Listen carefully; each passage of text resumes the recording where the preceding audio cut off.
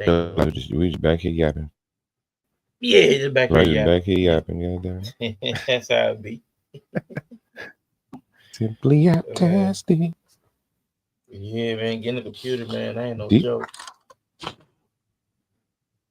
Deep River Water Yeah, Park. That was a okay. Let me see. Right, that's a that was in Crown. Is that still open? Holy shit! y'all got a water park out there? You said Deep River? Mm, So it's a you know how you had them commercial jingles that be stuck in your head. Yeah. That was one of the that was one of them situations. I had Okay. Crown Point. Hey, Crown the Point, jingle let's stuck in go. my head. Deep River Water Park. It's simply splash-tastic. Oh, that sounds gay. Why are you gay? Super gay. Splash-tastic. Hey, but They it's a say good time though. splash-tastic. Shit. I'm sure. Deep Oh, River man, water Water parks Park. used to be so Good much time. fun, man. Ours was Wyandotte Lake. Is Wyandotte Lake still out here? Wyandotte Lake. It used to be right next to the Okay, zoo. so Let me see. we got a big, beautiful kind of quirky state in between us. You never been to Indiana Beach? Hell no. That's probably a hell of a ride though. Like, how long would it take you to get Indiana, to just for a Indiana? beach? A few hours. To like, is it close to Indianapolis? To the border. Anyway, let's see. Oh, to Where the is border, it? right? But I want to say about 2 hours.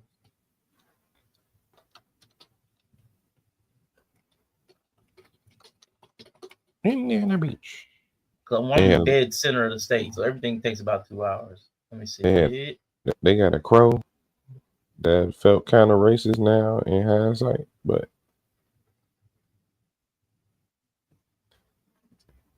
Let me see. it's located by Lake Schaefer.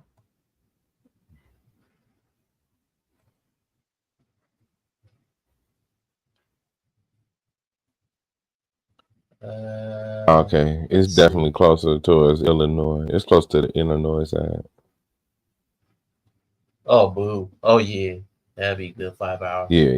No, hell yeah. You probably would never been there, but they got so many fucking and they got a lot of places though. Yogi Bears, Jellystone Park. What? Okay. Indiana. Okay. So our Wyandotte Lake looks like it on became Zumbizi Bay. Zumbizi Bay. I do remember that. Okay. Wait, so Zumbizi Bay, is it still there? I think it's gone. Oh, no, it says open. Okay. Ticket. Let me see how much tickets it is. Let's go. Let's go. These tickets looking like $35. Okay. That ain't. That's not bad. Nah, it ain't. That's crazy. $35 to get in somewhere is not bad. Not these days. That's when you know you're finna go have a good time. Yeah, not these days. When you know you're finna go have a good time, like all day, you got like unlimited time. Yeah, ratings is a 4.4, so it ain't like deteriorated. That's good. Mm-hmm. Man. Cashless though looks like. I know a lot of people be complaining about cashless. I know we had one place that closed, I believe.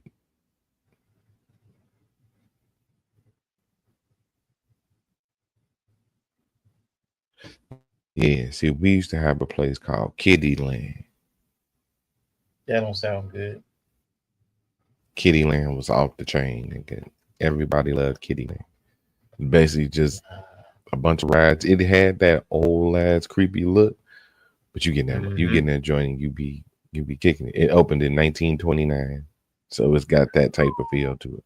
But it stayed way though. Yeah, like it stayed that way. So it gave you the old retro feel. Yeah, old sign still there, all that shit. That's wild. Probably why it's got that basic ass name, Kitty Land. Mm-hmm. Yeah, the sign. Yeah, the sign is a historical landmark. The sign itself, the Kitty Land, the whole, it's a historical landmark. Oh, that's dope. I can rock with that. All right, well, shoot, man. Whoa, wait a minute. That is not an advertisement. Hold up. It's a Factor 75 now with increased pricing. Why would you advertise something with more pricing?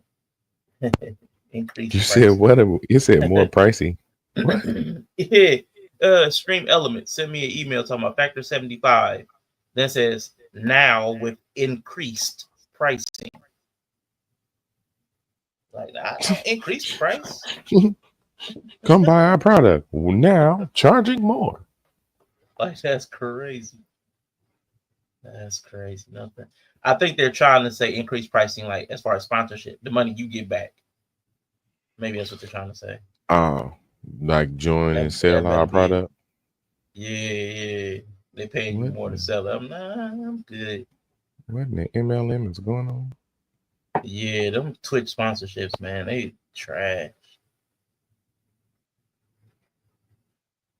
All right, cool. All right, bro. Well, listen, look like it's just gonna be us, which is cool. Just us. Ooh. Yeah, man. So I did want to take a moment. I did want to take a moment to allow you so to be recorded for posterity.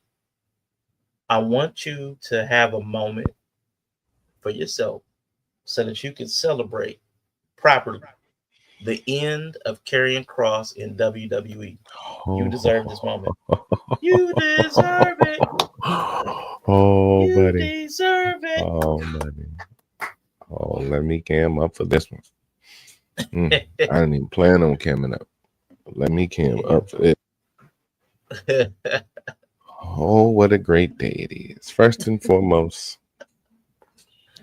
I don't like seeing anybody lose their job. Let's just say that first and foremost. Well, That's what you okay. say.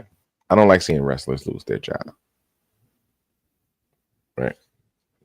There's some people need to be fired, probably lose their job. But I don't like Facts. seeing wrestlers lose their job due to whether it was performance or not being pushed or character not getting over in any type of way. I don't like that. However, what a great moment to hear across, like the joy that radiated from the tips of my toes to the point of my head, nigga. I haven't felt that type of joy that wasn't produced by myself in so long. Oh my! I almost started praise dancing in the back room. I was at work. That's dirty, man. Come on, man.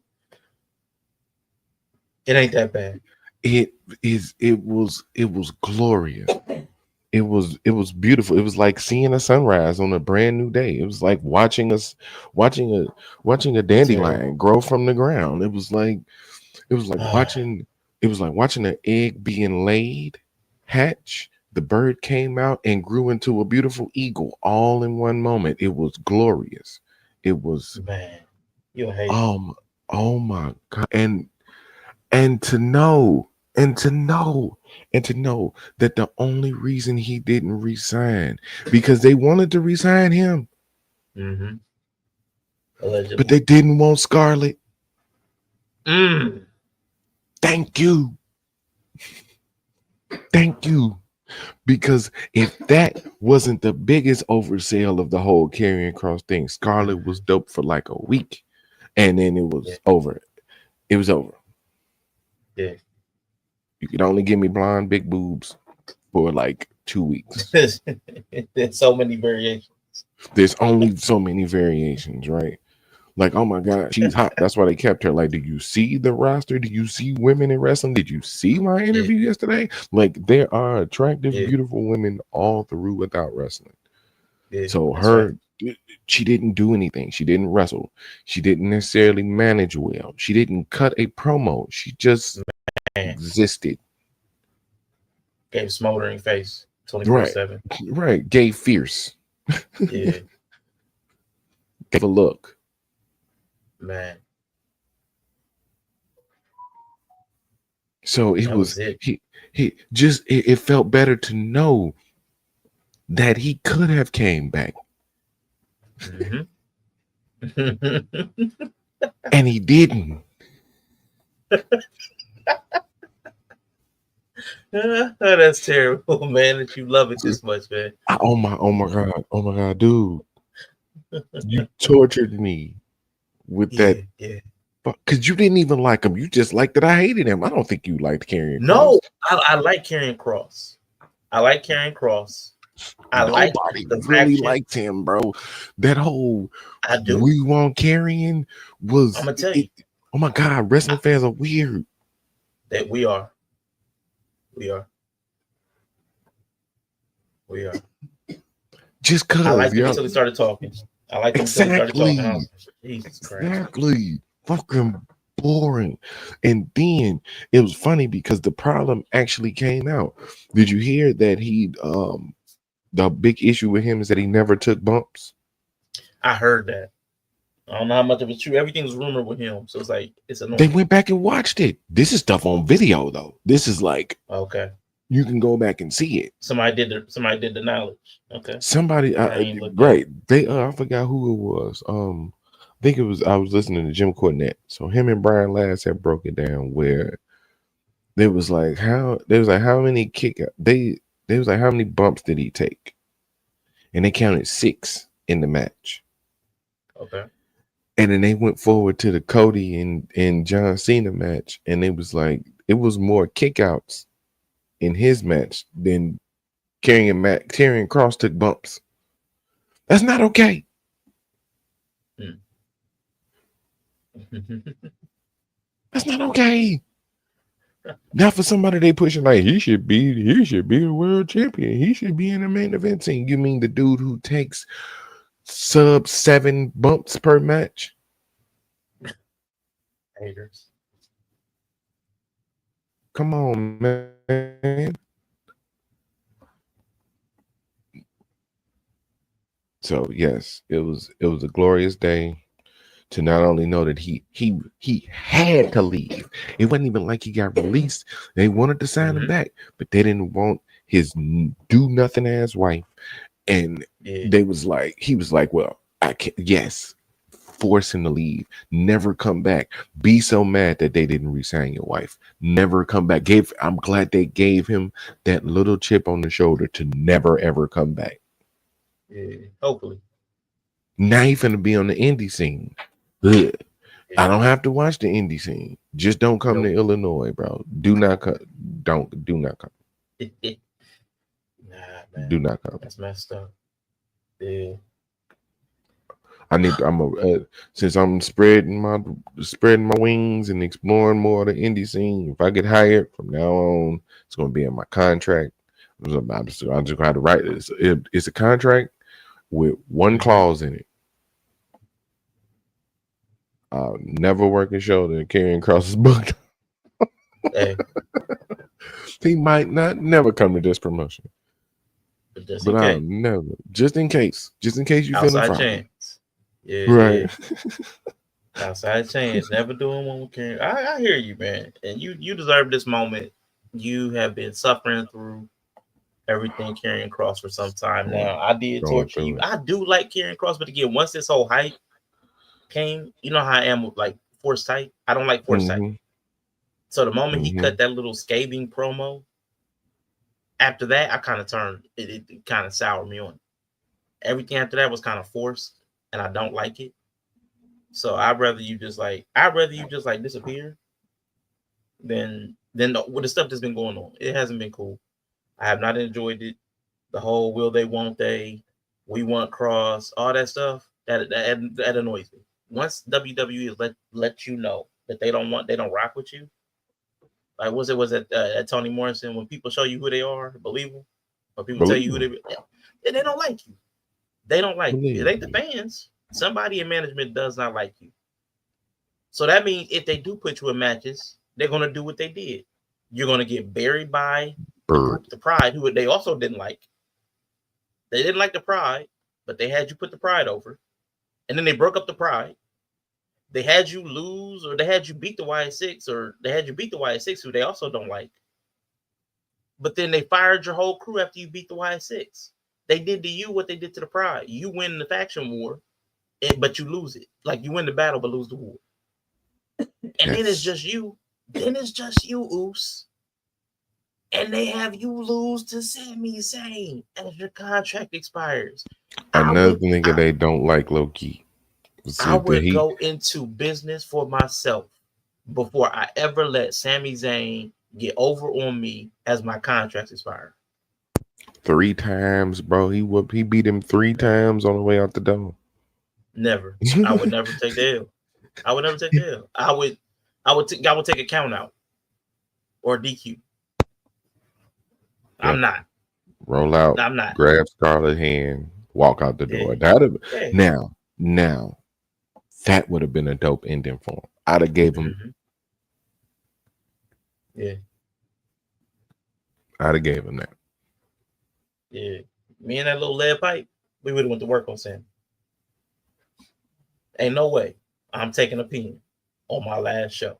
After all the stuff that was going down, all the complaining I've been doing, there's no way I'm just sitting there gonna take this eat this little pen from a haluba kick. Right. Oh, anyway. Again though, like on the That was terrible. trace. Yeah. Yeah. Yeah. So Yeah. next He got swept. up on these niggas gotta go list. Wire 6. All of them. Oh man. All of them. I like the Wyatt 6, but they did them dirty, man. But it's the same with Cross. I like them, but they did them dirty, and I can't help it. They ain't doing dirty. No, they did them dirty. Dude. You don't bring them out the way they killed Chad Gable. It was the best rollout of anybody I had seen in years. It was the best rollout. It was the best introduction. The best introduction. That dude was dead. They had the whole backstage laid out. And then you lose your first battle against another faction, which is another dark faction. How do you do that? That was the dumbest thing ever. No. Matter of fact, before they lost that, didn't they lose to the Alpha Academy? Either way, it was dumb. It was dumb. No, they beat them. That's why Chad turned on them. Yeah, they beat the Alpha Academy. Yeah. So Chad turned on Otis and shit because they lost. Yeah, that's right. But it was still stupid because Chad, after being killed, was back walking around in a suit. Right. Like right after that. Not dead, guys. Hey. That was so stupid. Hi. That was the dumbest thing. Not dead. Dumbest thing. Then they attack and kidnap the Miz. And then the Miz is back the next week, suited up and booting, like just chilling. And doing an Uno reversal on them. Like scheming with Karrion Kross. Like, come on, it was that whole rollout was the worst rollout. Like the introduction was dope. The rollout was terrible. And they've been losing it since. And this whole tag title win was stupid. But yeah, you're right. They gotta go. It was supposed to be with Bray. If Bray was there, cool.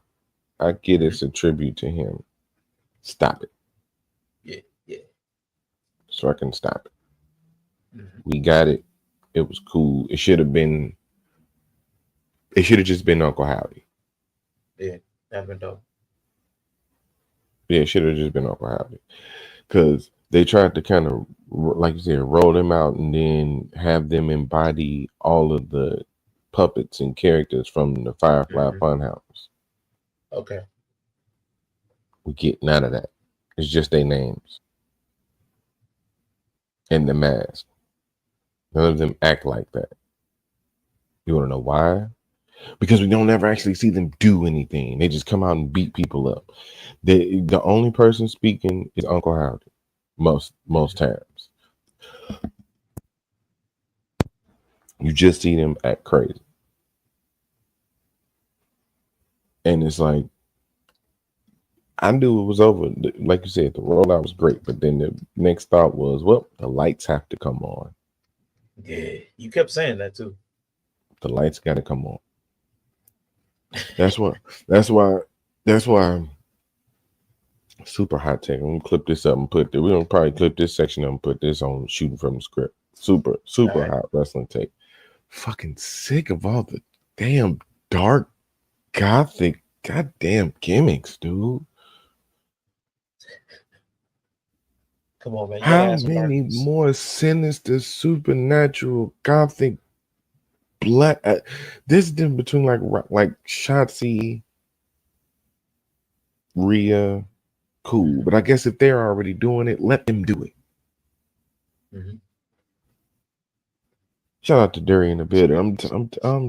I can't do another dark semi-evil. That's why Karen Cross was honestly just redundant. Yeah. He's redundant in a bad way. He wasn't even bringing nothing new to it. Nah, he wasn't. Karen Cross is just the worst Aleister Black, who's just the worst Uncle Howdy in the Wyatt Six, who's just the worst Bray Wyatt.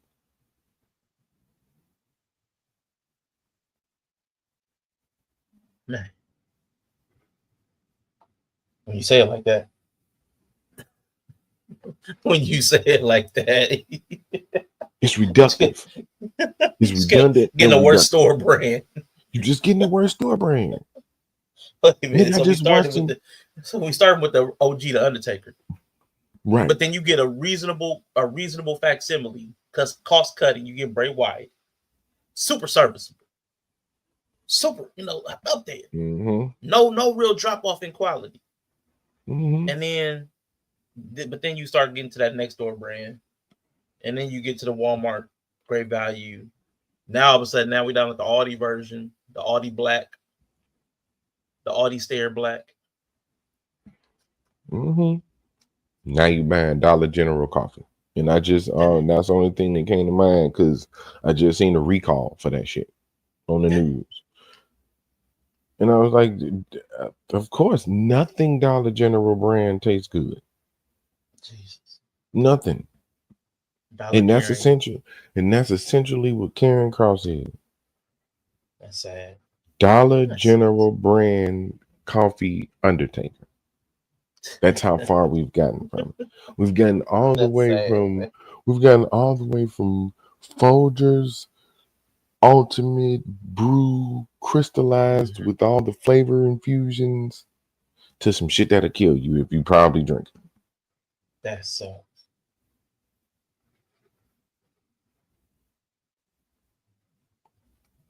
Beans grown in East St. Louis. Right. Ain't even Ethiopian, Peru. We harvest our beans. We harvest our beans from a boarded up building in Gary. Like this is where we're at now, man. God damn. That sucks, man. It was bad, man. I ain't gonna lie. I heard Gacy and Loomis talk the other day, and I was like, wow. They did not need to cut a promo. Like, you was right. With the lights coming on was the worst thing that could have ever happened. Worst thing that could have happened to them was the lights come on. Yeah. I mean, and that's a lot of situations. You ever been in the club with a chick and the lights come on? You be like, ooh. Yeah. She might have the same way. Lady, y'all been in the club, you been dancing with a nigga and the lights come on and you look back and it's Cleotis. Yeah. Buford. It's a Hubert, nigga. It's a Hubert behind you. Man, Hubert. It's a Hubert. Thought he had a cool walk, but it's a limp. It's a limp, right? Yeah, he got swag. No, his leg dragged. That's what it is. Yeah, he got dragged. He got dragged. That's dirty. That was dirty. He got swag. He got dragged. That's dirty. I like it though. I like it. But speaking of swag though, man. Man, your interview with Mayari yesterday, man. How did that come about, man? Give me the deets, man. Hit me with the deets, man. So Muscle Mommy.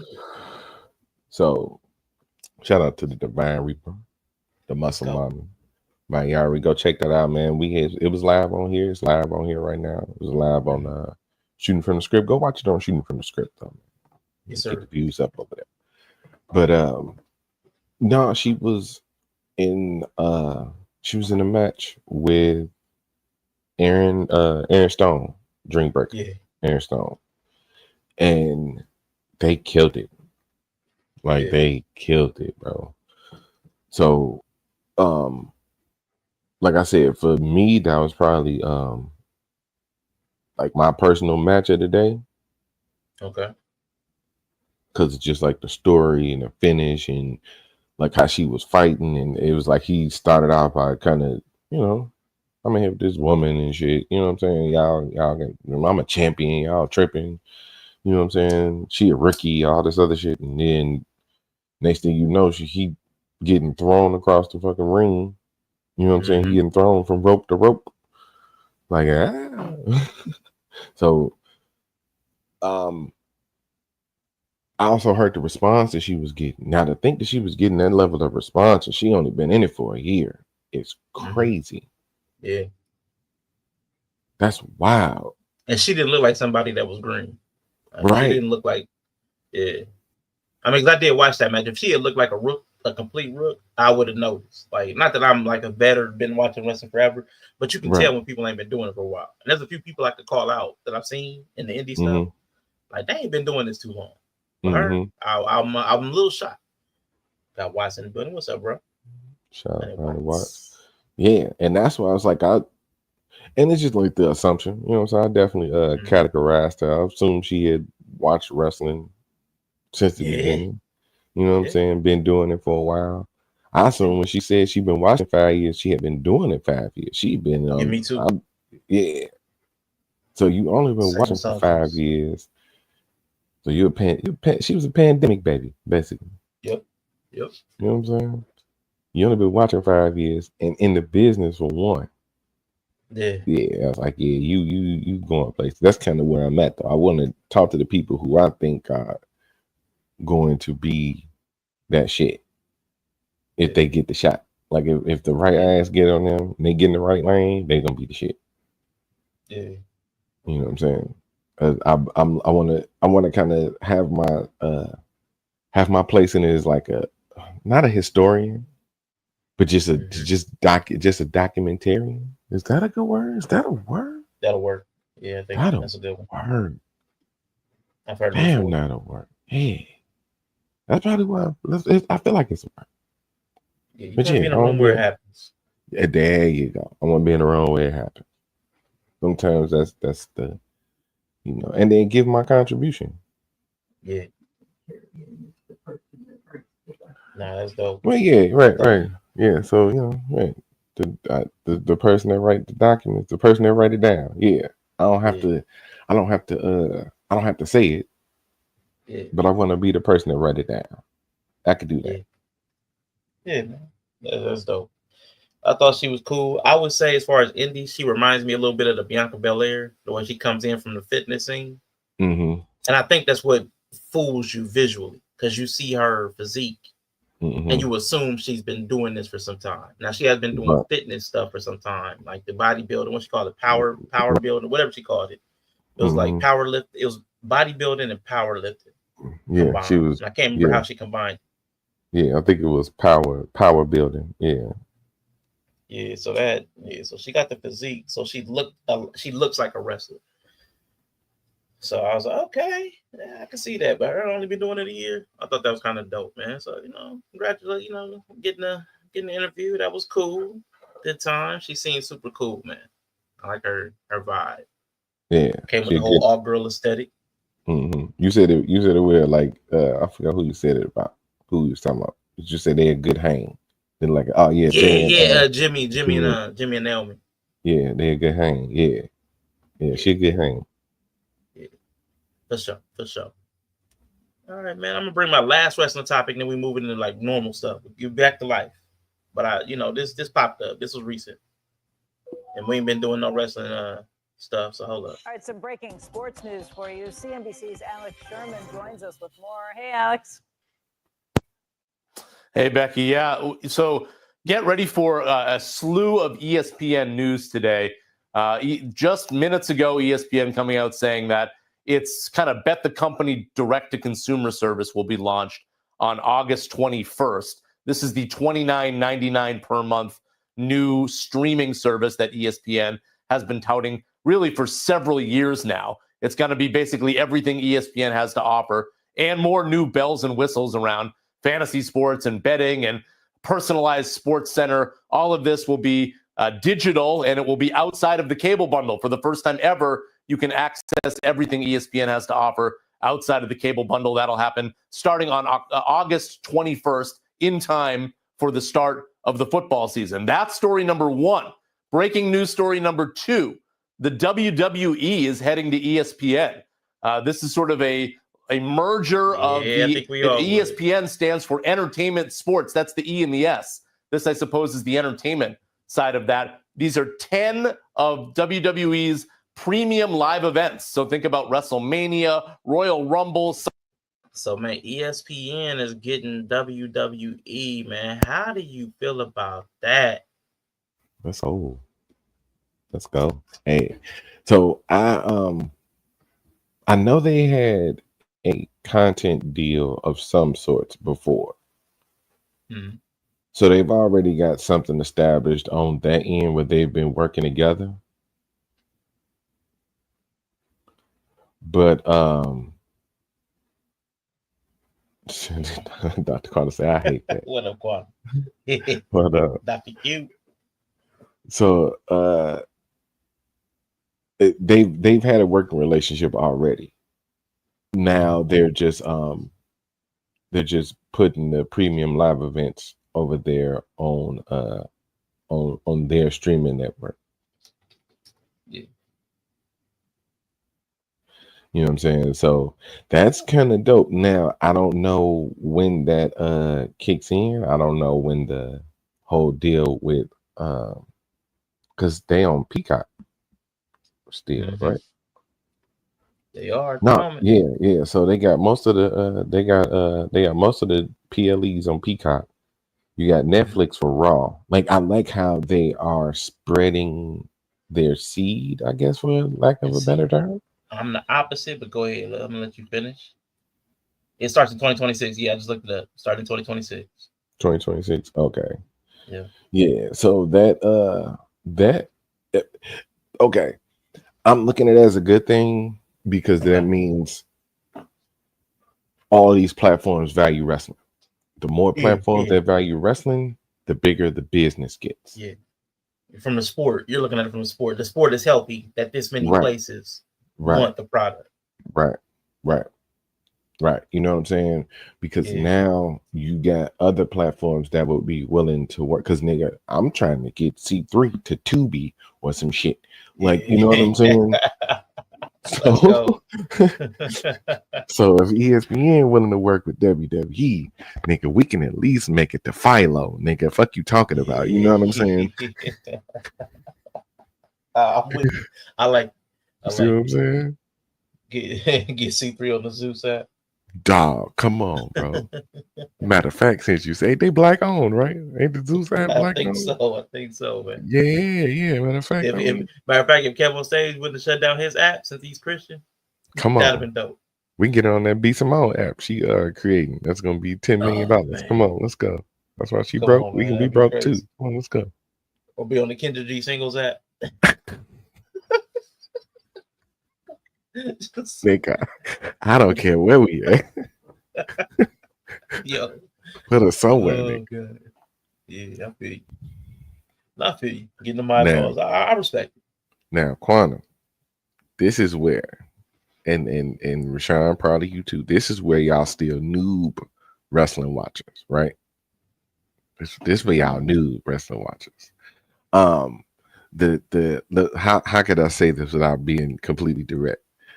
No, the OG, be disrespectful. No, just be disrespectful. Yeah, go ahead and be disrespectful. The real fans don't watch that shit on Netflix and ESPN and Peacock. Nigga, y'all actually watching that shit on the streaming apps is crazy. It's crazy. That's why it's not much of a pushback. You notice, like, people ain't complaining. Like, the hardcore fans don't ever really complain about where this stuff is going. Because they gonna get to it regardless. Look, nigga, what? Nigga, how many times y'all been like, we gonna watch this? And I got how many times been like, I got a link, nigga. I got a link. Shit. Yeah. Get you. I trust. I got. If y'all want the links, come holler at your boy. That's all I'm saying. I had the service, so that's where it gets watched. See, look. Yeah. I'm trying to say it's money. Look, I'm trying to say it's money now. Because shit, if that's all you got it to think about this stuff, that's the only reason you got it. That ain't worth it. I can tell you right now. Yeah, that's facts. That ain't worth Because it. if I was If only the only reason watching you got wrestling on one of these apps, wouldn't be doing it. Yeah, so if you got Netflix and you only watching Raw, or that's most of what you watch, like you only scan. Okay, right then. Okay, I could then yeah, that's that's kind of your deal. That's kind of your deal, and I can shit. Look, my thing is this: we got links for that too, man. Yeah, We don't pay for no streaming. We don't do that over here. this guy, Ugh, this guy. ugh, ugh. What? The shy pirate. That's beneath me. It's ridiculous. I'm with you, man. I hear what you're saying. I'm on quantum side as I guess a new consumer. I am tired of being spread out. It's annoying to have all these different that'd be a pause. It is annoying to have these different variants of WWE. I've got the one that blocks out everything. Nobody can even stick out a middle finger without them blacking out the screen on CW. That's super annoying. Then you go to Peacock and they're 2.5 hours instead of like an even 2 or 3. It's odd. Then you got to go to somewhere else for this other one, and it's too much, man. And the product isn't even good enough to continually be hopping platforms. So sometimes it's like Monday Night Raw. Okay, it's Monday. I remember that it's Raw, and then so I gotta remember. Okay, that's Netflix. Or then it's Friday, and okay, I gotta remember where. Okay, that's YouTube TV. I got YouTube TV as a cable provider, so I'm like, okay, that's YouTube TV. Then all of a sudden, it's gonna be like, okay, I gotta remember the ESPN app. And they may not, all providers, internet providers or TV providers may not give you access to the ESPN app for free. I'm not paying $30 a month for WWE Premium Live. I'll be on them links, like you said. Yeah. What up, Dose?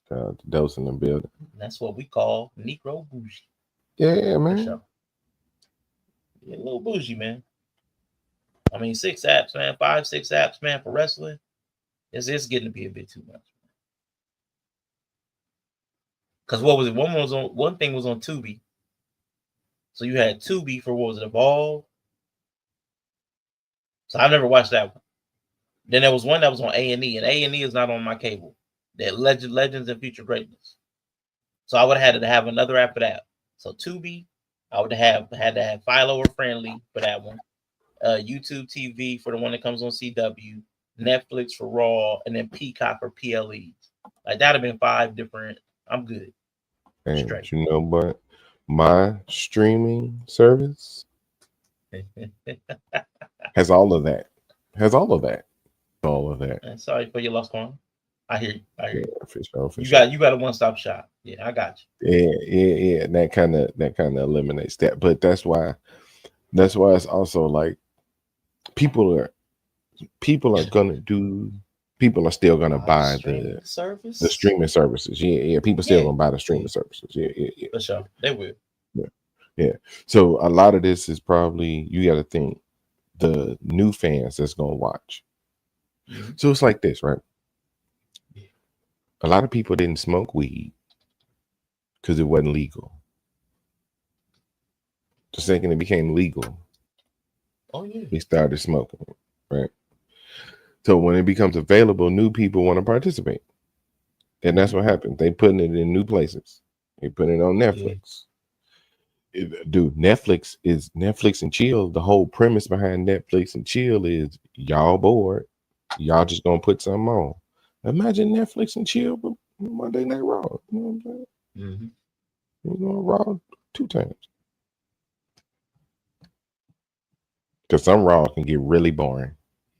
Yeah. So, and that's, you know, during the LWO versus Alpha. Man, listen. With no bill, just random people, dude you ain't seen on Raw in a year and a half. All of a sudden, the dudes at the bottom of the LWO are suddenly getting I was like, you got to be kidding me.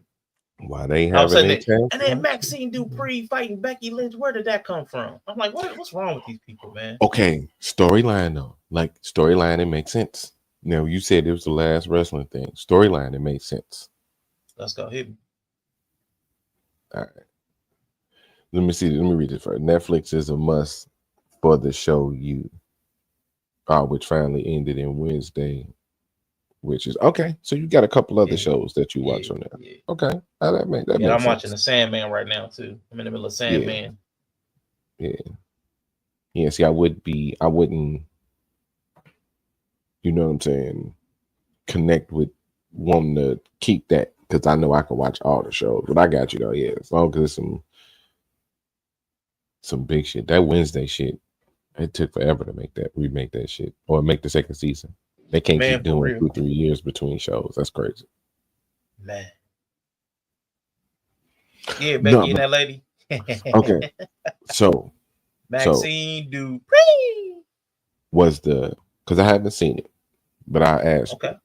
I'll ask you. That we'll have a whole unbiased kind of thing. Was the match bad, or you just felt like it was bad because there was no build? Okay, the match wasn't bad.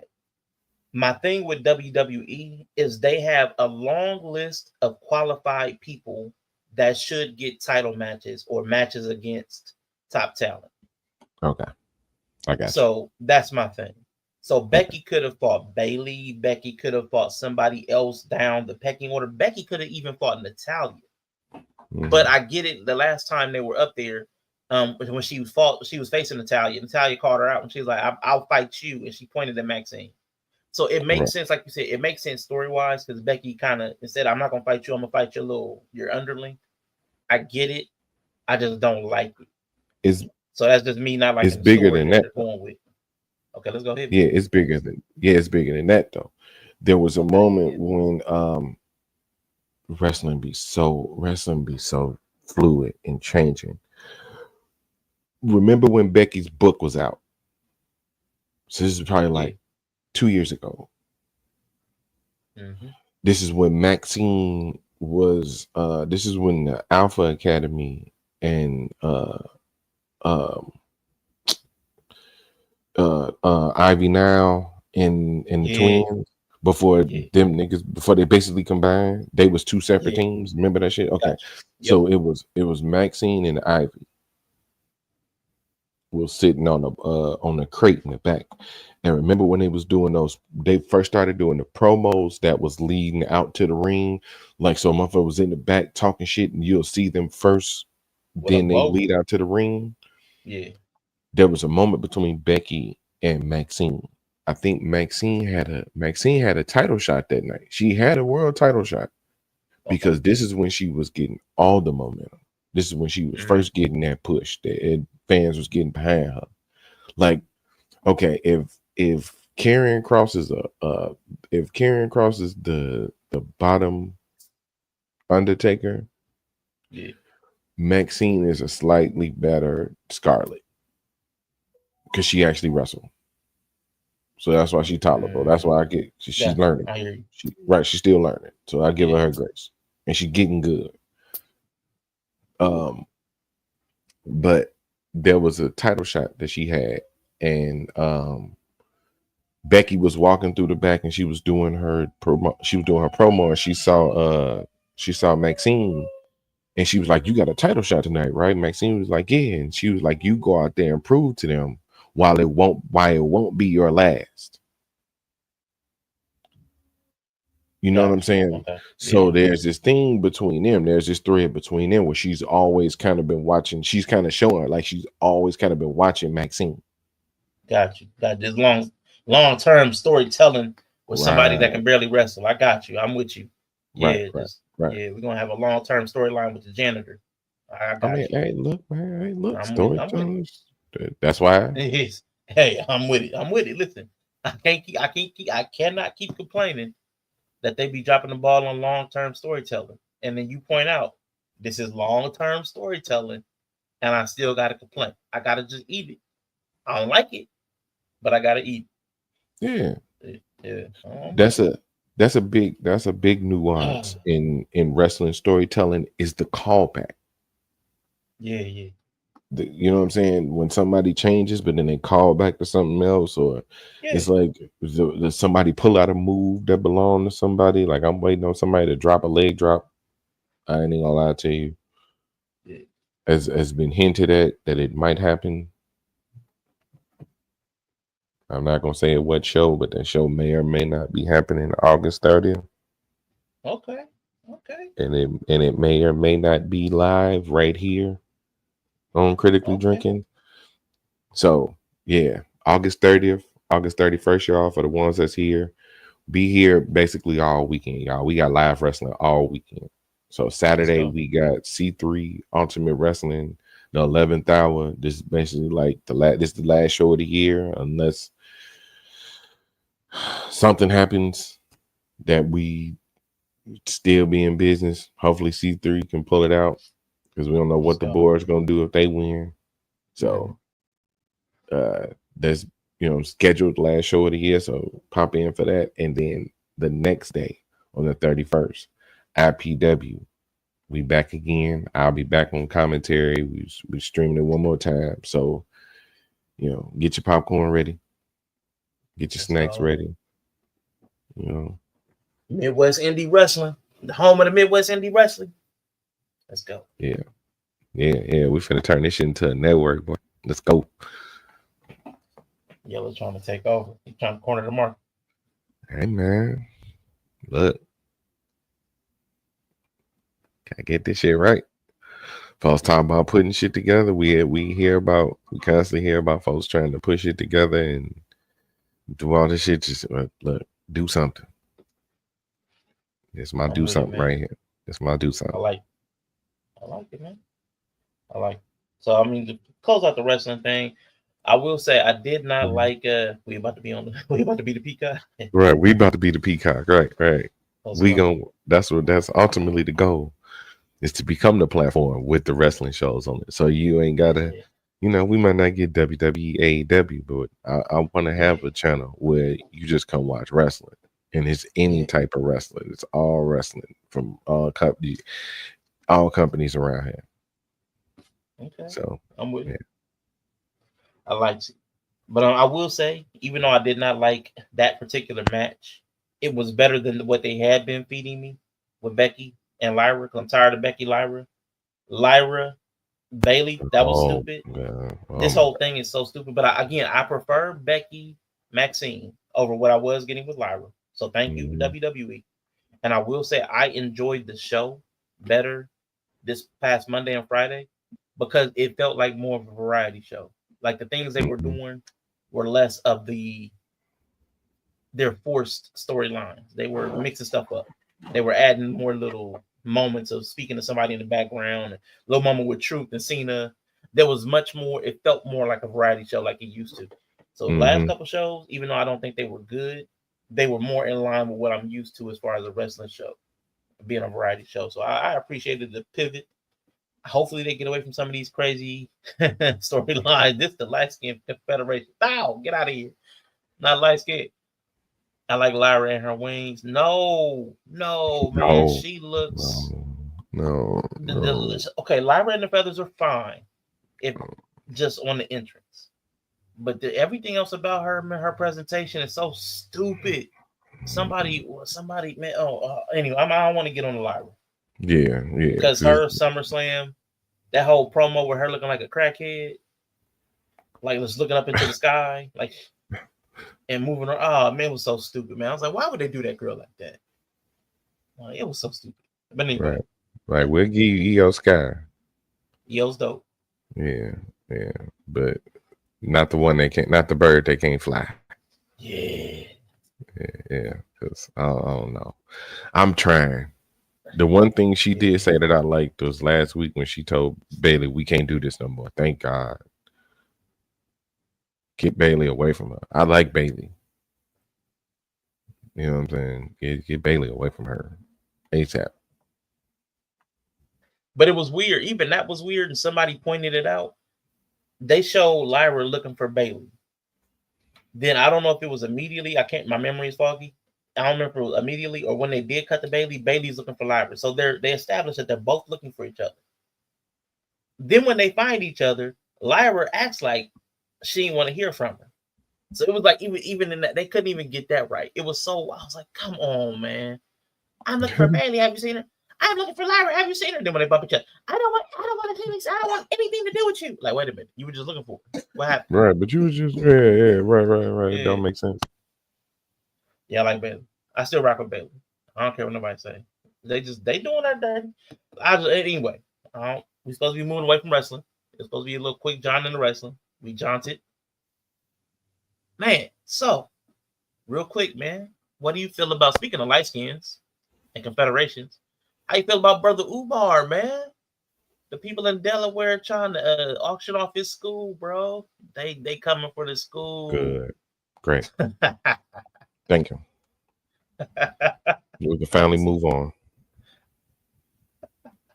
We can finally move on. Take the school, man. Are we gonna march? Are we gonna march with Umar? Because they trying to scam me from the school. Yep, I'll march right over the rubble when they tear that motherfucker down. Thank you. Let's move on. That, I'm so tired. Now it's a race. What's gonna happen first? Is he gonna open the school, sell the school, or is GTA 6 gonna come out? Now it's a race. Ooh. That's what I'm worried about. It ain't gonna be GTA 6. She's like more wrestling. More wrestling. More wrestling. Come on, Quantum. All right, real quick on wrestling. Give us your hot take. Give us a hot take on wrestling. Yeah. How to take Give us a wrestling hot take. Now, I'm going to give you, this ain't a hot take. It is embarrassing that Cody Rhodes took 276 attitude adjustments and still won the title. John Cena gave the best in-ring performance that he could possibly muster out of his body, only to lose. That is a tragedy. Like that was an event. Like, I don't like repeated finishers. It was annoying me while it was happening, but I had to applaud the effort that he put in on that match. He must have shot himself full of every anabolic, diabolic, systolic, triolic steroid he could find to pull that match out of that body. I don't know how he did it, but he did it. But I thought that was crazy. It was a crazy match for him to come out and lose. But Quantum want to know what you think about her girl Rhea. I mean, you know, she mama. You know. What can I say that I probably haven't said and shouldn't have said about Rhea Ripley? Rhea Hall of Famer. Like soon as her name come across the table, yeah, like she going to the Hall of Fame. Yeah. That's big. Big. So if Karrion Kross is the fully devolved Undertaker,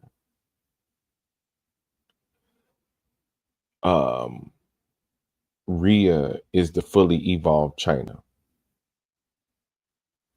Like, I don't think you get that mold, that build like that. Yeah. It is not going to get that. Now everything done like that is going to be compared to Rhea Ripley. That's fact. You know what I'm saying? And oh no, somebody was doing they was doing battle raps. Holy shit, they was doing battle raps. And they was using WWE bars, and I'm going to butcher the fucking line. Dude. But in some way he flipped. He was like, I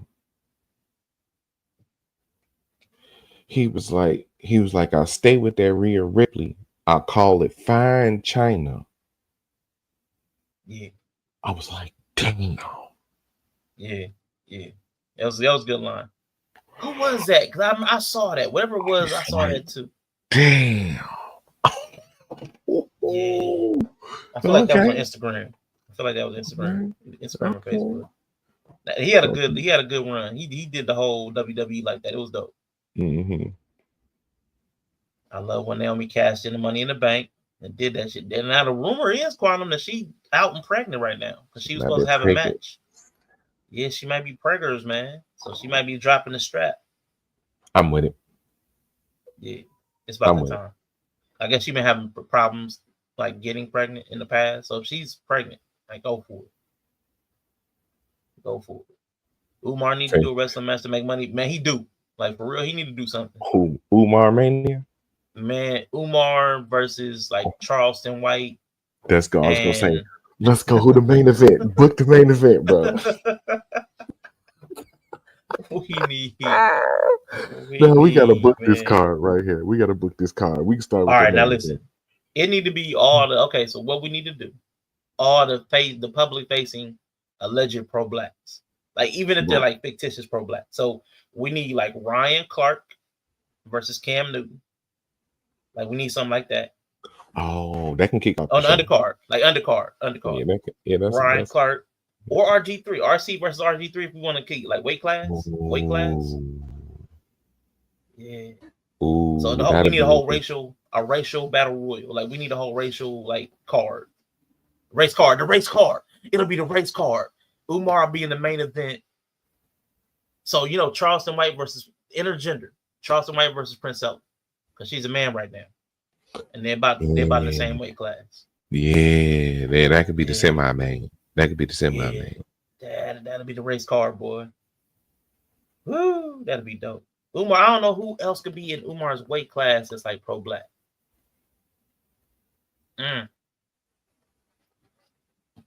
They giving us I'm gonna make you love Cody. Like, man, listen, they trying to force Cody down our paws. I ain't gonna finish that sentence. Hey yo, not even gonna do it. Yeah, my daughter was saying they trying to make her look like China, make her like China. Yeah, she's definitely past that though. Yeah, she definitely. Say right. Okay, no, I got it. Deontay Kyle versus Umar. Who is that? Deontay Kyle got some side. The light skinned dude with the dreads. Oh, that dude. Grits and eggs. He knew. He got the young heel energy. Because Umar gonna be the baby face. So Umar gonna be. But back to not China, fine China. Rhea. Did you see her on Unreal? Did you see Triple H keep hugging up on her? No, but I ain't mad at him. Man, listen, I'm like, buddy, need this pop up. Triple H, like this ain't China, cuz. That's my wife. Oh yeah, there's somebody put out a video about that too. I've seen that. Not seen it, but I've seen somebody put out a video about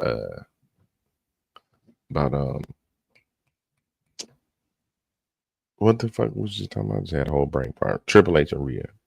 Yeah. And how he just infatuated with her. And it's based on like his link to China. I mean, shit, I ain't mad at it. Yeah, look. Shout out to Paul. Yeah. Shout out to Paul, goddamn shit. All right. What about Cody? Do you think he'll become heel? I mean, probably not. Not in this time. That's a good Rhea is a hybrid of China and Sensational Sherry. Oh yeah, that's a good call out. Yeah. Now, like Cody, they will try to do a heel at some point. But it's not that they can't do it right now because they don't have any other super faces. Mm-hmm. Like nobody will be able to fill that role as the top merch. Yeah. For the kids. They need a for the kids guy. Yeah, they've always had that. That's always been WWE's thing. So it's weird to almost hear people complain about it when that's basically the model they've used to be successful this whole time. There's always this one dude just strictly super baby face for the shorties, right? Yep. You know what I'm saying? So until they find somebody that like supplants him, I just can't see them taking him heel. Because there's nobody else. There's nobody else really that can just fill his role as a super face. Yeah, super duper face. Yeah. Because that nigga was like third. I think he was like third on the Fanatics list. You know, Fanatics is who they do the merch Yeah. with. Yeah. But nigga, Fanatics work with everybody. Mhm. Like that Fanatics Fest was crazy because they got people from all sports, all fandom, right? So his name is up there with LeBron and you know what I'm saying, Kobe's old merch and shit like that. You know what I'm saying? And he number 3. Shit. Yeah, he ain't going nowhere. Not on that side. Umar versus Killer Mike. Yeah, we can do that. That's a good one. That's weight class. I like that. I like that. Loser leaves the what's the letters for his school? FDMG. Yeah, loser leaves FDMG. Loser leaves FDMG. That's what Delaware said to Umar. They put that on his door. Loser Yeah. leaves FDMG. Right. So the main event will be Dr. Umar versus the state For of the school. Delaware. Lord. For the school. Umar got to fight for the school. FDMG in a ladder match.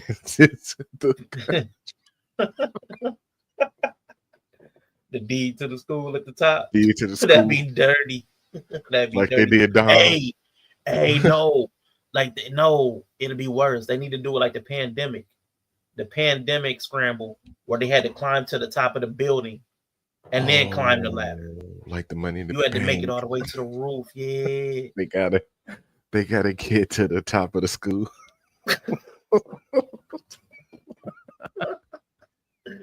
Yo, that'd be crazy. Oh man, but you gotta get through that heating and cooling system that he paid for. Yep. Man, when the floor tile, Yeah. you gotta paint. Yep. You gotta finish the wall. Yep. Yo, that'd be crazy. Seth Rollins. What's your thoughts on him and Dirty Dom? Hate them in their games. Then they doing their job. Now Yeah, you talking about somebody. You talking about somebody who, when they get a character change. First of all, let me address that. Seth is the man. Like Seth's been holding WWE down for a long time. Him, that's another Hall of Famer. Like we talking about Hall of Fame people now. We watch them in they like prime era type shit. You know what I'm saying? And they're fully evolved type of situations now. But somebody who about to get there, when I'm saying this, when Dirty Dom turn face, then Cody will have room to turn heel. Yeah. I'll say it. That's my semi hot take. Simmering. I can see it. See, I like Seth. Now that he's dressing more dudeish, like he got out of the blouses, Mm-hmm. I can rock with him because he was running with some dogs, man. Yeah, Can't be leading the Bron. You cannot be leading the Brons. Bron. In the puffy pirate shirt. Yeah. Do it. Yeah. So I like it. I like Seth. I even liked him when he was doing the whole workhorse title. When he was doing the workhorse title, I just didn't like the way they were having him like cancel people that should have been able to beat him. Like Shinsuke at the time. And like they were just making sure they were just having him win everything, no matter how bad it looked. Like even when he just looked like he got beat, they were having him win. That was getting annoying, but I like Seth. And I like Brons. Yeah. I call Brunson Buns. You call him Buns? Okay. I mean, we all got a thing. We all got our thing. Right. Yeah, we all got a thing. You got it, big dog. Yeah, that's all you. That's all you. The tribal thief.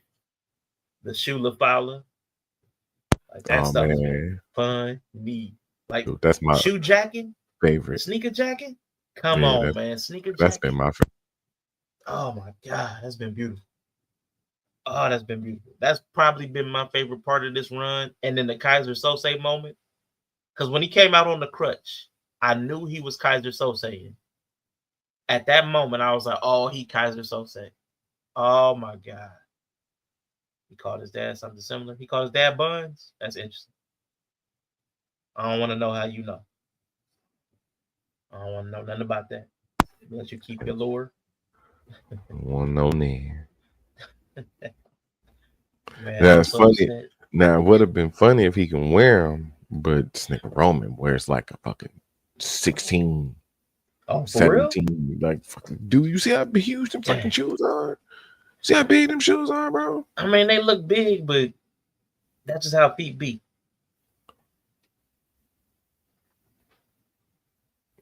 I'm about to be forgetting this nigga like 6'4", 6'5". Them motherfucking feet huge. Yeah, that's fair. That's fair. Brunson like 6'1", 6'2". Mm-hmm. Yeah, that nigga feet huge. But no, Yeah. that's definitely my favorite thing. We like a good pun. Shula Fala is definitely it.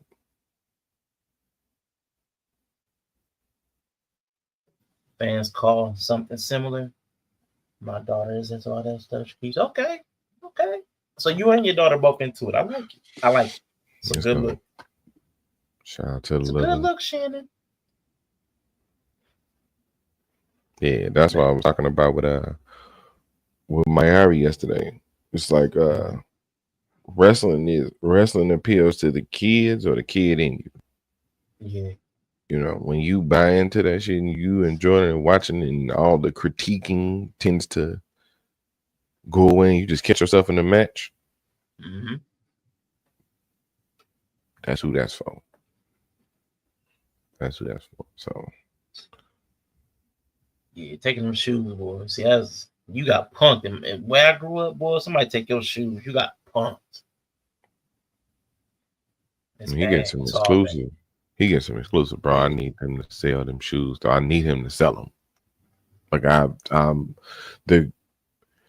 the Shula Fala is good. I would have also loved he to put them on eBay. That'd been dope. Like take the money and donate it to Connor's Cure or some shit like that. You know what I'm saying? But that would have been crazy.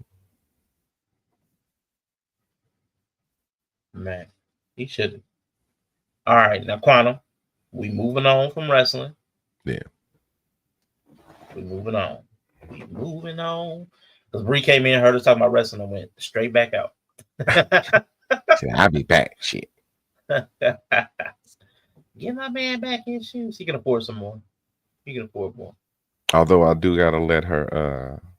I do want to get her reaction to Mayari's to Mayari's anime take. Oh yeah. We ain't done the wrestling in a minute, and that's mostly on me because I had gotten to a spot where everything I had to say about wrestling was negative. Listen, and I didn't want to do that. I didn't want to complain. I didn't want to complain every single time. What's that face for, bro? Why you making that face, man? I'm frozen. My screen froze. You frozen like Umar's bank accounts? Yep. Like the building it was permit bad, man. on the school. It was bad, boy. It was bad. But I'm coming out of it.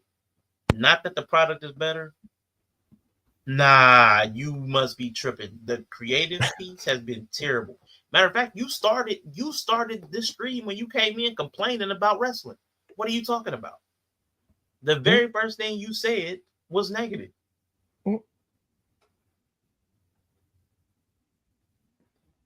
Tripping. Matter of fact, hold up. I hate that. First thing she said. We talking about wrestling. I hate that. Talking about WWE on ESPN. Yeah. Come on. Ain't nothing negative. That's a negative in Ain't wrestling. nothing negative about wrestling. Ain't nothing negative about wrestling.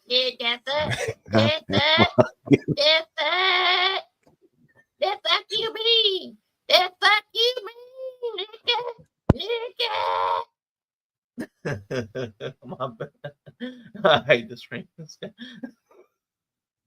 I wasn't complaining about wrestling. My bad. Yeah, now the streaming, what they doing? It's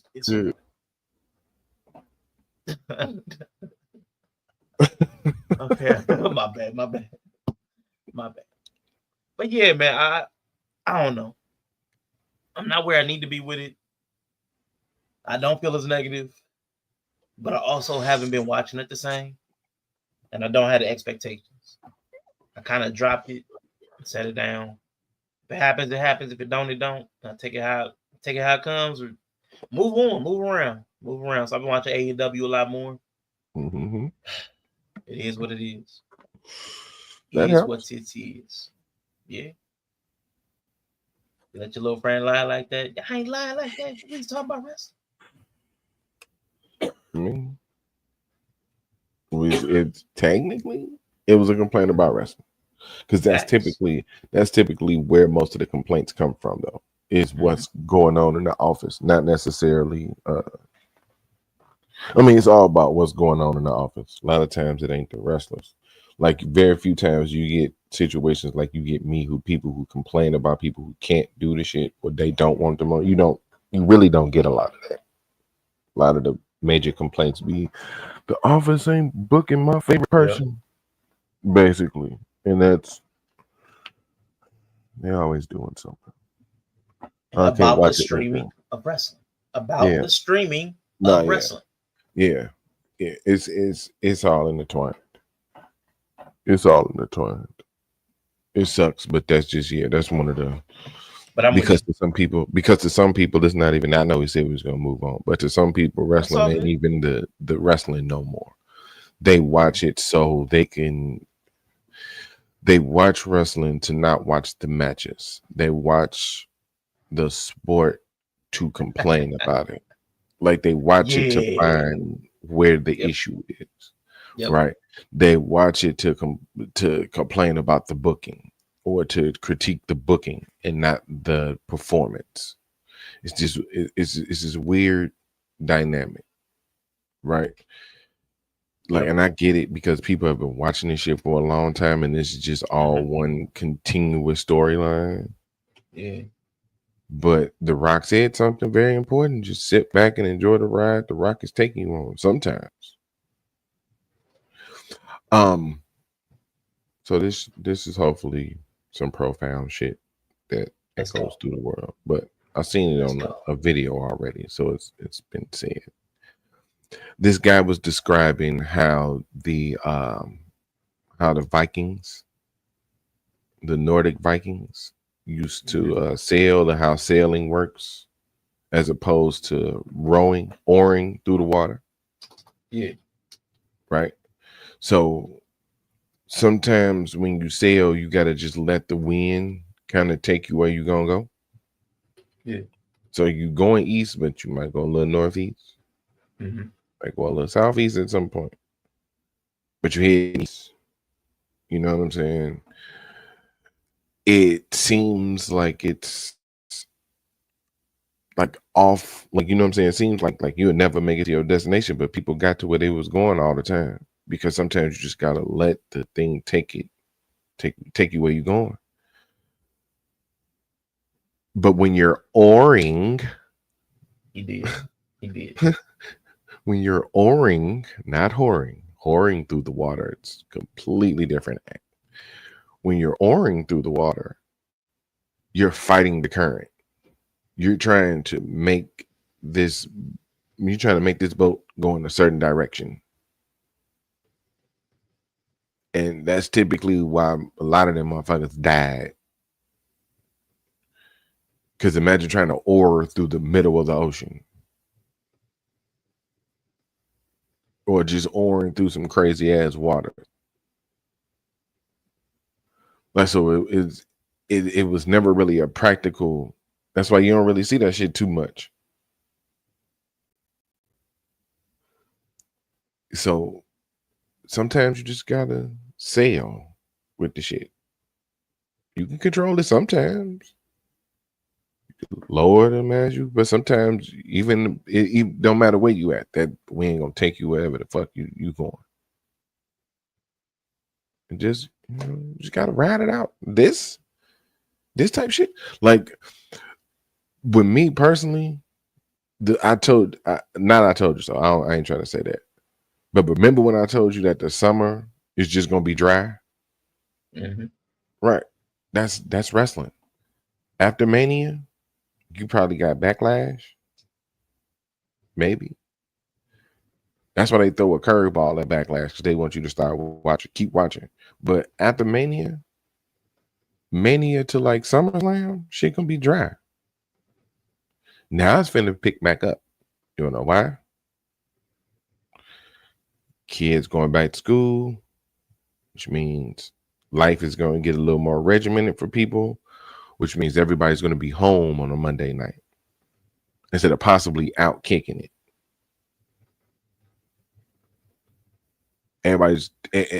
Everybody's likely to be home on Wednesday nights or Tuesday nights. SmackDown is going to be iffy because it's Friday, so that's all. It's always Battle Friday. I gotta call you out though, bro. But I gotta call you out because see, you have that same disposition every time. Like you're an apologist now. You're a wrestling apologist. So this is what happened at the beginning of the year. You was like, listen, we getting ready to head to Mania. So right now, because it's like the end of the season and WrestleMania starts a new season. So right now, everything's gonna be dry until WrestleMania, and that's when it's gonna pop off. And then you say the same thing about some. Well, it's after WrestleMania, everything drop off. And then I remember last year around the fall, like ain't nothing happening right now because everybody building towards WrestleMania. And ain't nothing about to happen until so all year ain't nothing happening until now. You can't have nothing happening all year until WrestleMania. WrestleMania cannot be the only thing at Royal Rumble. That was it. Royal Rumble, WrestleMania. That cannot be it. Where all the rest of the time it's like, ain't nothing gonna be going on. No, something got to be going on to make us care about Royal Rumble and WrestleMania. Right. Give us something to care about. Okay. So let me be more specific then. I know I'm talking to noob watchers, basically. I know I'm talking to casual watch. It's a gift and a curse. Hear me out. It's a gift and a curse. Yeah. Because the people who would like you got your minor stuff, like not minor stuff, but you got like Money in the Bank and all that other stuff that happens in the middle. But the people who would like Clash of Paris or some shit like that, or what was one of the ones this summer that just happened? It was one of them PLEs. Or we'll just say Saturday Night's Main Event. That's a good parallel, right? The people who would like that are the hardcore people. Them the people that's been watching it forever. I wouldn't even expect y'all to enjoy or endure the entire year every week watching this shit and expecting it to be good or to keep up with it or to feel neutral about it, because you're going to get bored with it. So that's why it's like, okay, if we start at Rumble, right? If we start at the Rumble, you got, let's see, you building up for the Rumble. No, let's start at Survivor Series, because that's a shorter window. I know we say we was getting our wrestling, but we here, fuck it. Yeah, we here. So if you start a Survivor Series, right? You know what I'm saying? You've got the month before that. So let's call that October. You got October to November, because that's typically what the Survivor Series is. That's gonna be pretty hot. You're gonna have November through January, February. It's gonna be mild because you're building up for the Rumble. Mm-hmm. Right? The Rumble build is similar to the Mania build. Right? So you building up to that. Now, after the Rumble, which is January, February. What they got? February? Yeah, it's in February. I'm used to it being in January. The Rumble in February. There's going to be a couple weeks in there, because now they just going to be building up to a match you already know is about to happen for about 2 months, 3 months. Mm-hmm. This is going to happen at the end of April. So think of all the weeks between. That's like 10 weeks, 12 weeks. You're going to get tired of that shit. About week 7, week 8. You know what I mean? You're not going by it when you get in the middle of it. That's why I was like, somewhere in the middle is going to dry out. It's going to get dry, but then it's going to build back up, because now we getting closer to the event. when we hit Mania, this is the longest stretch of the year, basically. From Mania to SummerSlam, you likely to get nothing. All you got is Money in the Bank in between that. You know what I'm saying? Which is pretty good. That's a right. good event. That's out. Which is cool because notice it's usually right in the middle. Like this year, it was in July. It was right in the middle. Mm-hmm. They have, when you start at Mania, you got new champions, basically. So typically you coming out of Mania with a new world champion of some sort. They have to enjoy their summertime run. It's Jey Uso. Title reign should have been longer, probably so, but we got the cash in for it at SummerSlam, so it all worked out. Typically, his reign would have been longer, right? Maybe 2 SummerSlam. Yeah, that'd been solid. Right, you know what I'm saying? And because them reigns of like a year or so, like Cody held the belt for a whole year, Roman held the belt for 5 years, that shit wasn't happening. Right. You know what I'm saying? That shit ain't typical. So that's why there's really nothing of significant importance happening, because you are building up the new people. You got a bunch of new champions, a bunch of new storylines. You got the end of storylines happening at WrestleMania. New champions, you got to build up new storylines. You got to figure out who's going to work. This is basically the preseason, if you want to say it. Like if WrestleMania is the Super Bowl, the summer is the preseason. You know what I'm saying? You drafted your new champions. Now y'all in training camp and all this other shit. Now, around this time, SummerSlam, this when we gonna start playing some games. It's the preseason. Well, season start, basically. Season start around SummerSlam. So from there, you got SummerSlam to Survivor Series. You know what I'm saying? So if you're looking at SummerSlam to Survivor Series, that's like SummerSlam to the All-Star break. You know what I'm saying? So you got that, and that's just games, because now you building up to other shit. But it's gonna be a little more interesting because people are at home. They know people at home. Here's where it's gonna fall off for real, when the actual NFL start. When the actual NFL start, them first couple of weeks of the actual NFL, the first like 8 weeks, you probably gonna get some bullshit. But then by the time it's time to build up to Survivor Series, which is in November, NFL season fully on in cracking. You can start building about the end of September. About the end of October. Because Survivor Series, you building the whole way, but you can ramp it up around the end of October, because you gonna have like a whole month then before Survivor Series. Because then people are going to get into the lull of the NFL season. So yeah, and then you start that cycle all over again. So it's not just periods of nothing. It's not long periods of nothing happening. You just got to know when the dry season gonna come, or when the dry weeks is gonna be there. I just know that the whole summer is when I tune out. I got you. I hear you. I know before you went through the scheduling conflict, you had mentioned like how people watch with the intent of nitpicking, which is a thing.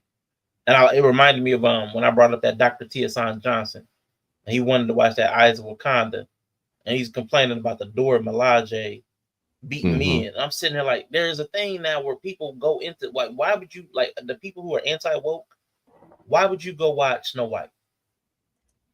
Like that thing that people are doing now, where they just want to go watch something they don't like to complain about it. I don't like it.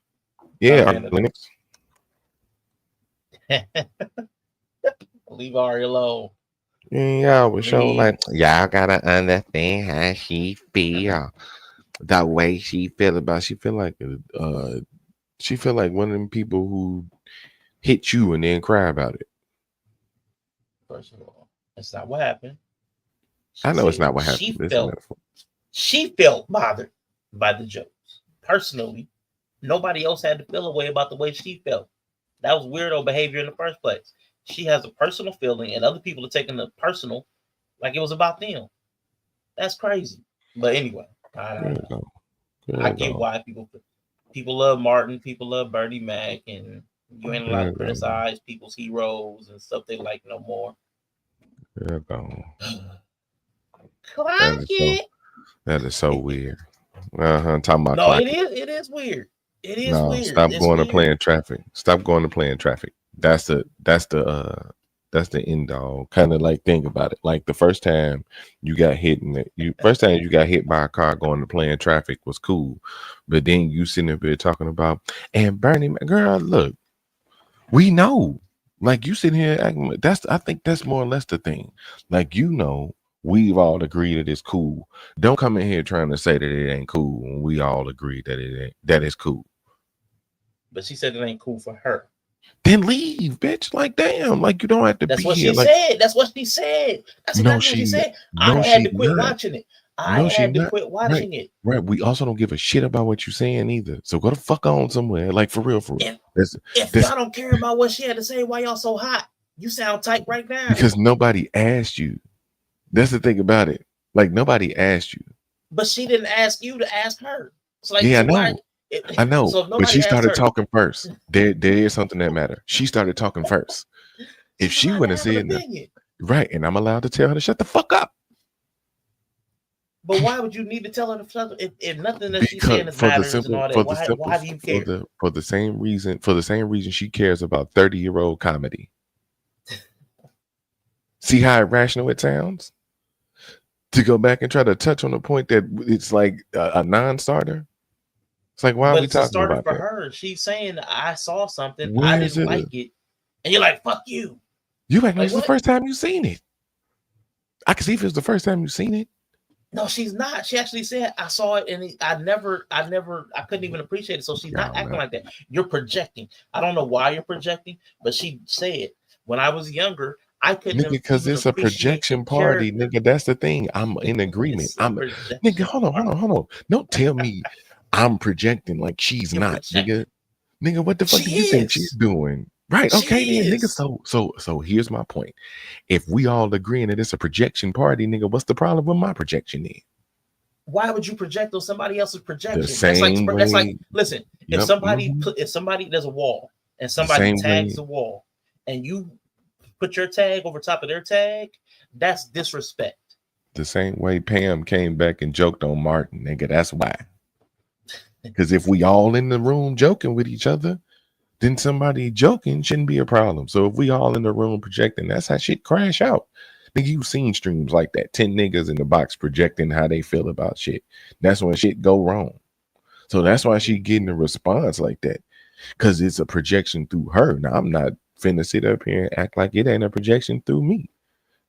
I don't really like that. I don't really like that shit because one, it's already been happening. Two, it feels weird because you heard about some shit that was 30 years old that didn't happen directly to you.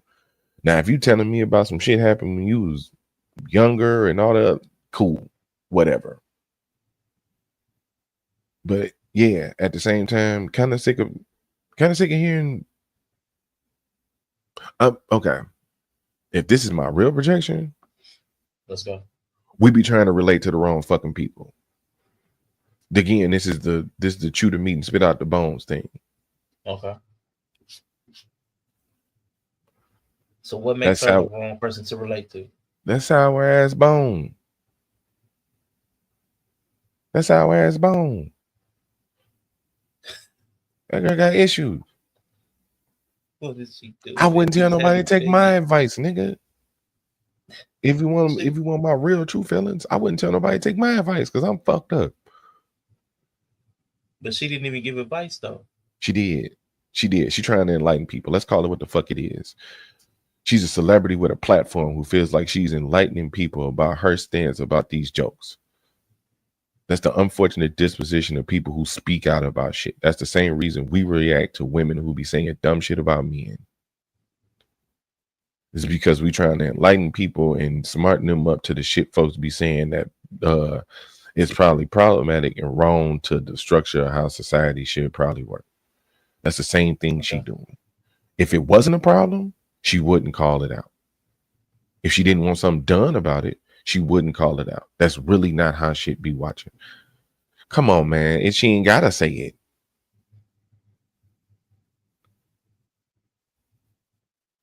Yeah. We live in the world of implied shit. That's all the fuck people do is imply shit. I get you. I think we don't want to know. I think we don't want to know thin lines. Because she went out of her way. Yeah. She went out of her way for me because she expressed personally she did not. I think literally she said she wasn't trying to cancel anybody, didn't want anybody to stop.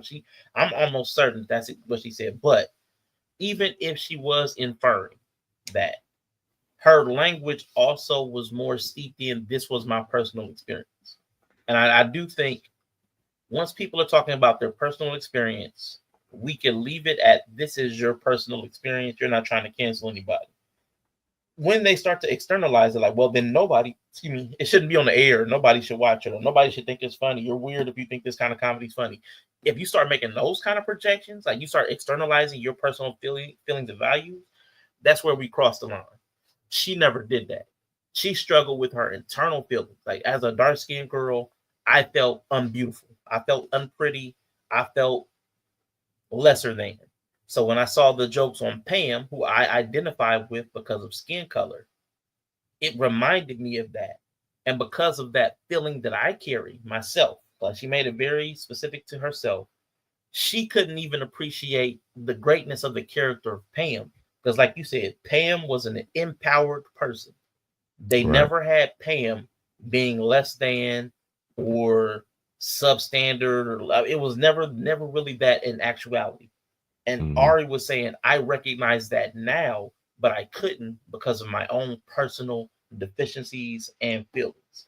So for me, it sounds unfair when I hear so many people not listening to what she actually said and the meaning, like, okay, I felt this way. It kept me from appreciating, because what happens, like this is like an example of like self-hating. Because of how bad she felt about herself, she couldn't see the beauty and the power in Pam either. Like that's where self-hate comes in. So this was her admitting self-hate because she had absorbed so much negativity about dark skin. She's saying, I had self-hate so much so that when I saw another dark-skinned person, I couldn't even appreciate them. And that's a sad admission. And that's how I took it. And I'm not saying everybody has to take it like me, but the way everybody is taking it almost sounds like she said something about your mom. Like everybody's so hot about what she said. I'm like, why is it don't cancel Martin, it don't cancel Pam, it don't cancel you. Like there's people that don't know Ari, there's people that don't know Martin, everybody be so hot. I'm like, she just had an opinion. And most of it was in personal feelings of trauma. I was like, why can't she have that feeling and it not be threatening to anybody else? What up, Nova? I mean, if she was inferring, even if she inferred nobody should watch Martin, what would be the harm? I mean, it wouldn't be no harm. But then that, I don't know. Because who's listening to Ari? Like, I'm like, who's listening to Ari? Like, apparently a lot of people. I mean, to form their opinion. No. She's a celebrity. Hold on, there's a difference. When I say the words, who's listening to Ari? I mean, who's shaping their opinion based on what Ari Lennox says? I mean, she's a celebrity, so people pay attention. But are they forming their opinion based on her? For me, I have a hard time believing that. I mean, okay then. So is her opinion valid or not? Yeah, she's allowed to have an opinion. Yeah. Okay, so since she is a celebrity and people do listen to her, that gives her a little more. Yeah, people are listening to what she said. Right now, here's the thing. Here's why it's probably to the point where it's at now. The pass was given the first time because the assumption was, okay, it was just the show. It was just a presentation of the show, which I can get. I get all of that. Yeah, you don't want to hear the jokes. Cool. She like, I ain't gonna watch it. That's fine. She didn't like people's response to it. That's okay too. But it also pointed out something how she responded, because it didn't just stay as a defense on why you don't like Martin or why you didn't like that show.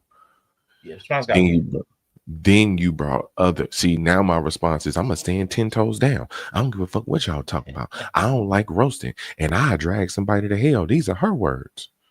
Yeah. She don't like roasting, but she'll drag somebody to hell. Yeah. Meaning she will roast somebody. Now that's fine and that's all well and good, but now you sit up and you want to also bring up Bernie Mac jokes. Because Bernie Mac jokes was crazy too.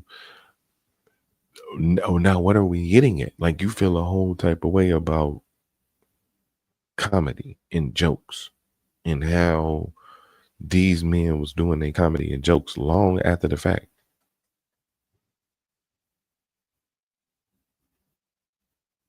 Like, what is your point? Because now you do have a point you're trying to make. Because if it would have stayed in that lane, I'd have gave it to you. And then it went as far as, like, that's why I said old girl was tripping on the other show. Because here she come acting like it was some of the worst shit said to somebody. Or missing the whole context. That shit ain't cool.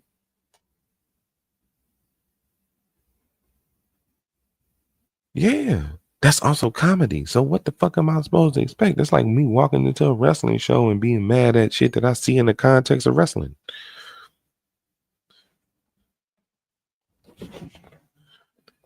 Just seen a video the other day. Kid and his mom and this is his mom and all her boys at a wrestling show. It crowd started chanting, "Holy shit!" The boy looked at his mom like, "Can I say it?" She was like, "This is the only time you can say it." Shorty started spamming "Holy shit." Yeah, cute. Now some. That was cute. It's not beyond you to know that the people who the butt of the joke can take it offensively and find it not funny. I agree. I find it, what I'm gonna say, this is the irony that strikes me, is that the people that are offended by her sensitivity are being sensitive about her sensitivity. So it's like sensitivityception, senception. Okay, so can I intervene? Yeah, of course. The difference I was doing is that you had to mute for a second. Go ahead. Yeah, no, the difference is that we've kind of seen the impact of people being offended and what that could do. Yeah. Like now nobody can really be as funny as they want to. We see people go to, like, it's not okay. Let's look at it like this. No. Have you seen them videos? So what do y'all think about people who heckle comedians at comedy shows, or people who get offended? I hate that. Okay, so that's essentially what the fuck we talking about, bro. We talking to somebody who walked into a comedy show that happened 30 years ago, knowing what this comedy show was about, and got offended by it and started trying to fucking heckle the goddamn comedian because they being offensive. When you're walking into their show, you're walking into a comedic space. Don't be that fucking person. Because that changes the dynamic of everything, especially when you're speaking out in a situation where, like, especially from the demographic that's offended.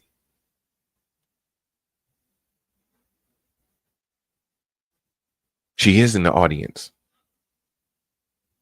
She got to be in the audience to be offended. She got to be hearing the jokes. She got to be consuming the jokes. She had to have either been in the audience or in the audience currently to hear the jokes, or she wouldn't even know they exist. Yeah, I take Bree to what she means. She's not in a live audience where the person, of course, not is receiving her feedback. Yeah, she's I know. But she is the audience because, like, as she is part of the crowd, she's received the joke as a crowd member and didn't appreciate it. So I mean, I I get also use it as a metaphor too. Right. It was a metaphor. You know, brilliant analogies though. She still don't appreciate the dresser and the washing machine. So, which was an amazing analogy. I mean, brilliant. Shout out to Cleavon Bunches or whatever his name is. But yeah, I hear what you're saying. I don't like that metaphor. I don't like the comparison. Right, because of this reason. But I guess it feels the same to like the other people in the proverbial audience. Like you as another member who's somebody who watched Martin or somebody who watched Bernie Mac and other people, you feel like we're all a part of the same audience. We all saw the same show. We all thought it was funny. Why are you so bothered by this? So I can see that dynamic. So from your metaphor, you and other people who are bothered by her opinion, you're bothered that she's heckling the show. She's ruining the show for y'all. Her being vocal about not liking the jokes. So in that way, I can kind of see it. In that way, I can respect it. It's not you're sitting in a theater together, but she's ruining the entertainment value by besmirching it, or like she's characterizing it in a negative way instead of just. I can almost see it. I can feel that. I can't. My brain ain't clicking on it, but I feel it. Y'all right too. That's y'all right too. Like that's what I'm saying. You see, it was a thin line. Yeah. I'm just presenting the other side. Yeah. No, I can feel it. Like the way that metaphor it landed for me. I can feel what you're saying because there are things that I watch that I've had other people like don't yuck somebody else's yum. I've had somebody yuck my yum in a way that may turn me off of them. So I've experienced the dynamic you're talking about. It's like the first time somebody tells you Santa Claus ain't real, and Santa Claus was never real, but because you were enjoying that thought and somebody ruined it for you, it put you off of them. So I kind of can feel it. Shit, I get that way when people try to explain to me that wrestling ain't real. Oh yeah. I'm like, bitch, I'm 38. If you don't get the fuck, I will beat your ass, bro. Like for real. And his sock puppet was really knocking people out. No, this nigga Mark Calloway dead as hell. Like for real. This nigga's a zombie. I will fight the hell out of you in this public space. Yeah. There's something to it. There is something to it. Because again, there were so many people that felt they got very animated about her opinion. So I mean, I'm not saying that y'all are illegitimate. It just shocked me that she couldn't have that opinion. But the way you phrased it, I can kind of see it. But even Anaya got offended. I was like, dang. But I knew she loved Martin. So I took it as people just loved the show so much that they were defending the show, which I could also respect and appreciate, but it just felt outsized.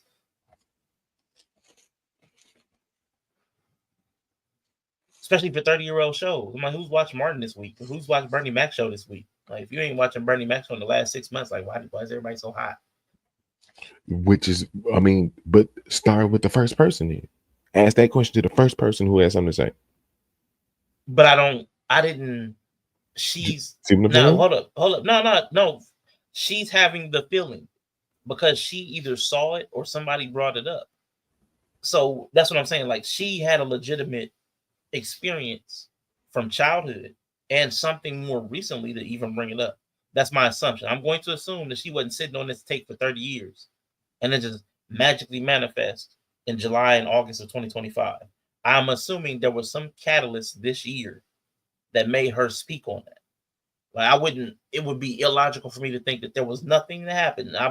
Since I was 12 years old, I've been sitting on this, and all of a sudden in July 2025, I just want to suddenly, I gotta see it. It's hard for me to imagine that. So I imagine there was something she saw, whether it was in syndication, she saw it on TV, or somebody mentioned, do you watch Martin? Something happened. And she was like, okay, let me speak on this because it's something that bothered me from when I was younger. Now, y'all I would assume you haven't watched Martin in 10, 15 years, maybe 20. It's still funny to you. You may see some clips, but you probably haven't sat down and watched Martin. Yeah. And most of the people I imagine haven't sat down and watched Martin or the Bernie Mac show. You may have seen some clips, some on YouTube, some on TikTok. You may have seen some IG reels. I get it, but nobody sat down and watched it. So it makes more sense for me to believe that she had some event that caused her to have those feelings resurface, as opposed to the reactors. But I also, again, because of your metaphor, I also get that the same thing is happening with y'all. Her comments are bringing back the fond feelings and making those fond feelings resurface, which is why y'all have to defend them. So I can see it both ways. It just the reaction to somebody having a reaction. The reaction to the reaction is always going to be more noticeable. The first person, oh, something bothered me, makes sense. You're being bothers me. It's always going to be like, it can happen, but why? What? It's always more quizzical to me when somebody's bothered by somebody else being bothered. But I understand it. It does happen. I'm with it. But yeah, that was just interesting. Now, let me pull this video up. Did I pull this video up? Let's go. What's this? I'm gonna pull this. Well, that's the. I'm gonna play one. I'm gonna play one before that. Let me pull this other one because let me find the location. Why is Bree in the chat? You said what? I said, why is Bree in the chat? I thought she was in the back. She came up and then she left. We were still talking about wrestling. All right, hold on. This is gonna be a little side quest. Real quick. Great. Oh. Barry would drop a picture on her X account and a series of pictures on her Instagram, both with the caption that read, "Phew, cooking, cleaning, and mothering." All right. Cooking, cleaning, and mothering. Shout out to the mom. This would end up being a direct response to a conversation that was circulated online that featured Barry's ex-husband, David Justice, criticizing parts of his relationship with her. One moment in particular, a part of his conversation with the All the Smoke podcast, Justice would share that some of his issues about their marriage was in connection with what he thought the qualities of a wife should be. Justice would reveal that Holly didn't cook or clean and didn't seem motherly. This, on top of some of their other issues, would cause him to want to end their relationship. It really wasn't a lot of negative attention until I decided to leave her in 1996. She asked me to marry her after knowing me for 5 months. So I'm looking at my mom, my mind, I'm thinking a wife at that time should cook, clean. Traditional. And then I'm thinking, okay, if we have kids, is this the woman I want to have kids with and build a family with? She don't cook, don't clean, don't really seem like motherly. And then we start having issues. Now, these comments from Justice would end. So my question to you, sir, because I make fun of the women for this all the time. I make fun of women for this all the time. Is it fair to want to leave somebody because they don't cook or clean? Is that valid? Yep. You want to know why? You want to know why? Why? Because he fucking can. I mean, yeah, he's an adult. He's grown. Yeah, absolutely. And before we get too far into the shit, now, because if you do if you leave like 6 months in, I really can't get mad at you. Like low-key, I can't get mad at you. Like people have buyer's remorse all the time. If you can peep the fucking red flag 6 months in, kudos to you, nigga. That's what we've been talking about. Most people don't peep until like 6 years, 16 years. If you can peep in the 6 years and get up in 6 months and get up out of there, you ain't had no babies with her. Y'all ain't really established nothing. Nothing really got off the ground, right? Cool. I can see it. Wash your hands. Cool. They got annulments and shit. That's kind of what they got structured like that for. This is like, hey, look, all right, look, we fucked up. Man, we're probably not gonna do this. So that is actually cool. I don't mind that. Even if it was a female who was like, no, he had his expectations was too high at the end of the day. You know what I'm saying? I couldn't. It was too much. After 6 months, I couldn't. I didn't really see this being like, hey, get on up out of there. Okay. Now, what if How you much already y'all do married that? though? They was already married. But what if that I was the think. reason? Like, I'm asking, like that example, because I make fun of the emotional load of chores, because that's a common complaint of women. So if that was the only, he said they were having other problems too. So their specific situations, they had more problems than just that. But he also just didn't see the mom in her. But generally, Yeah. for that, so are you okay with that? Like being a reason, like chores, like splitting chores, that just ain't. That's a reason to leave. Splitting George, the nigga not helping. Or the woman, like he said, she's not a cook, not a cleaner. Is that a reason? Is that a valid reason to leave? Because that feels silly to me, but I'm never been married. Bro, he also how dude say how Ryan Clark say he was traditional ass nigga. So he want his woman he want his wife to clean, cook, do all the other shit. If that's what he want. And If why that's do what you he get with want, Halle yeah. Berry? Like for him specifically, why do you get with Halle Berry? That's what you're looking for. I mean, just because she crazy. Halle Berry, I mean shit. She wasn't Halle Berry when she was new Halle Berry. This was 92. Yeah, she She in was the not movies and established. stuff. Right. Oh, come on now.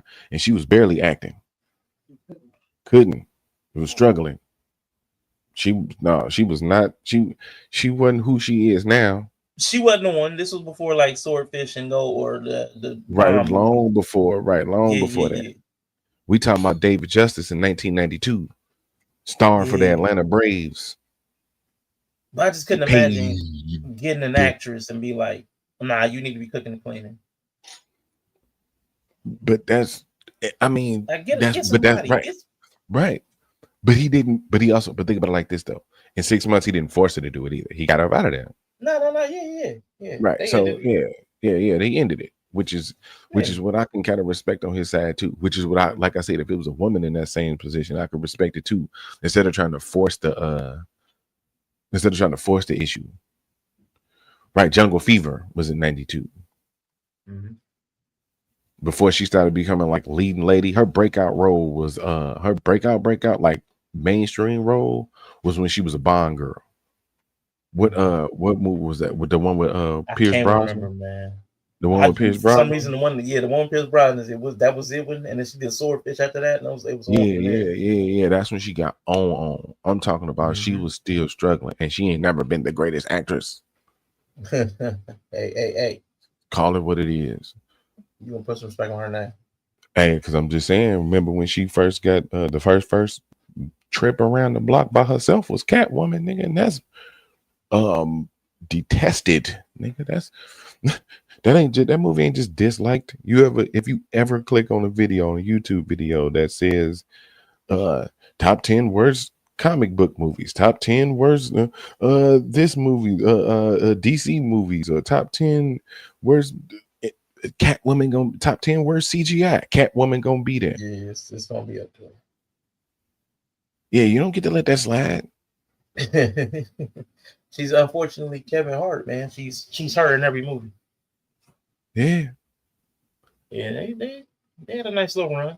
And again, they had other problems. It's just before they got married. Said they was married 6 months. I listened to that clip. I thought he said they had only been together 5 months when she asked her to marry him. Oh. She asked him to marry after 5 months. Okay. So let me see, 4 years. That ain't bad. That ain't bad.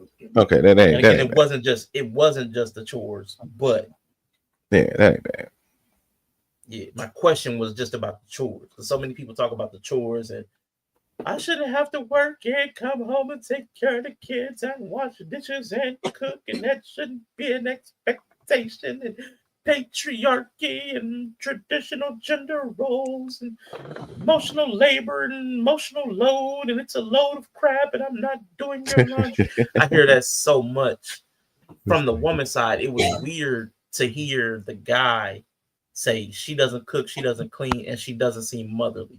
And I would have never, if I'm in my 20s and I'm a star of any caliber and I'm dating another star or pseudo star or rising star or somebody that just looks like Halle Berry, I'm not thinking cook, clean, mother. I'm just not even. Wouldn't even be in my thought process. But again, traditional. He was looking for something traditional. I just also wouldn't have looked for a rising star to be traditional. I don't know what it is about me. Even in my 20s, I wouldn't have expected somebody who has any pursuit of celebrity to be traditional. It don't matter what you do. Wait a minute. Most men think like that. It don't matter what you do. They almost always expect you to kick in. Yeah, they just think the mom wife gene is just gonna turn on. And I was. I mean, damn, you ain't got a glimmer of that shit though. Damn, like you ain't like okay, hold on. Like I feel you.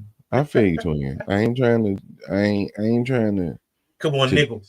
I ain't trying to belabor, but because I know labor can change things, right? I know having the baby changes a lot, but you ain't got other certain personality traits. Remember, she was divorced a couple times. There's a lot of niggas left Halle Berry. Yeah. So I think it was like a personality thing. Like she might just be like, it might just have she might just have one of them prickly ass personalities, low key. You know what I'm saying? She might be off-putting type shit.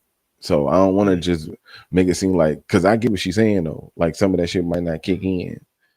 All women are not inherently motherly. Yeah, hence why some of them shouldn't have had kids. They still do it though. They still do it.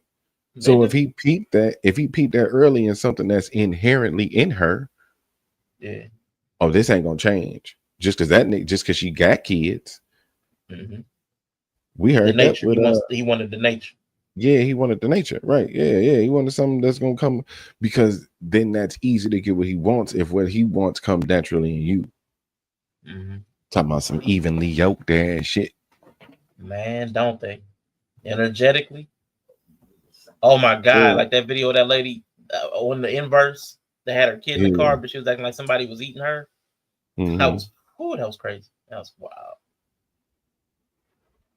Even if a woman wants to be a mother, it's not always play out that mothering isn't. Yeah, that's facts. All the different things are true.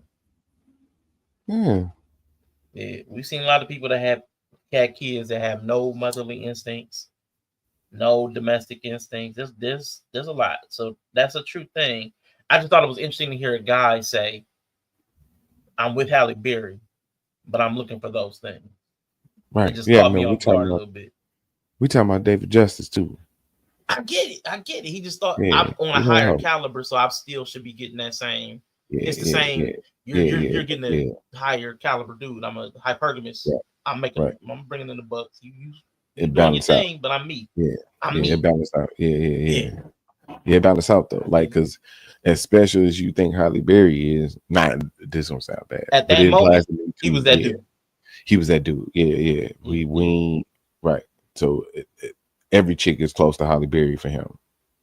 Yeah. He probably ain't pulling up, nigga. If you, oh my God, hold on. Let me see if I can find it. But yeah, I mean, he can expect that because he at that point, like you're saying, he could provide quadruple what she was providing. Yeah. Right. He can do what she was doing, basically.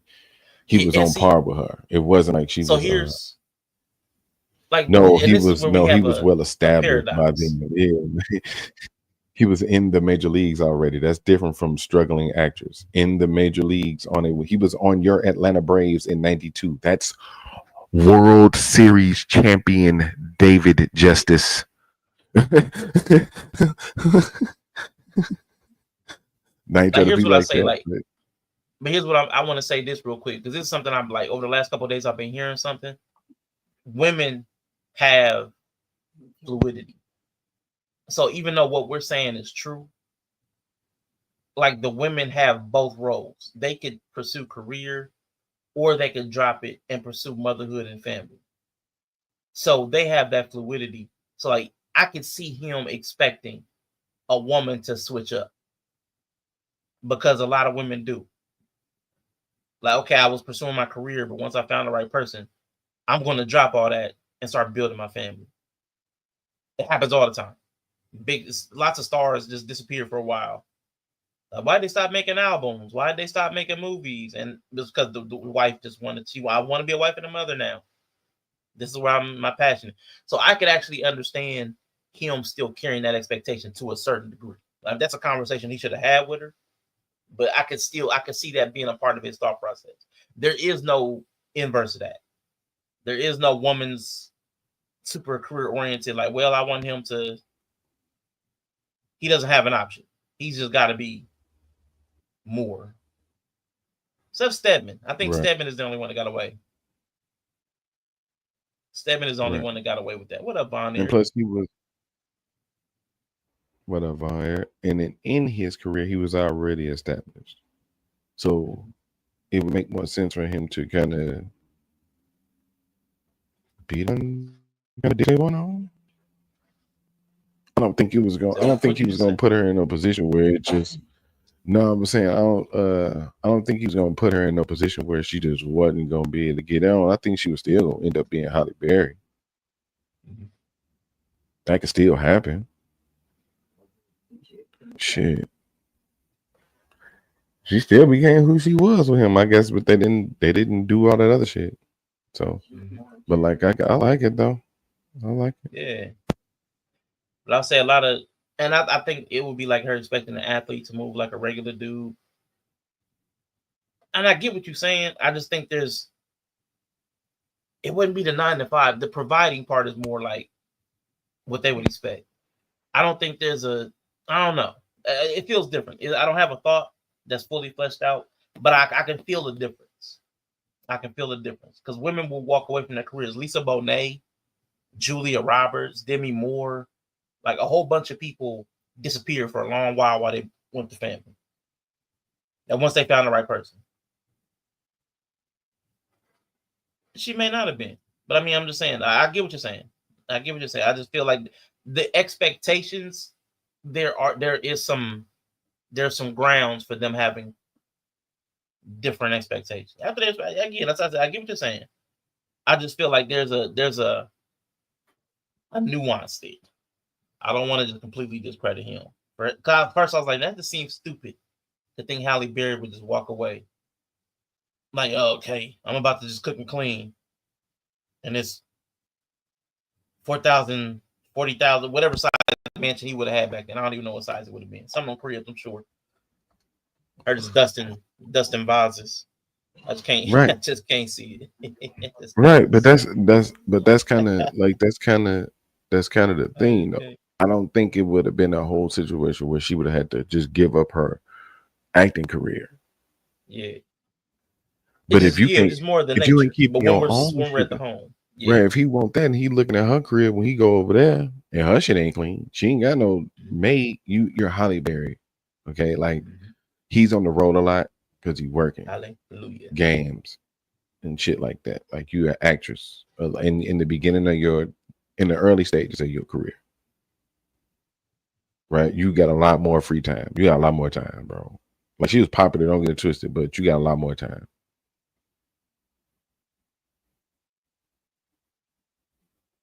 Your schedule could be a lot more flexible. His schedule is set months in advance. Yeah. You know what I'm saying? I'm not saying she had to be on that, but yeah, you kind of see some shit in some people. No, that's real. I mean, I get it if that's what he was looking for. I just think that he was looking for that was just it was unlikely. If I'm looking for a cooking, cleaning, motherly type, I also wouldn't have been looking for a rising Hollywood starlet. Yeah, that would that's be fair. my thing. That's fair though. Like just playing the odds. When we talk about women, like, well, what's the likelihood? What's the likelihood that you're gonna get a man that's 6 feet tall, this, that, and the other? What's the likelihood? Like that's what I'm like. He's playing long. He's playing long odds right there. Yeah, She basically rose up from being hot and having a banging body, man. When she hits, by the time she got the swordfish, when she was in her prime,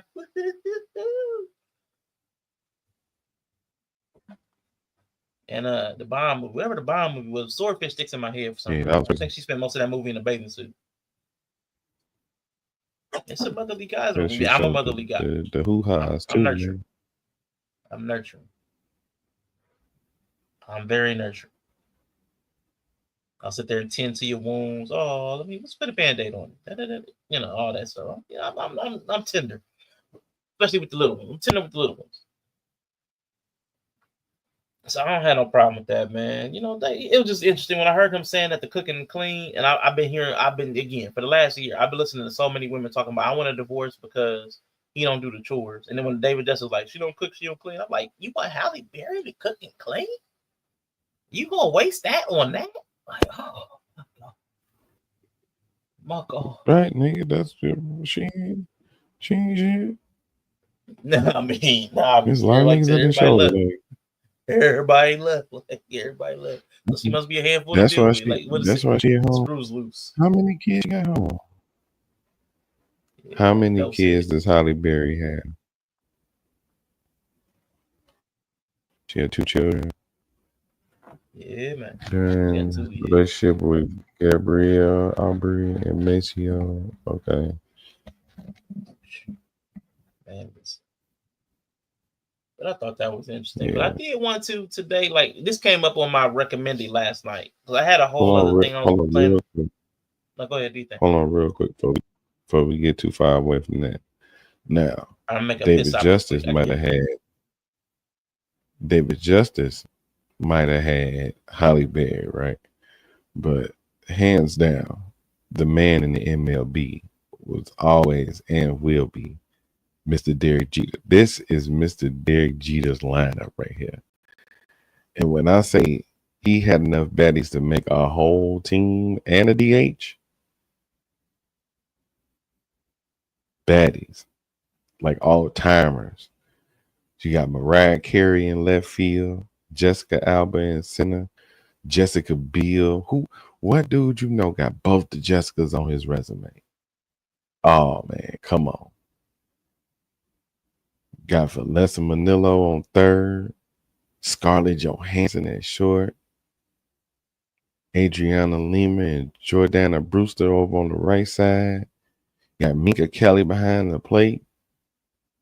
And then in DH, just at DH, you got Tyra Banks just there.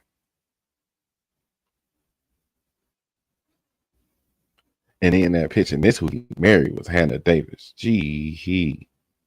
Look, shout out to Derek Jeter, man. MVP on the field and all. For sure.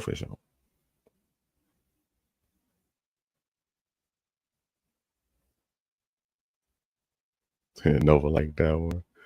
He wins at Darwinism. Yeah, for sure. Nah, he won. Yeah. Yachty, nigga. He can call Yachty for sure. She predicted the future. She would still be making money and Dave would be retired. And she would still be working and cooking and cleaning. Yeah. But shit, he's still David Justice. Shit, he paid too. That is a crazy roster, though. Golly, that's why they call him the captain. Let's go. Yeah. That's a crazy lineup, bro. That's something like, man, who else got both the Jessicas? He just got Mariah Carey just casually sitting in left field. Just, you know what I'm saying?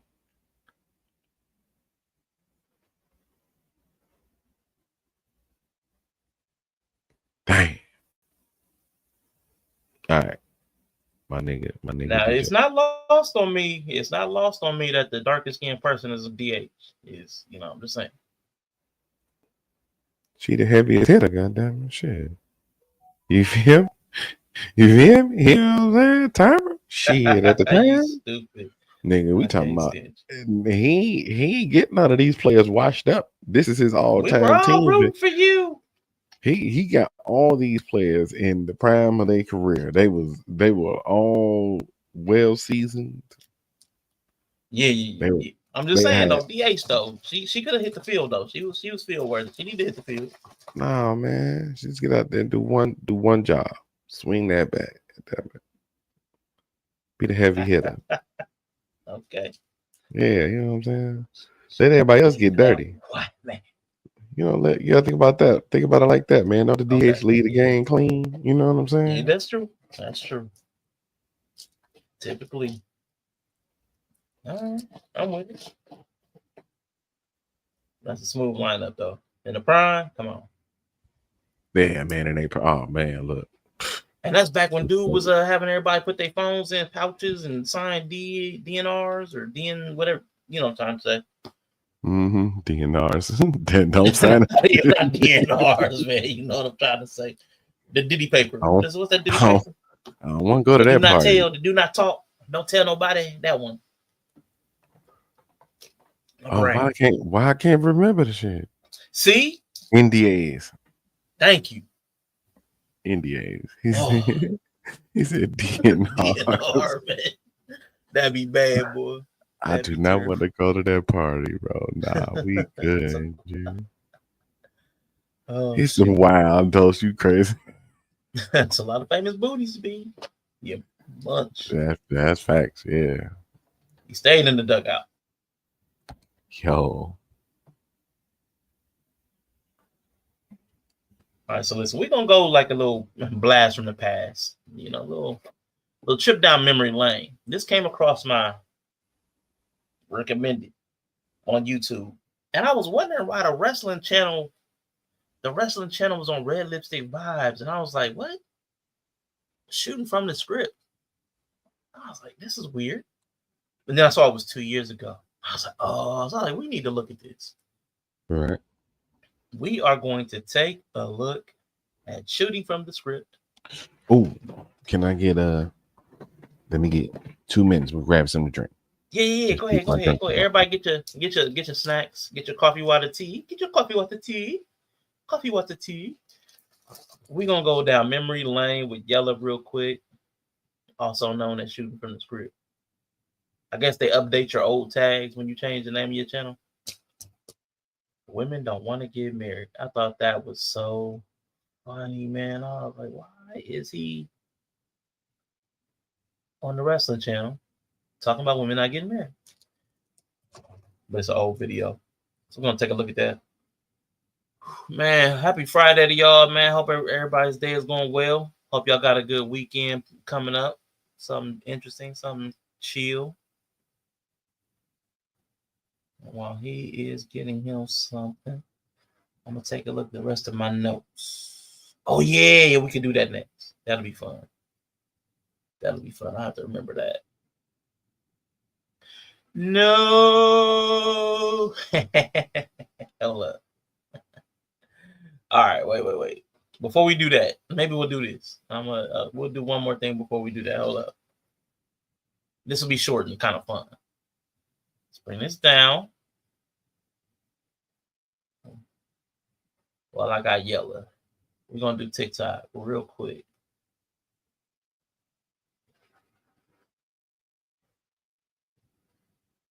Let's go.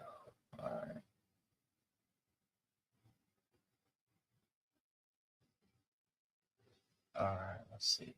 TikTok just be acting weird on me. Nope, don't autoplay. Stop it. Stop. All right, well. Cool. I found these TikToks. I don't even know how I came across them. Came across these TikToks, and they're about Chicago. So, you know, we're going to have a little bit of fun with Yella real quick. This should be short, a few minutes. I think every time I shake this bottle, man, liquid come out. I must have a hole in my bottle. That sucks.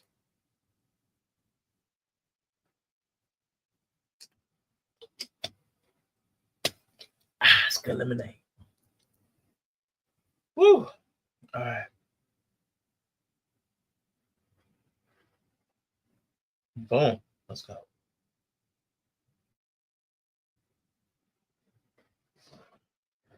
Ooh. See how long he actually take. He said 2 minutes. Nope. That. Nope. Close that up. Nope. Nope. Close. Man.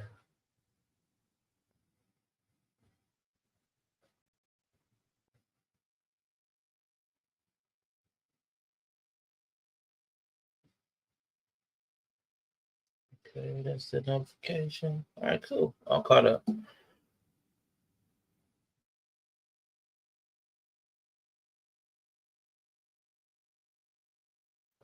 All right.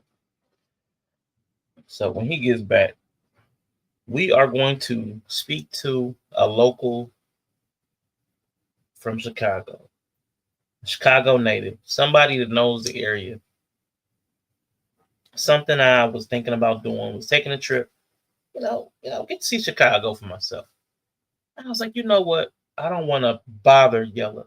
I don't want to bother and pester Yella about where I should go in Chicago. Where should I sightsee? Where are the places I should go as soon as I touch down? So I was, of course, looking at TikTok. Had people from Chicago tell me what I should, frequent, peruse. And that's what we're going to do. And see if Yella can give us any insights into the places that some of these locals tell us to go. So it should be a little fun and not take too long. But you know how we do. A 3-hour tour. But yeah, hopefully everybody's doing okay. Again, it's Friday afternoon. Yep, see, Yella gone. Just that quick. Gone. See? Ridiculous. And he got his soft serve back too. Somebody must have called him soft. Gonna bring the soft serve out the. He had the soft serve logo in like 3 years. Man. We were swirling. All right. Oh, you swirling? My bad. Yeah. I had changed the plan, so I had to change devices, but I'm here. Okay. You able to watch the screen or listen? Or you got to move around. Not gonna lie, I missed it. Am I gonna be able to watch the screen? Yeah. Okay. Yeah, I know you're gonna be in motion. You be. I'm in motion. Yeah, I'm in motion, but I'm watching. Yeah, I ain't doing no nothing severe. I'm just moving. Gotcha. Yeah, I'm just moving. All right. So we're gonna pivot real quick. So I told the chat, and I'm gonna tell you, I was, I know a long time ago I said I'm not meeting anybody I met online, but I was like, I'm gonna come to Chicago, I'm gonna visit, but I don't want to pester Yella. I don't want to be like Yella. I'm a tourist. Let's go. I'm a noob. I need to find out where in Chicago I should go, what I should see. So I was like, I went to TikTok. I didn't want to bother you. I said, I went to TikTok. And these people here are going to tell me where I should visit in Chicago, as somebody who's not from there. And I want to just get your feedback to tell me if this is good advice. All right, you with me? Let's do it. All right, let's go. One thing about Chicago is we gonna gatekeep our culture, and I don't know why we be doing it. So I'm about to just start letting all the secrets out. Something that's amazing about the city that we don't talk about is our train system. All of our regular trains, you'll hear people say, will be like the yellow line, the purple line, the brown line. Those are like normal, regular trains. The blue. Yeah, because I do need to get around. So when I do get to Chicago, I didn't even think about this. I need to be able to get around the city. I'm not going to probably rent a car. I might want to actually see the sights and have somebody else do the driving. So the train makes sense. It actually makes sense. Yeah. Okay, so he's going to put us on with the train. Let's go. It's the blue line. All right. But something tourists don't know is that we actually have specialty trains, our red line and our green line trains. People in the city call them like luxury. This nigga. And it's actually just a great experience, a great way to see the city. This is actually the green line train heading west. This is the red line train. Sometimes you'll see they have dining options and entertainment. One thing you want to... Man, that sounds amazing. I mean, the red and the green light train, those look amazing. No. Why You're gonna die, bro. You're gonna die.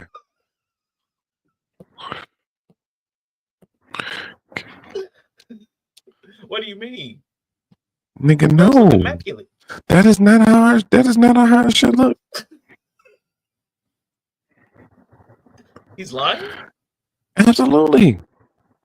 Oh my God, that's crazy. Let's keep going. Let's keep going. Let's. Want to remember, especially if you have your phone out when you're on these trains, is you want to sit at the seat right next to where the door opens. If you sit there and you have your phone out, you wave it up kind of like that. People will actually come and bring you a charger.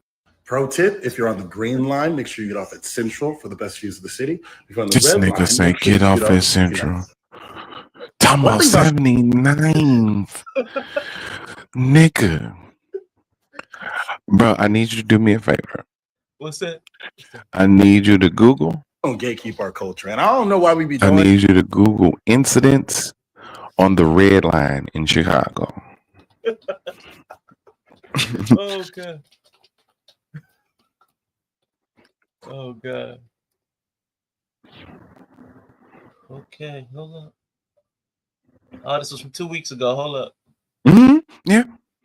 Now to safety concerns on the CTA. An aggressive passenger on a red light train. With no police or security on the train, passengers stepped in to help in all this. Oh. Our investigator Tara Molina live outside the blue line in the loop for us. Hi, Tara. See on a pause. Hey, Chris and Erica. Shoot, maybe Which station? Which station she standing in front of? Shoot, I don't even know. What's the color one behind it? That's typically how you could That's blue. how you could tell. Okay. Yeah, right. Right. Remember he said, you talk about the blue line. Yeah. Remember, which one is she not standing in front of? The red or the green? Exactly. She doing this outside talking about the motherfucker. Man in the video, you're Yeah, trains to the best here. Yeah, see the red dining options? I heard dining options. I mean, you'll get there, maybe. Oh shoot. You might get there. You got a shot. You got a shot. I was gonna say you got just good a shot at anything. You got a better chance getting shot. Yeah. That's funny. Yeah, keep going. Let's see what happened. Oh shoot. you're about to see. So we've blurred his face, but it's an example of the type of incident that's unfolding on our transit system, leading to feelings of unsafety as we track crime on the system. All right, so now what? We know how's it going. Take a look at your screen. that train doesn't look this like is the the same incident on a red line train show. this morning. A man agitated, walking through train cars, threatening passengers, confronting some aggressively, trying to instigate fights. No police or security present. Other passengers step in to try to stop him. Our producer took this video and says those passengers stepped in to protect her. When people see protect her. the law not being enforced on the CTA, it certainly makes people not want to ride the CTA. That's Alderman Bill. All right, so that train definitely looks a lot different than what the guy showed. I'm a little disappointed. Hey, guess what though? Go ahead. Mm-hmm. No, my bad. I'm sorry. No, because he promised dining options. That just did not look like the same train at all. I mean, he might have misspoke. Getting bit is dining options too. Oh. Ooh. Yeah. So yeah. Okay. You know what I'm saying? You might be the food is the problem. You know what I'm saying? Gotcha. You might be the dining option. Oh. Okay, so stay off the red line and green line, even though he was suggested and it looked immaculate. What I saw in the news looked totally different. So I should avoid the red and the green line. Yeah. Or you might eat a knuckle sandwich type shit. You know what I'm saying? It's a lot of variables to the whole dining options. Okay, so I'll avoid the red and the green line. I can't remember what stop he said. They said to get off at a certain street. 79th, nigga. Get off there? Google that specifically. Incidents at 79th Street red line. Nigga, yep. No, you want to go there, nigga? Let's do it. You want to do it? Let's do it. Oh, shoot. This is crazy. Yeah, I hated having to get off at motherfucking 79. 79. Possible gunfire from speeding white Cadillac. Seriously. This was yesterday.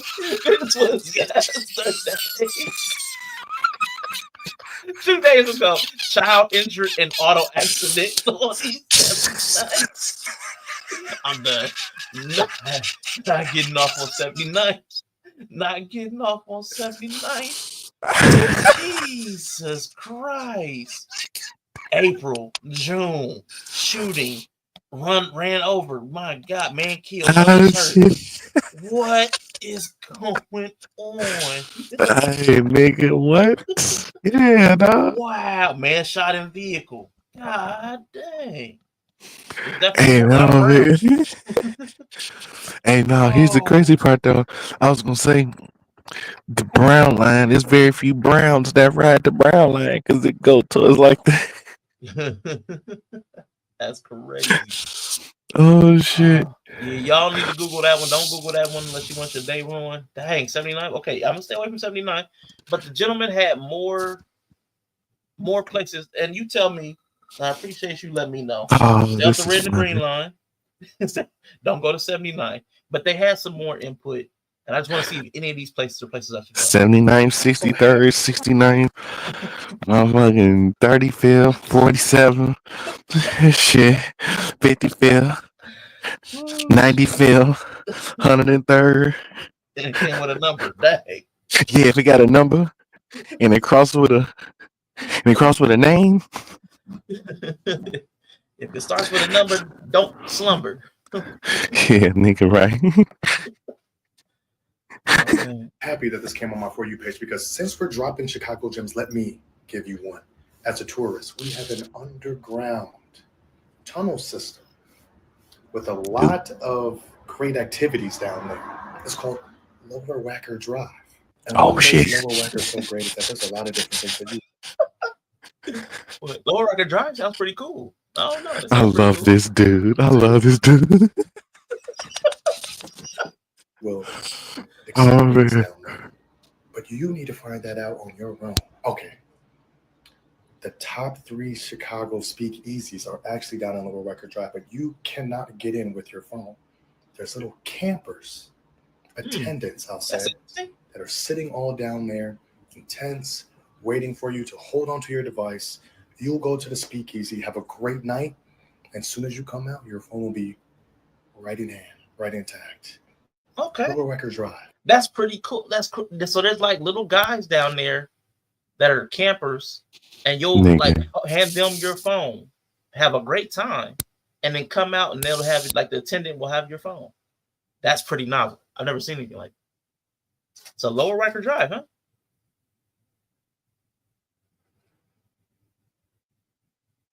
This is like the Vikings of Iceland directing everyone to Greenland. We have a great neighborhood called Inglewood in the area.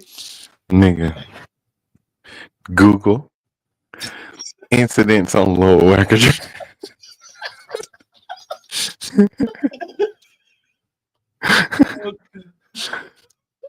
Oh shoot! 1 killed, 1 injured, 1 crash. That was 9 hours. 9 hours. Stop laughing. That's not funny. That's an accident. Jesus. God. Not funny. No. Well, wait a minute. Woman killed. Then there's a 19-year-old was killed. It's fucking Oh crazy. my God. This is not happy laughter, y'all. This is very sad laughter. Wow. This is laugh to keep. This is laugh to keep from crying. Jesus Christ. Dude. Google homeless population on Lower Wacker Drive.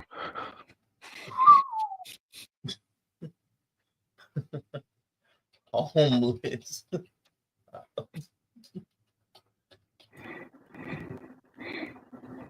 Oh, that's dirty, man. Okay, let's see. A specific population count for this location isn't available. Let's see if we got any videos. Entering Chicago's homeless underworld. Okay, that's not a. I don't like the sound. Homeless nigga. That sounds like a fucking headline from Spider-Man or some shit like that, nigga. That sounds like some biker mice from Mars, nigga. Oh shoot, hold up.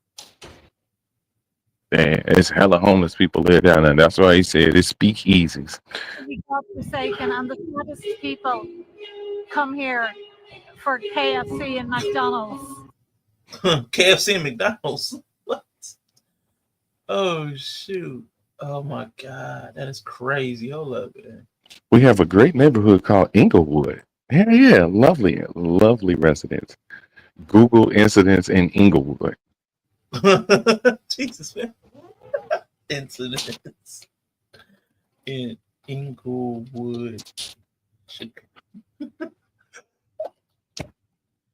Y'all dirty, man. 3 seriously injured in shooting. Let me see. That was just Jesus Christ, man. 4 people hurt in separate overnight incidents. Golly. My God, boy. 5 shot overnight. Jesus Christ. Jesus Christ. Oh my God. What is going on? Oh man. Wow. Boy 13 shot. Jesus. Yeah, nigga. 1 killed, 2 wounded. Okay, so Inglewood off limits. Lower Record Drive off limits. Red Completely. Line off limits. 79th Yep. Street off limits. Yep. Okay. Okay. Nigga, Google Google Happy's Liquor Store in Chicago. You said what was that? You said look up what? I think it's Happy's. Yeah, Happy's Liquor Store in Chicago. It's on 79th. Happy's Liquor.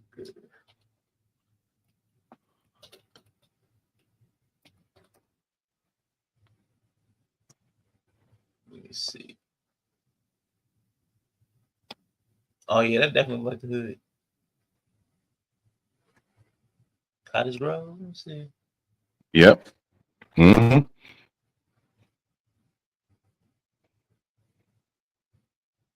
No, it's not the worst. Go Let's see if we got any videos. like You breaking up.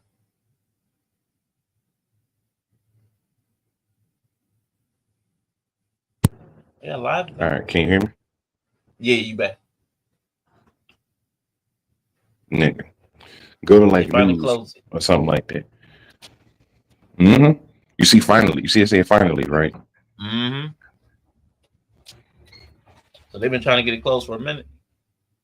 Dude. Chicago church plans to turn shutters outside liquor store to grocery. Okay. Everybody's troubled Chatham store. Okay. There. Oh, site of violence. Mm-hmm. Yep. So it was going down outside the liquor store. Mm-hmm. The reason it was like finally closed is because there's a bus stop right there. And nigga, it was so many motherfuckers get shot. Motherfuckers fighting, get stabbed, all types of shit went down right there. Yeah, it said people being shot, robbed, beat. Mm-hmm.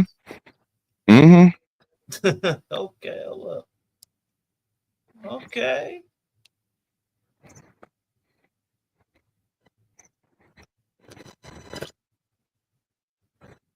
We've been walking past this for 15 years. Mm-hmm. Man. The little hole in the wall gunned down. Jesus. The little hole in the wall I was telling you about. Mm-hmm. That I used to go to with my cougar. Yeah. Was right down the street, nigga, like 2 blocks down on Cottage Grove. Man. Okay. Well, dang. All right. Well, let's do another little short one. Another little short one real quick from this young man here. He's going to tell us where not to go. So we listen to a dude tell us where to go, and you had issues with all of them, and you gave us, If you visiting Chicago, don't go to these places. First off, you don't want to go to any gas station in the hood. It's just not worth it. People always go looking at them. Don't go to the gas station in the hood. Nope. Especially if that bitch off the expressway. Oh, man. Yeah, you fucked. I say you should just go to Indiana. Dang, say you fucked. No, you fucked. No, you go to one of them. Stop at one of them gas stations right off the expressway. Shit, nigga, there's always some bullshit going on over there. Just niggas figure it's right by the expressway. They can hop on, yeah. Mm-hmm. Certain hop on, yeah. Mm-hmm. Back out. Dang, that's crazy. Yep. Show the fuck yeah. Indiana to get gas anyway. That's how you save money. Next, Yep. we got O Block. O Block is not a tourist attraction. What you coming to see the projects? That's not something you want to see. Last, we got St. Lawrence. Why is you coming over to St. Lawrence? Because you hear all the rappers talking about it. It's nothing over here for you. It's no reason to go over here. I don't know. I see Jimmy's Food right there. Maybe I can stop and get some food from Jimmy's Food. Seems like a nice little spot. You gonna die.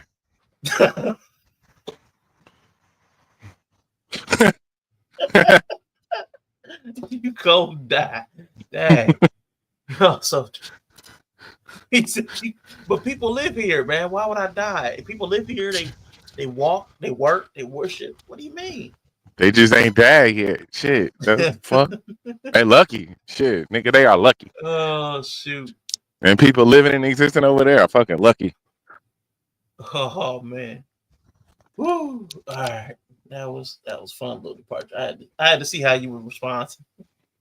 Man, look. Do not come. Come, but don't come. Come, but don't go. Let's put it like that. Yeah, come, but don't go. Don't go to them places. Oh shoot. You don't come to Chicago? Your name also? Man, look. If you don't come to Chicago, please keep it downtown. Oh man. Downtown or north side. If you going to the south side, have a very specific destination. Very, very, very specific destination. Like somebody's house, a museum. Cause it's some shit on the south side. Yeah. You know what I'm saying? That's where the Sox Park is at. Okay. But then you leave the Sox Park area, fuck around and die. Dog, Google, hold on, one more. And cause this shit just tripped me out. I seen it. I don't know if it's real or not. But Google man gets shot in front of Cook County jail. Wow. 26 of California. Yep, July 2021. Wait, what? Whoa, wait a minute. 64 bullet wounds. How many times did he get shot? I mean, how do you shoot somebody with 64 bullets outside of the jail without getting caught? Automatic weapons. They let that dude. Ain't nobody see it.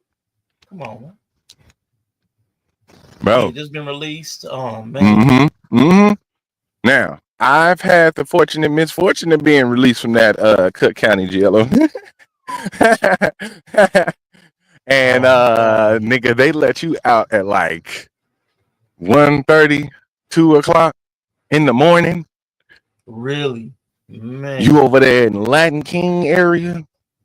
Oh man. You probably got your commissary check on you. Yeah, don't even say what time this happened. It's more likely at night, bro. Motherfuckers be running, G. Motherfuckers get out of there, get to like the corner of 26 and just be gone. Then we got out, nigga, I got out that motherfucker. We grouped up. Nigga. We was like, look, we getting out here in this shit. You which way y'all going? Like niggas in the bullpen finna get let out. Dang. Making their plans and shit. If you ain't had nobody come to pick you up, you out there making your plans, nigga. Who going this way? Who going that way? Oh, it's a train over there.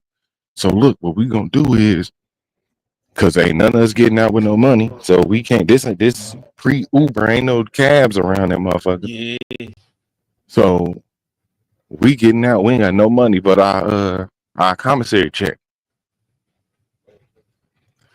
It's a currency exchange right by the. I want to say, is that the green line?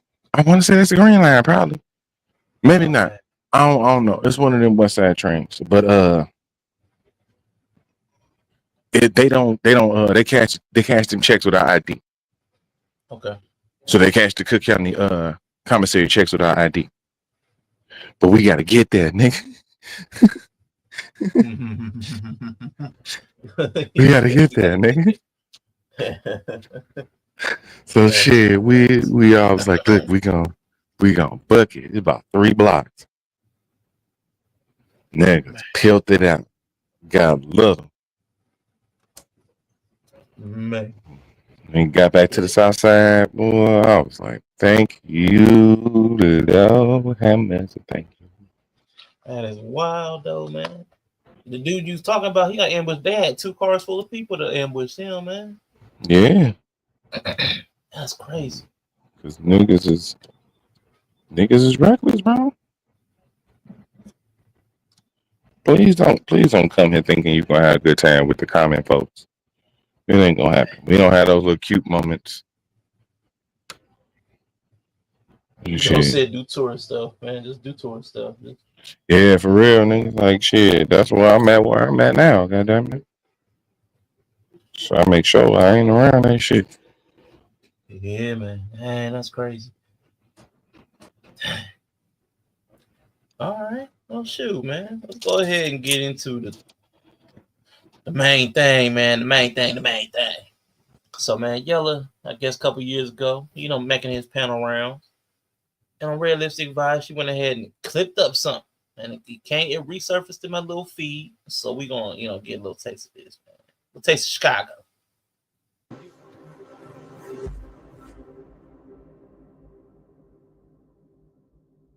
Be the breadwinner's cool, goddammit. We got some fucking demands around this bitch. First of all, you gotta make at least 250K. All right. Okay. You know what I'm saying? I don't care about your dress size. I don't care about your dress size. I don't care about your build, big, small, skinny, small, tall, however you want to look at it, right? But y'all gonna have to pay some bills, goddammit. That's what I'm saying. So men's look, because I heard a lot of this, and I ain't gonna refute none of the brothers on none of that, right?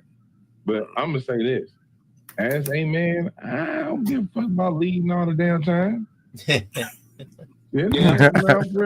So that ain't even new. So you've been saying that for 2 years. Okay, cool. You was done leading 2 years ago. I respect. Hey man. Hey, look. What I'm gonna tell you is what y'all gonna learn in this video is that your boy been consistent. All right. He got That's it. All right, I got you.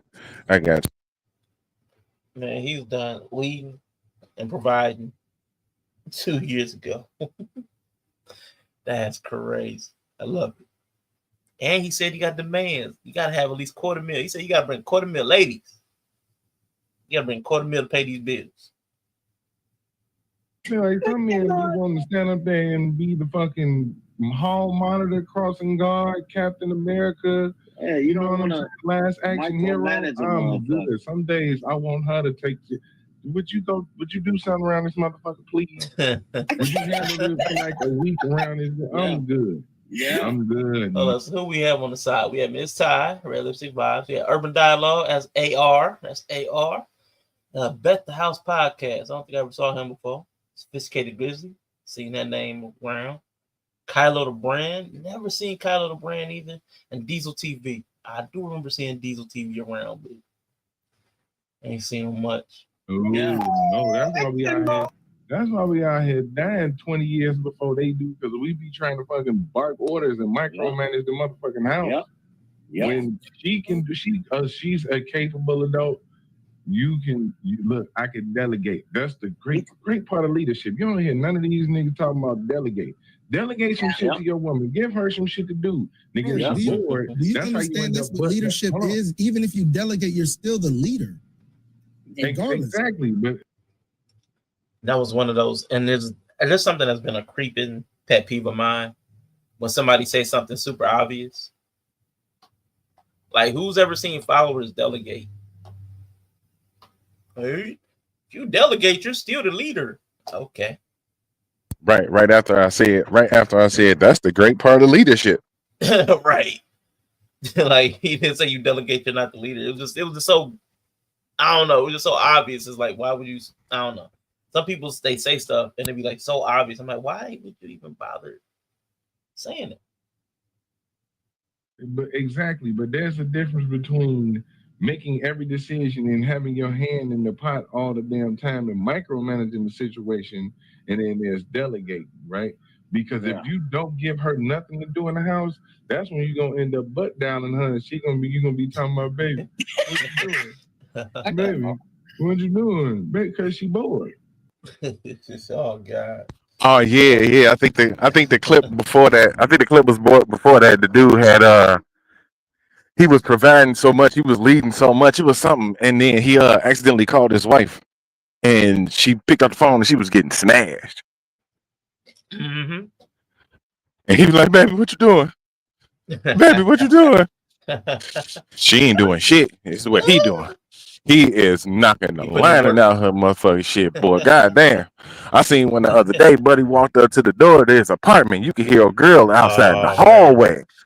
I was like, God damn. It's one thing you fucked him. It's another thing he fucked the shit out of you. God damn, we can't do nothing about that. I could live with him fucking you. I can't live with him fucking the shit out of you. That's just shit. You can be having flashbacks like Morris Chestnut on Best Man. Yep.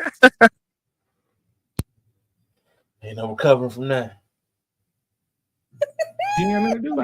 So you mean to tell me? Hold on. And you tell him that, oh yeah, he right. No, he's not. No, he's right. He's right. I don't think it's micromanagement. Hey, bro, I'm gonna put it to you like this.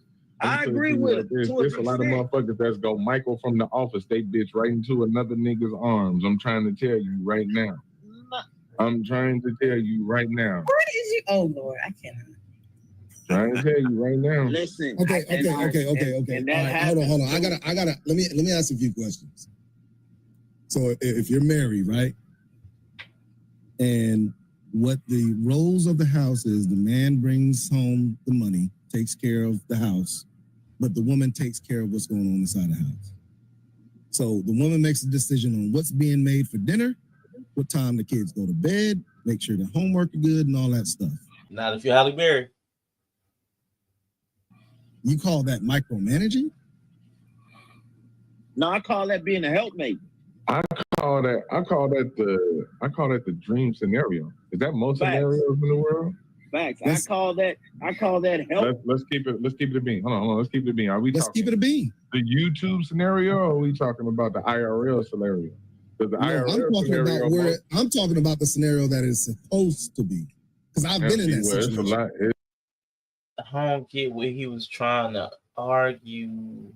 He tried to turn that into micromanaging, but one person where the roles are separate. The roles are separate. He tried to turn it into that was weird. I don't know. He's trying to make some kind of weird argument. It seemed pretty clear. Like, y'all talking about traditional gender roles. If it was the fifth, we'd all be drunk, my brother. We talking a lot of supposed to be's, but what we gonna do is operate in the what's gonna be. Because you're allowing them to operate that way, bro. That's why it's happening to you. It hasn't happened there to you you. go. What you mean, man? Look, I ain't allowing nothing. I'm not allowing nothing. That's the thing about it. I'm not allowing nothing because I don't have that much control over another human being. Okay, so that's when the women be talking about the dudes be trying to talk about slavery. He's talking about what you allow them to do. They are fully grown adults. Right, they are adults, brother. Like, old dude did not let Sha'Carri beat him. She just did it. Right, yeah, right. She just did it. Right, he didn't. Whether he snitched or not, like whether he said something or not, she just did it. You know what I'm saying? Yeah. He did not walk in the airport like, you know what? You can go ahead and beat me. Just did not. I don't know, man. People be saying some dumb stuff sometimes. I know what they be trying to say. But no. That's wild. Exactly. What are you talking about allow? Mm-hmm. What are you talking about allow? That's why you butt dial in the head, because you ain't got no control over it. That's why you get the butt dials, bro. On the contrary, my brother, I've been the motherfucker on the other end of the line. Like, man, you call him up. This dude is. There have been kings and presidents who have had their wives cheating on them. What is a regular dude in 2025 got that a dude with a standing army doesn't have? Like, what is he talking about? Right. What's the name? Alexander the Great started the whole war because this bitch wouldn't keep her legs closed. Yeah, like, come on, man. This you letting them. What you chaining them in the basement? Hit him with the what's the movie with Sam Jackson? Fuck, Black Snake Moan. Oh man, I can't when he chained that. When he chained her ass to the heater, he chained her ass to the motherfucking heater. Man. Yeah, that's damn. I mean, I don't hate it, but it probably ain't gonna work. Like not likely to work though. Nah, that's a crazy idea. Talking about letting them. It's 2025, bro. Girl, I ain't trying to hear that shit, bro. Well, wait. I'm sorry. This was 2023. It's 2 years ago. Listen, bro. Listen. You want to know why? You want to know why? Because you scare them chicks into not doing it, bro. You too crazy. I ain't got to scare them. They know you can either make that decision and fear for your motherfucking situation, or you can act like you got some sense, or you can stay the fuck over there. I don't have no control over you. All I did was give you a choice. All this allow and all this, bro, that shit don't work. That's why you getting all the buck back and all the act up that you get now. I don't get no buck back. I don't get no act up. I'm not talking about you because you are effective at what you do. But it's a lot of cornball niggas that's sitting up trying to listen to what the shit is going on YouTube. And all these motherfuckers is regurgitating that same shit. So while you're effective at what you do, 99.9% of the rest of these dumb niggas out here trying to operate in the world ain't. That's why when you talk about the ideal situation, I mean, yeah, cool. The ideal situation would be that the sun comes up exactly when they say it's supposed to, that it rains exactly when they say it's supposed to, that the fucking mail comes when it's supposed to. You ignorant, man. That was it'd be great for everything happened the way it was supposed to. Yeah. It would. It'd be fucking great. The unfortunate part is it ain't. And that's why people don't like that. People be trying to call me negative. Because I know that shit ain't going to go the way it's supposed to. It's typically not. Yeah, you can't have a whole Murphy's Law effect and be like, yeah, everything's supposed to go this way. That if it did, it would. Since it ain't, it's where we at, brother.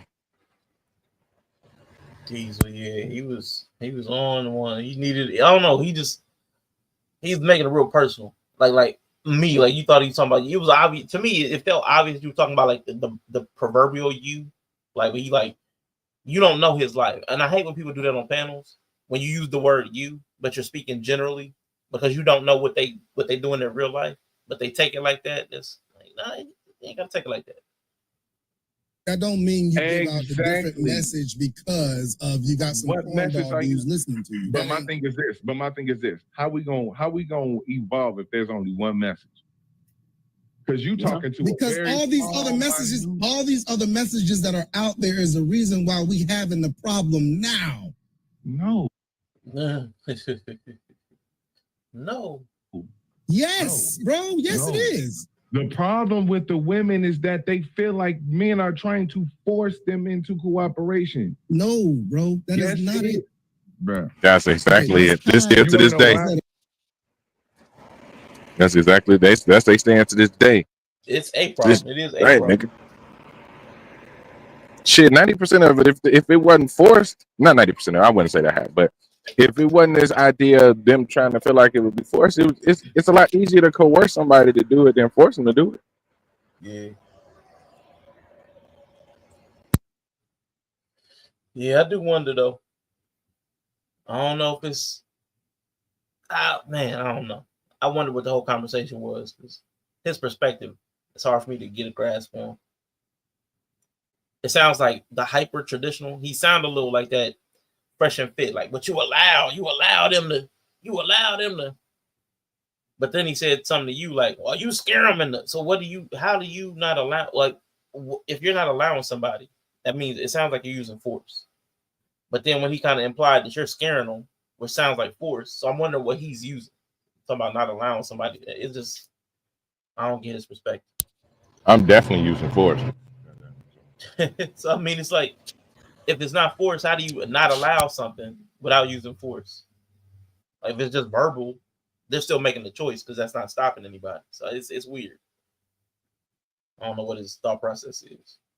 You wanna know why? Hold on. Because this is Smoke Show. I'm gonna bring the Smoke Show right now. This is why you get most pushback on panels and shows and talks like this all the time. Is because they solely disagree on the forcible side of what you're talking about. That's why when you get to the situation, hold on, because that's why when you get to the situation when they talk about the 6 feet, 6 foot, 6 pack, six figures, then you get all types of cooperation. They're not willing to cooperate because then we wouldn't have the idea of conditional femininity. They're not willing to cooperate. The problem is they're not trying to hear us fucking shoehorn them into cooperation by trying to sell. Right. I mean, because you was talking to the Shiesty women the other day over there on Ashton's channel, and it basically came down to the same thing. If a guy had I think the number was 70,000 on that panel, and it was 70,000, which y'all lowballed them down to 70. Congratulations, y'all talking ladies down to 70 from a much bigger figure, and it's like everybody says, if you listen to what they say, everybody's willing to cooperate if you bring certain assets, money, attractiveness, or sexuality.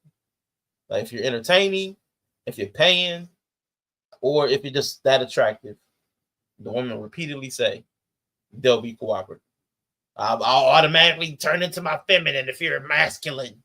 My femininity will just turn on. So it's interesting to hear him kind of argue against that. About not being married, bro. Not them. Women. We're complaining about them not being married. No, women. They don't give a damn about not being married, bro. They do not care about not being. Have you listened? Yes, they. Quantum. Men are mostly out of order and think they know what is best for everyone. Yeah, that's true. That's true. I don't think men are mostly out of order. I think everybody's out of order right now. But men do think they know what's best for everybody because we do. Damn it. We do. Have you heard them? Yes, bro. Yes. That's what the main talking point of most of these panels are. Exactly. Women are not married and they want to be married. And let me give you one talking point that I heard off a panel, right? This one chick was trying to be like, well, men are the new bad bitches and blah, blah, blah. Here's why. Because men now nowadays are the ones that's expecting relationship. Women not talking about relationship. They talking about getting to the bag till they about 30. And if that man don't happen to hit when they 30, they have no problem. That's why I do this whole thing when they was trying to get folks with the whole when they was trying die alone. Yeah, I'm like, shoot, I don't know where you about to go with it. Like they are not phased by the whole die alone thing. Unfazed. Do not care. Relationship does not matter. If they do get in a relationship, they're like, I don't want it. So it's like they do not care. do not care. Do not care. By and large, man. They got their money, and they straight. They travel, they good. Got their kids, because they won't get their kids. They don't need to do. They don't get them kids one way or the other. Get hit women with the whole buy a dog, die alone. They didn't give a damn. Most of them got a dog anyway. They like 75% to that goal. So when he's sitting up here telling them that, they don't give a shit about that. And what is the outcome that you see from these women, though? That's what I'm saying, bro. You're talking about. Hold on. I'll let you talk. So hold on. But you asked them a question. I hate when people do that. I was just watching somebody else and they did that too. Was asking questions, but then when the person tried to answer, they called it interrupting. Like, come on, man. We're talking about the younger age females that's talking this way. At the end of the day, when the females get up in age, it is the same story that they give, okay? I understand what you're saying about the young females, and you're totally right. They're not trying to be married, but when you get 35 and up and in 40s and all that stuff, these chicks are out here regretting how they lived their life when they were. I wonder if he got a channel. I wonder if he still got the same position, because the last 2 years has proven him totally wrong. 20-something years old. They're saying stuff like, I wish I would have got married earlier in my life. All of them are saying that. This is not a story that just comes out of nowhere. These women are wanting to be married, even though when they start, they might not want to be married, but at the end of the day, when their life is getting to the end, they want to be with somebody. They want to be in a marriage. Those are the only ones that are complaining. They ain't talking about these young kids. They don't know what the hell they want. You're talking about these young chicks. And you're right. These young chicks are for the streets. That's exactly. They're trying to get their bags. They for the streets and all that stuff. But at the end of the day, the females that even make 6 figures are still saying they wish they would have gotten married. That is the story, bro. And what age are these females in? If we're not talking about the young chicks, 35 and up. Bro, I'm 35.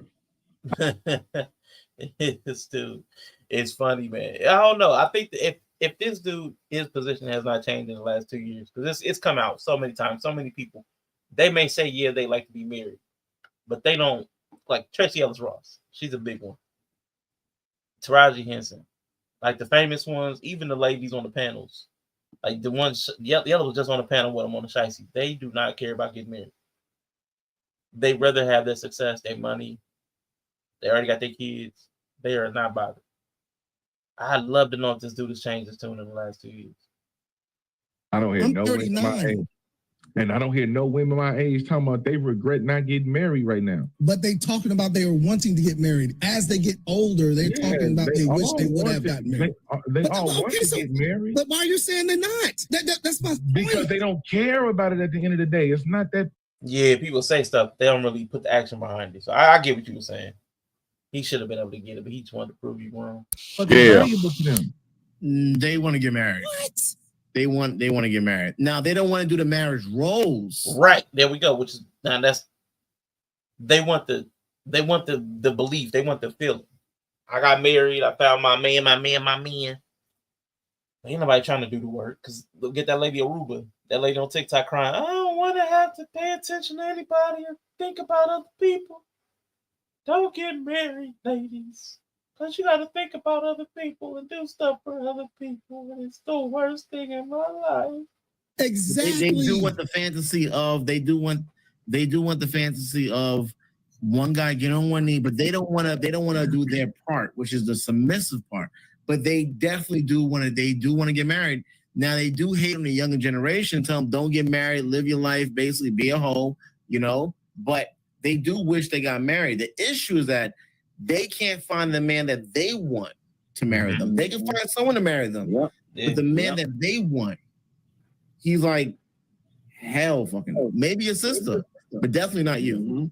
And mainly it's because men don't want to marry these women because they can't play that role of being the wife.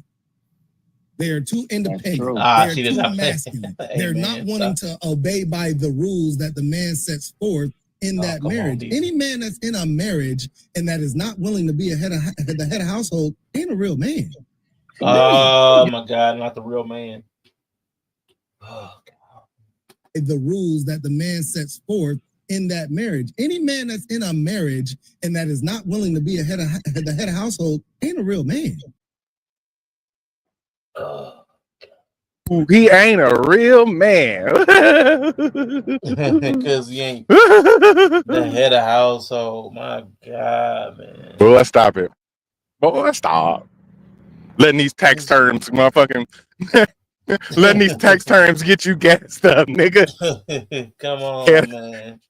Guess what head of household matter? H&R Block, nigga. That's about it. Man, for real. Now you ain't a real man if you don't file your taxes as head of household. You do married, filing separate. You ain't a real man no more. This dude, boy. Period. If the woman doesn't know her father, she's fucking trash. If the AR, oh man, I miss some inflammatory. I was gonna say, yeah. I was just thinking that. So it's like, I kind of miss that weird ass nigga. I miss those hot takes, man. Just random hot takes for no good reason, man. It would be just so like random and sporadic. That felt like a Tourette's explosion. Like, you know what I'm saying? Yeah. If you don't know what that is, God damn, okay. Yeah, man, come on. Period. If the woman doesn't know her father, she's fucking trash. It felt like, you know what that felt like? It felt like he had that written down and was like, had to get it in. Like, like in wrestling where they got to get the move off, got to get the stuff off. Yeah. I'm gonna get the match can't end until John hit the 5-knuckle shuffle. Like John got to hit the Right. 5-knuckle shuffle. Yeah, man. Oh God, I love it though. It was said so calm. It didn't even fit the tone of the moment. George Bush doesn't care about black people type beat. Yeah. She's fucking trash. She is trash. Period. If the woman doesn't know her father, she's fucking trash. If that ain't have nothing to do with y'all talking about. Y'all was talking about the man. Nothing. Nothing, bro. Nothing. We were solely talking about the man, bro. We were solely talking about the man. I feel like this might have been during Blue Pill Week too. Man. Well, I might have been just recovering from Blue Pill Week. Oh man. I'm trying to think of the time. They said about 2-3 years ago. Yeah. Time. Yeah. I was on these niggas' head. What a time to be alive. What a time.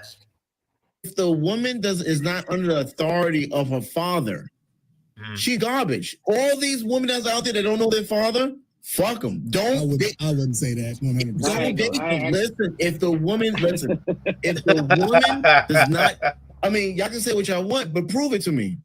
Look at all these fucked up relationships, all these divorces, because these women don't know how to be submissive. Leave them. Listen, don't even say good morning to them. That shit's contagious.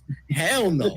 If the woman doesn't know her father, stepfather, grandfather, pastor, if she don't have someone that can vet you properly, these women are hoes, man. They don't want they want to get married, but they don't want the marriage lifestyle. This is what the problem is when it comes to men and women, when it comes to dating and then leading into marriage. A man will start. He's just crashing out. Go in, AR. Tell him he's. He was spazzing. Why was he spazzing like that? Oh man. I swear I crash out right now. You ain't like that. Stop it. Swear I crash out. Man, stop. You just talking. Fucking I'm crashing out. Okay. I'm a real nigga. Yo. I hate you. I hate you too. Oh, man, but he was good for them hot takes though, man. He was going hamburger. Yeah. Don't talk to him. Don't say hello to him. Don't say good morning to him. God dang. Like they ain't got some kind of male figure in their life, man. Leave them alone. And I can agree to a point because it's like that even with I can tell like myself as somebody that was raised by a single mom. I can tell that there are problems that I possess because I did not have a strong father figure. And even having a father around, if it wasn't a good father, it's kind of the same thing. So I think the better point would be to gauge the quality of relationships that the person has with men and women through the people who are in their lives, man. Because you need to have both dynamics. You need to have a healthy, respecting relationship with both men and women through elder figures. I think that's definitely important. Off being a simp and allowing a lot of things to go down, and then when marriage starts talking, they switch up because they weren't real with that person when they first started. You know what I'm saying? And that woman was expecting standards. She didn't have those standards at first, and that at the end of the day, he's giving those standards that she's not willing to abide by. What you do? Black woman growing gray hair and the uterus falling out. Talk about planning to get married. The dude in the chat crashing out too. Still stupid. He growing gray hair and that uterus is falling out. Planning to get married. You can get married without needing to have a kid, man. Come on, you can get married at 60, 70, 80, 90. Yeah. Oh, there's a lot of older people getting married. Yeah, you ain't gotta want to have a kid to get married. I don't know. People put too much like dip on the chip. Like they marriage gotta mean this. It don't mean the same thing for everybody. You know what I'm saying? Yeah, it really don't. Yeah, it definitely don't. If there was an African woman that wanted to get her little the paperwork, I'd get married. Uh-huh. You know what I'm saying? Throw me some change. We'll have a lot of women who are out here married and living a single lifestyle. So they don't know their daddy. My cat's breath smells like cat food type. Yeah, stay obvious. They're bastards. Can I say something? Bastards. Yes, I missed. Oh, he's. Yeah, the bastards. Yes. They're bastards. Can I say something? Wait a minute. We got to read this comment. He said black women said be down some growing gray hairs and their uterus is falling out. I cannot. Go ahead, Carlos. Yeah, man, that came up with my little recommended, man. That was cute. Let's go. Cute, man. Good old days, man. So do you Let's miss go. I know you really do you go anywhere else other than the Shiesties now? Or you kind of keep it close? Yeah, not really. Not really. Not really, man. Because at least I know I can get some type of reasonable conversation. I ain't finna get no heads blown off. We ain't gotta agree. But I ain't finna get okay, I'm not gonna say it. I get whatever energy I bring. So when I'm calm, they calm. When I'm gonna turn up, they're gonna turn up. And I like that. So that's what I was gonna say with the Shiesties, man. You seem to have a good rapport with the ladies. Mhm. That's like it seems like they'll listen to you because you don't go in there trying to prove them wrong. Like they feel like they get defensive. This first stance when the women are on the panels is to get defensive when it's like when they have a disagreement with a man. They'll get defensive because most dudes are trying to prove them wrong or shut them down or something. Mm-hmm. And like you be trying to get to an understanding. Like so it's kind of cool watching you work with them and like get to that place where they. I remember dude last time he was like, I ain't watched one yesterday, but the one before that he was like, oh, she got all soft when she was talking to you. And somebody, it was just funny, man. But they'll back down and soften up when they realize you're not trying to make them look stupid or trying to catch like get them in a catcher. Yeah. Questions and, yeah. But I will though. I got that ability because I had to do it the other night. Yeah, you walked the girl into it. Everybody like, he got you. He walked you into it, but it wasn't like malicious. Mm-hmm. It was just opening thought process up. Mm-hmm. Yeah, my initial goal wasn't that. If I got to do that to get around to what I'm saying, I can. But yeah, that ain't my goal. Yeah. You be trying to like when I see you using the gotchas, it's mostly just not even a gotcha. It's mostly trying to have you use empathy for a woman to understand what empathy looks like for a dude. That's typically what you always have to do because there's no initial empathy for men coming from the women. So you have to put them in a situation like, okay, if this was a woman, what would it look like? Okay, now it's a guy. Why is it different? Mm-hmm. And then they got to face that whatever reality is. Because that's exactly what. Oh, it was like girls like. Now, if it was a guy that said this, I mean, if it was a woman that said this, you wouldn't have shut them down like that. And other girls are like, you know, you're right. We would have. Mm-hmm. It's like, dang, God. So yeah, man. So and they like to, hopping? Go ahead. And they like to, and they don't mind calling each other out. Like that's what I give them, give those ladies credit for. Like they definitely hold each other accountable. You know what I'm saying? They be like, nah, girl, you wrong, or this, that, and the other. They'll agree to, but you know what I'm saying? They'll correct each other. You know what I'm saying? Or they'll speak up against each other, which is kind of dope. Yeah. Do I miss the panels though? Hell yeah, because it'd be nighttime. I don't be having shit going on. I don't want to stream, but I want to get on the stream. Mm-hmm. So yeah, I definitely do. But I always like finding new places. Like I like Shiesty, you know what I'm saying? I like the consistency with them, but I always like finding new places and don't be too many new places that be paneling up. Okay. Yeah, you was the panel whisperer for a long time. You would go somewhere, find a new spot. Niggas get that link in the group chat.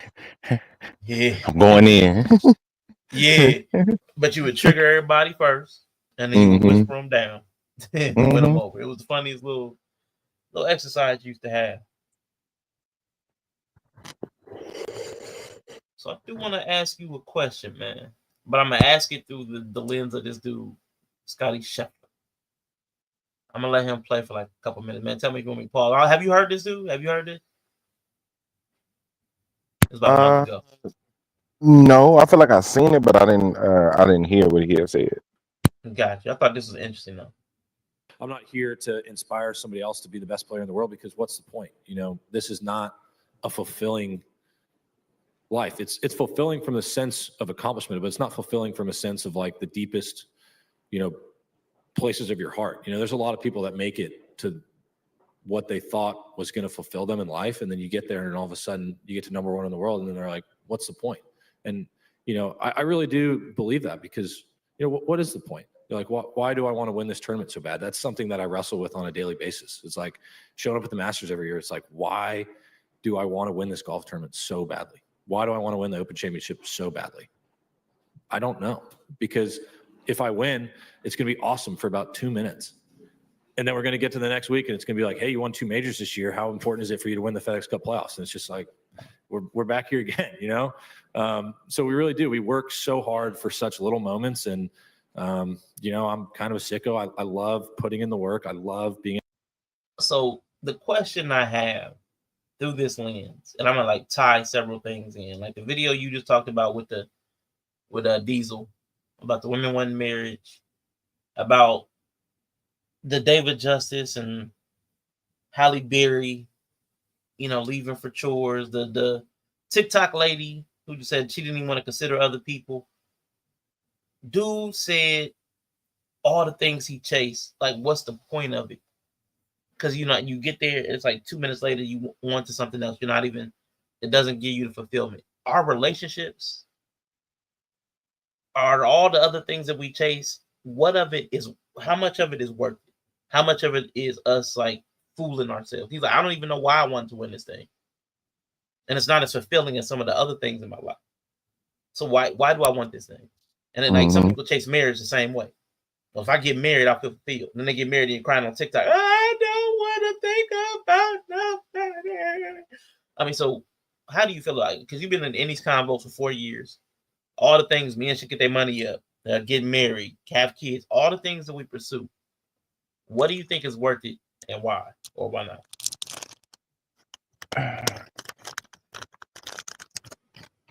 The only thing I think is worth it, like if I have to narrow it down to like, what's it, why we do it, or like what's the worth, is people. It's never the thing. It's always the people.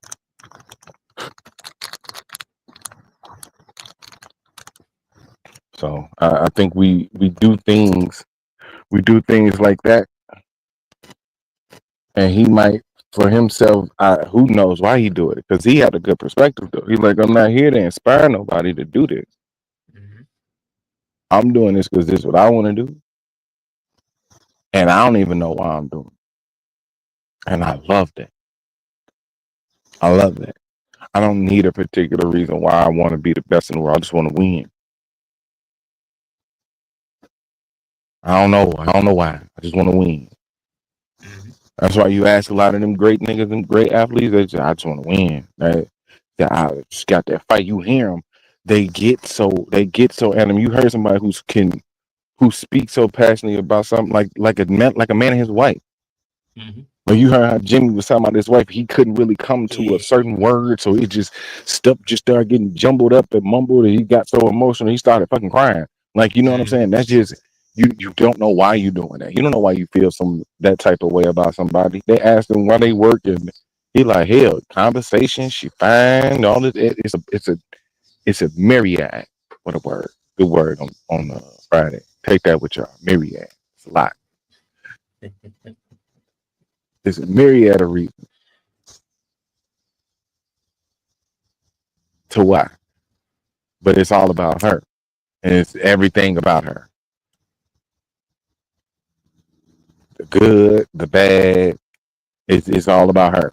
That's why it's like, if it's him, even if it's his thing, like he's competing for him, it's still the person. That's you. It's all about the people. And there's one ass cicada. One loud cicada. That's dope. No, I like He over that. here getting it cracking. Yeah, he's signaling. He out there calling for somebody. Come get this nigga. He over here. Come get this nigga. You by yourself. I'm ready to get jumped by a gang of cicadas. Man. I Seen some of that too, boy. Ooh, you in the man. Oh, cause you in that area too where the cicadas be out there too. Oh my god. I think God they'll be out in Ohio like that. Oh, woo, man. But yeah, man, I thought that was an interesting clip, man, because I see so many people pursuing things, like pursuing achievement, pursuing greatness, pursuing titles, pursuing more money.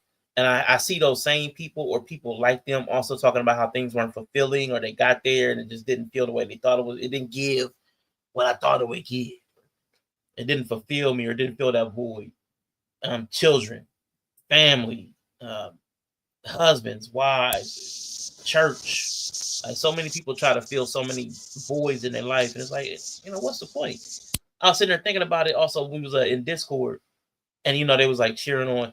We had the whole thing about that lady wanting to divorce her husband, which I thought was interesting. And then right behind that, everybody was like cheering on Nick Landry. And in my brain, it's like in my brain, it's hard for me to want to cheer for Young Love because I feel like this dude. What's the point? Because somewhere along the line, y'all gonna hit that point too, where your energy or your effort is gonna tap out. Like 9 times out of 10. Most people don't make it to marriage, and even if they make it to marriage, then it's 50-50. But even getting there, it's like 90-10. Like most people just don't even make it that far. They break up, get ghosted. It's so unlikely. So it's hard for me when I was listening to everybody talk about, like, oh, Nick Landry. I'm like, why are we so excited? I want to see people last. Like, let me see somebody that's like 10 years into their marriage. Then I'll celebrate all day long. But I don't want to celebrate the easy things anymore because like everybody gets those. We're always celebrating somebody doing something new. You just starting something. People start something every day. There's a new one every day, B. There's a new one every day. But there ain't a 10-year one every day. Oh, yep. That's why me talking somebody out of you put 10 years into this shit. Yeah. Me talking to somebody about it.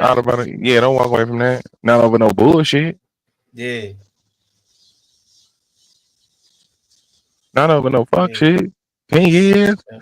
That's why I asked, like, how long you been here? She was like, 10 years. I was like, make it the fuck, man. We don't get you. If you don't get your ass back over there, break the work, fam.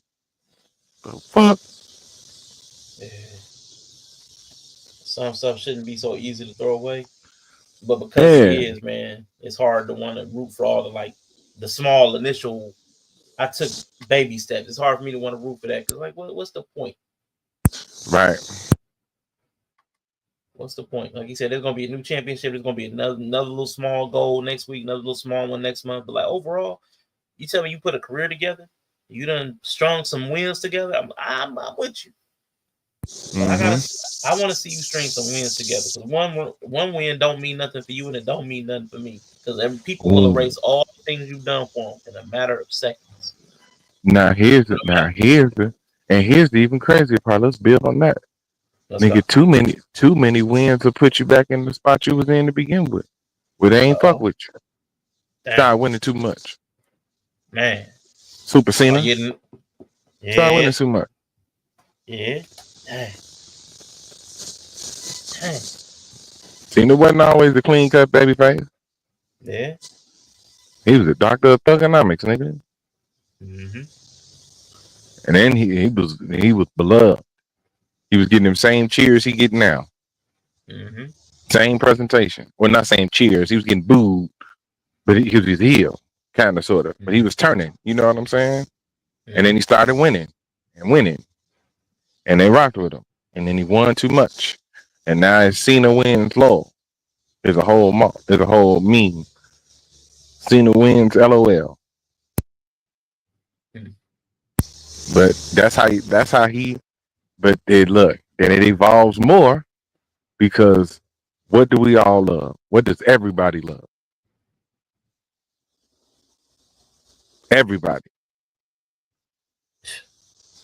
I don't know. A comeback story. Okay. A redemption arc. Everybody love that. That's why he was able to say, I won a lot. Yeah. But guess what? 9-1 in 2000 some fuck our days. Now what? And when he came back, everybody was on his side. Everybody was cheering John when he first came back.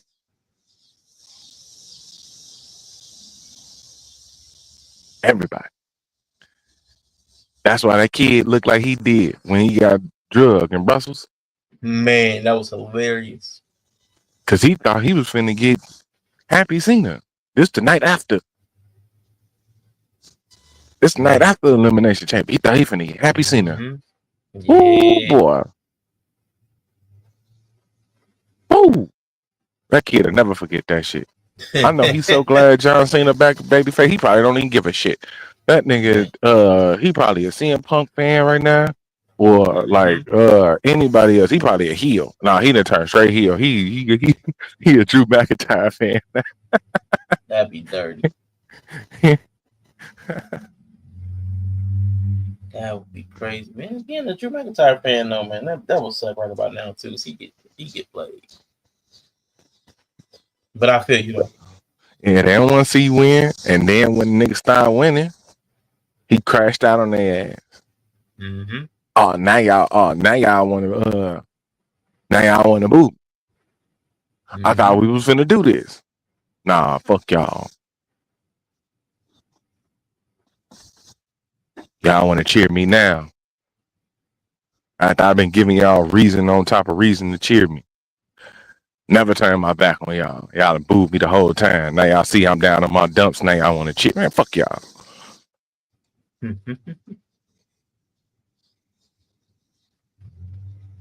So yeah, man.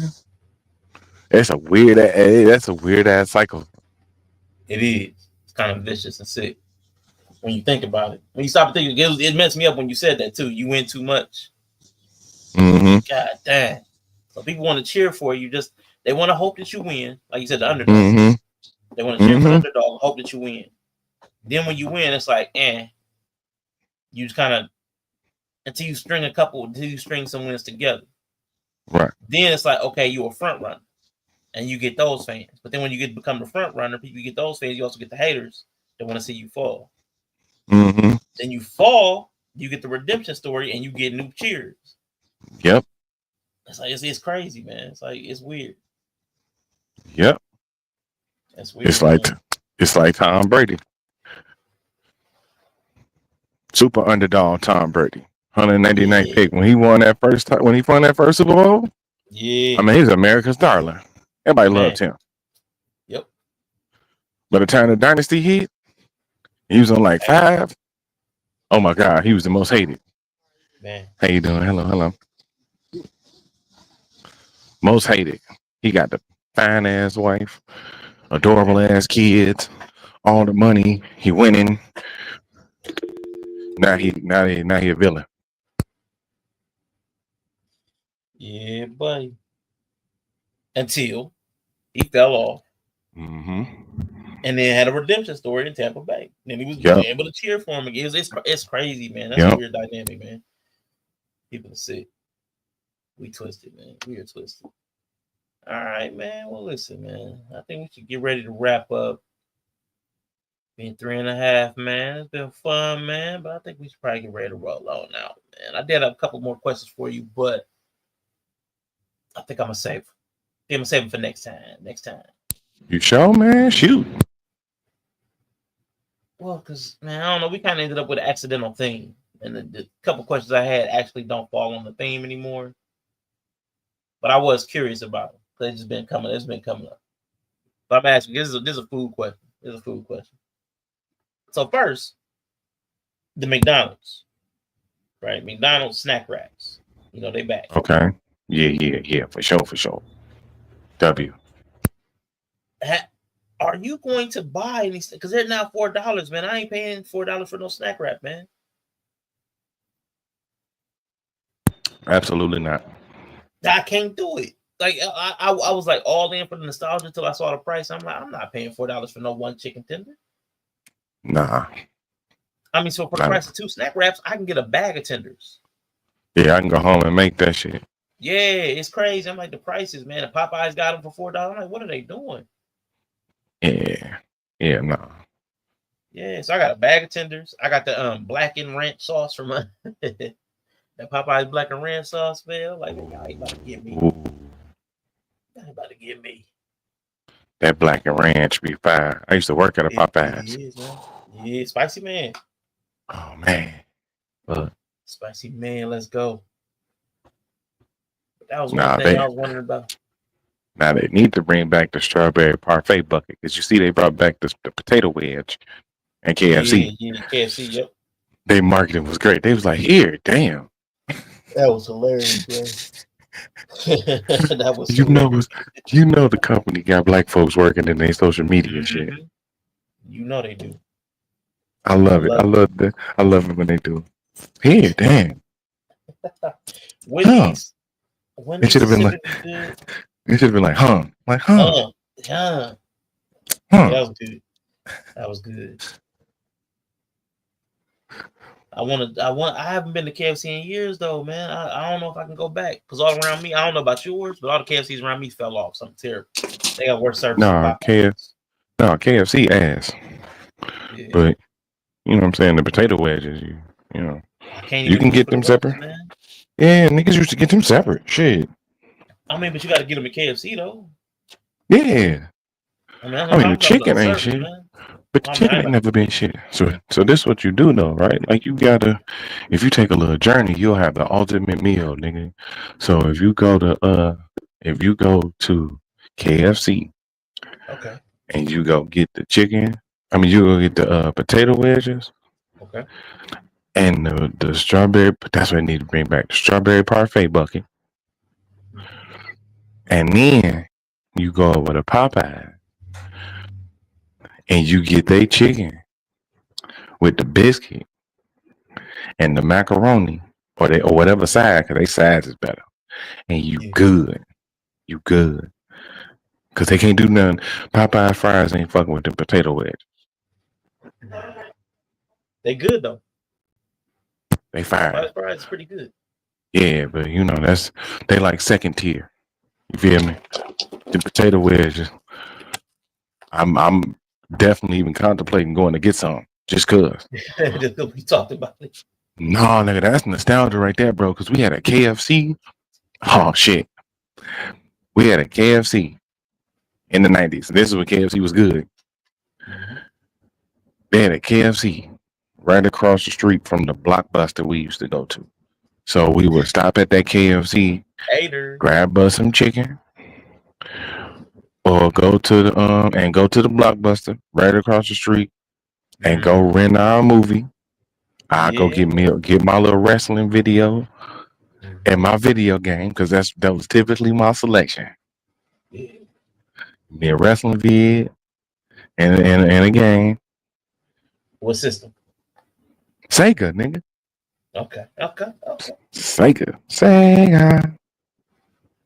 Let's go. I'm trying to pull up on them potato wedges, but I do like the mash and gravy. Yeah, they mash and gravy good too, though. You ain't wrong. They gravy good as fuck. Yeah, gravy is good.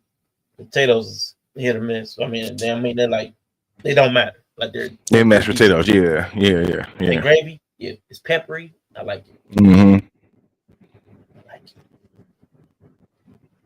Yeah, man. Yeah, man. I like it. I'm with you. Now, leaving the food, I want to have you watch, because I mean, you know, we had a couple of big movies come out this summer. It's towards the end of the summer. Mm-hmm. Have you watched either of the big blockbuster Hollywood action movies? Okay. So I recently was able to catch up on some movie time. Okay. I watched okay, we'll go with this one first. Because the second one was better, I say, or the second one might be a hot take anyway. Okay. The first one I watched was Mickey 17. That came out earlier this year. Yeah, that was good. That almost felt like it was last year, it feels like. I really enjoyed it. Yeah. Yeah, that was good. Yeah, I really enjoyed it. There was one part in the movie that drops it down from like an A to a B. Okay. But it's just because the scene felt unnecessary, not in its context, but just in its necessity. Like it was just a scene between him and it's spoilers for anybody who ain't never seen it, but it was just a scene between him and him 18 and his girlfriend, basically. Yeah, I know what you're talking That about. scene, Yep. yeah. And it was like, part of me was like, oh, okay, they're gonna do this. This is okay. All right, they're gonna do this, but then they didn't, and then it didn't have another purpose. It just kind of went on, which I get it. It was a cool scene to. It was probably a cool scene to shoot. The Like it, concept, on that, yeah. On the editing technology side, that's also a fan of that because I'll be watching. I told you I'll be watching the graphic, the special effects videos. Like it's a YouTube channel I watch called Corridor. They all special effects artists for like movies and all the other shit. We make a little mini movies, and I'll be watching all the like little secrets and shit. So that's one of them things I watch a bunch of shit that I know I'll never do. I'm like, oh, okay, this is cool. I like this. But no, it was a cool shot in how they did it or how they made it happen. So yeah, I don't know what the question was gonna be behind me watching any movies.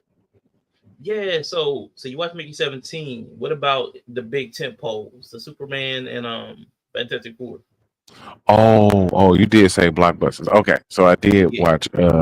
I've watched Fantastic Four. I haven't seen Superman yet. Hold on one second. Yeah. Let's see. All right. What about y'all in the chat? Y'all watch either the big tent pole, Superman, Fantastic Four? The honey barbecue wings were good when they had those. Oh, I hate you, those. Now I'm triggered because I want some. Ooh, them little honey barbecue joints. Whoa. Yeah, buddy. You got about Charmin when I bought KFC. Fuck. That's crazy. Fuck, bro. Not the look. Man. Shout out to those, man. That was a good call. That was a good call. All right, my bad. No, you good. Like Bree said, big back out. Yeah. So like I said, I've seen Fantastic Four. I've yet to see Superman because I know it's not gonna work. Dang. What do you mean?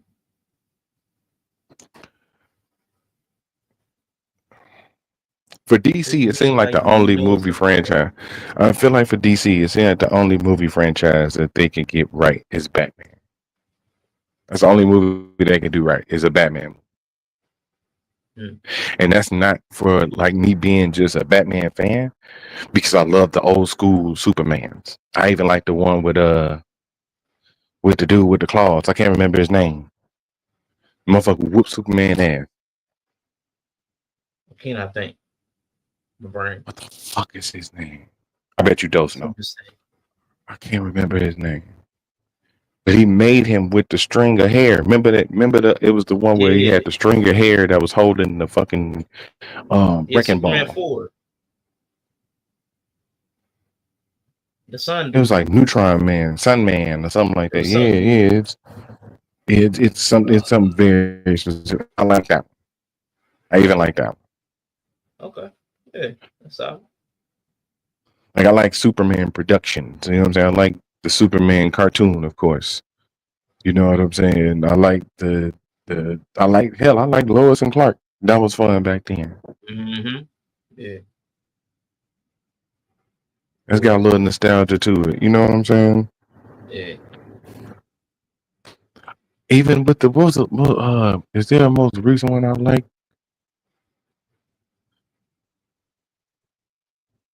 I can't even think of one of the most recent ones I like. I'm gonna be straight up. Henry Cavill ain't do it, man. He ain't do it for me. Okay. I can respect. I like Smallville. It's like everything but the Superman story, because Superman himself don't really have no story. He just an alien, right? He don't really have no. He don't have the. How can I put it? And maybe this is why I don't like him as like my favorite. I'm not saying like it, but that's probably why Batman is my favorite. He don't have that something to lose element. Okay. Like he just fighting to be our protector, which is cool. Thank you, brother. We definitely need it. But yeah, you really ain't got nothing to lose, bro. Yeah, you really you just kind of here. He's a good person. Yeah, you're just a good. Right, you're just a good being. Yeah. Last Boy Yeah. Scout. Yeah, and that's dope. I'm not taking that from him. Yeah, that's a little bit of a hot take too. Just like, I know it's not gonna work. I'm like, God dang. Yeah. No. Tired of being burnt by Superman movies. Yeah. Okay.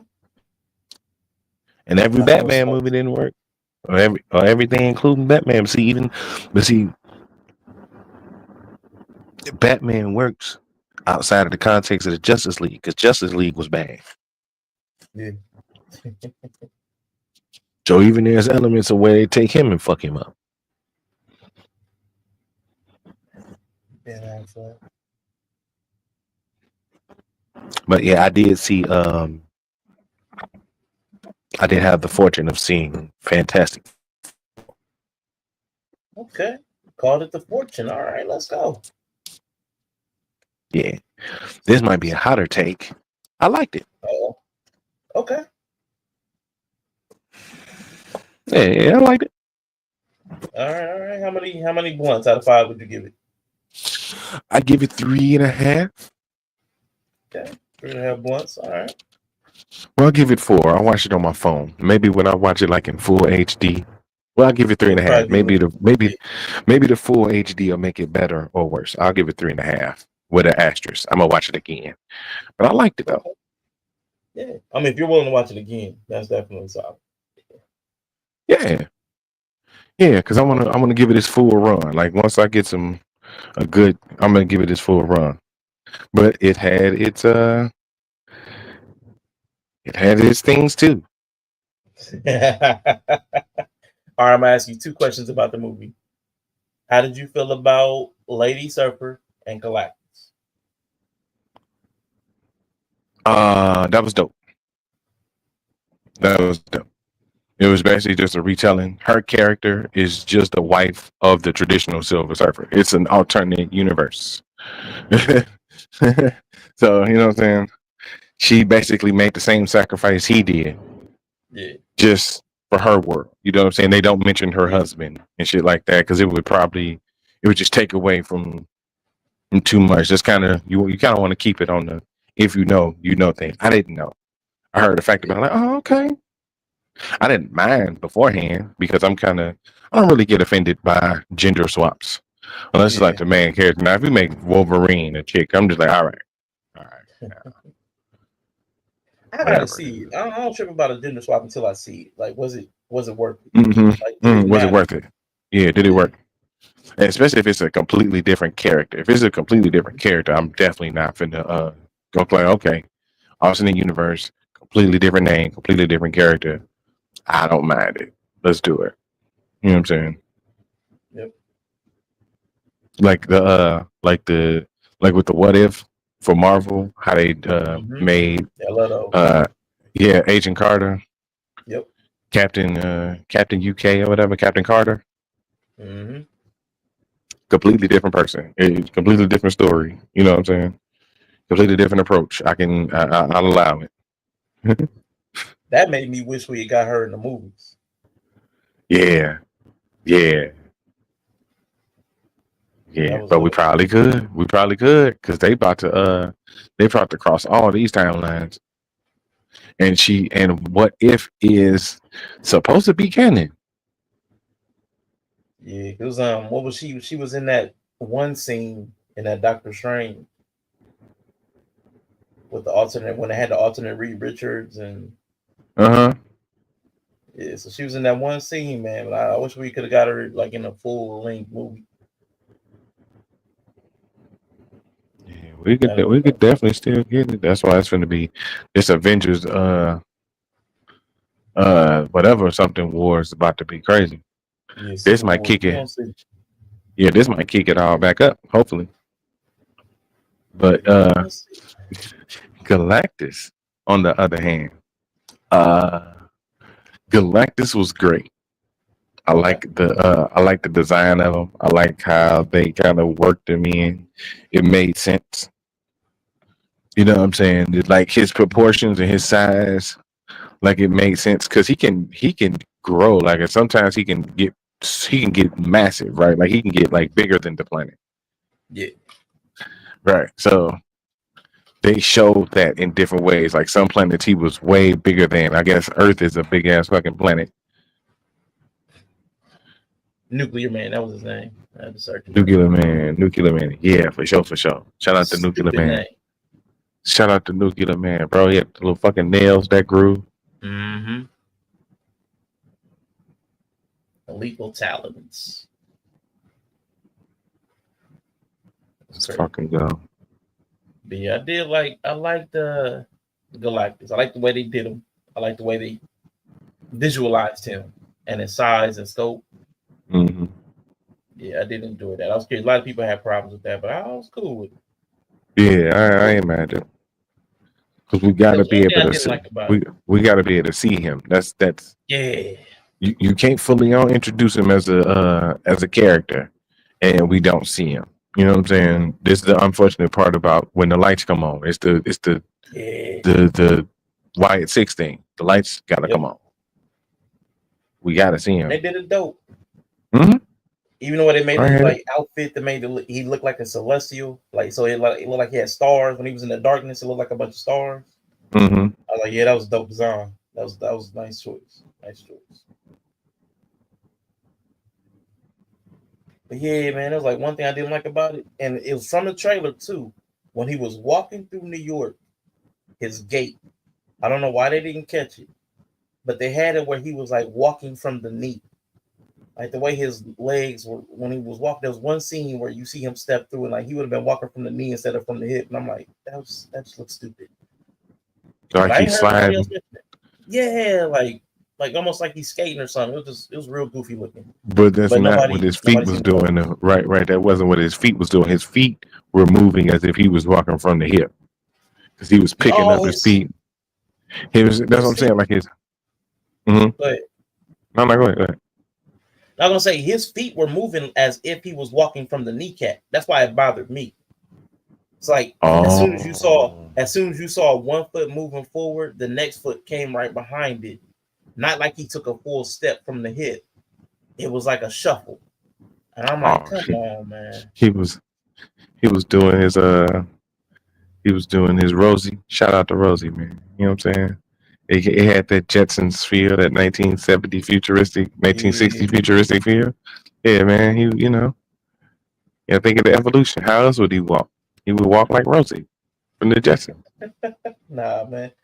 He got fully grown legs. But we ain't got to that technology yet. Maybe we ain't got to that evolution of Galactus yet. He could take a full step. He was doing that little loosey-loose shuffle step, like he was wearing a little skirt and them little Japanese sandals. He was being dainty. He didn't want to break the planet. Yeah, but you gotta think about that though. Maybe that's why. Okay, right. Because remember, he's there to get the baby, and he was going to spare the planet. That's how he got to. That's how he got the Silver Surfer, because he spared her planet. Okay, I'll give you that. He was being dainty because he wasn't a man of his word. Okay, I'm because he could have. He jumped down in the water. He did. He was at least courteous enough to do that. He could have just dropped down in the fucking middle of Manhattan. He's courteous and thoughtful. Okay. He could have just crushed like 6 buildings just jumping off that little chair. He could have. Probably should. Oh shit. Probably should have. Yeah. Okay, so solid movie. So you saw Fantastic Four, you saw Mickey 17. I did like both of those. You did not see. You You had don't a even question. believe You in. had a second question Yeah, I got a follow about? up question. Yeah, I got a follow up question. Not about Fantastic Four, but about the Oh, summer because I had blockbusters. one more. I had one Now more go ahead. critique. Go ahead. Let's The go. the baby CGI. Holy shit!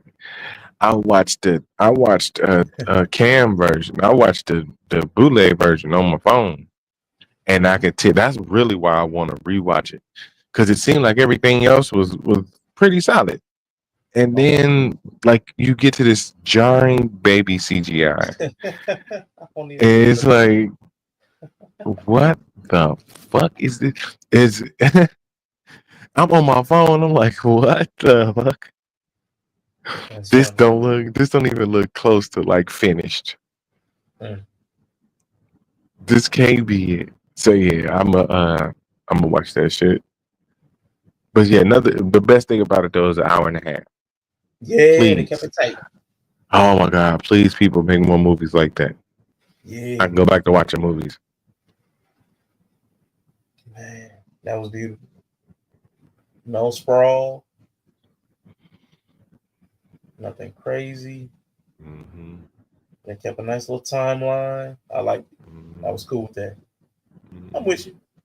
So my question though was about the summer blockbuster season. Like I know some people still partake in it. I know still like theaters and ticket sales are still down in general. Mm-hmm. But do you think we'll ever get back to like the whole summer blockbuster? Everybody's excited, want to go out to the movies. Do you think we'll ever get back to that point? No. Hmm. That shit costs too much. So you think it's cost? Yeah. I know COVID shut down a lot of people's desire to be out there, but I mean, Yeah. it never really rebounded all the way. Yeah. Niggas outside though. Yeah, they are. They are. Yeah. So it ain't about niggas not want to be outside no more. I mean, but they That also shit bring a lot of costs. other expensive stuff though. If that shit costs. I mean, And but so does everything else. especially with the summer blockbusters, it's like look at the type of marketing shit they do. And they selling these popcorn buckets. Yeah. These buckets like $50. Okay. I ain't spending that much on my popcorn. Right. But then I go get a small because I don't want the bucket. The small $20. Ooh. it ain't that expensive out here, thank God. Please. Ooh. Oh no, that shit too expensive. Yeah. Okay. So you think it's the price? I was like, people still doing expensive stuff, like like SummerSlam. I was sold out both nights, and WrestleMania. People do expensive stuff, and even like baseball games. Man, I was watching something. I want to say the Philadelphia Eagles part. It's $17 for a bottle of water. I'm like, God dang. I mean, people still do costly stuff. I'm just curious why the movies never seem to pick back up. Everything else pop back Yeah. off. Travel, restaurants. Yeah.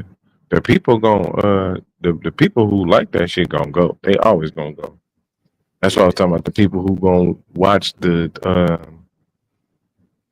what the fuck was that? It was a PLE between Backlash and Money in the Bank. That was just like a nothing ass PLE. You was like, why are we even doing this? It was a couple of them. But like those people are the ones who gonna go to everything. Mm-hmm. But the reason it's booming is because new people are coming. Mm-hmm. Right? The reason we're getting excited is because new people are coming. There ain't nothing to really give us now. The Marvel franchise milked every little bit of excitement for movies out of us. We are no longer excited for movies because of that. Man. The Endgame, holy shit, dude. I remember the anticipation for Endgame, dog. Man. That shit was wild. Them two movies right there, Infinity War and Endgame, set a precedent that ain't never gonna be matched again. Just in anticipation. They might be better movies, but anticipation, shit. Nigga, when we knew motherfuckers was finna, we knew this was gonna be the end for some niggas. Oh yeah. Oh yeah. Shit. Oh hell no. Nigga, they was. Remember how them photos was getting leaked and set pictures, and then niggas was getting fired and arrested. They had to sign NDAs. Fucking Tom Holland almost got fired twice because this nigga just keep fucking dropping spoilers. Keep dropping spoilers. Man.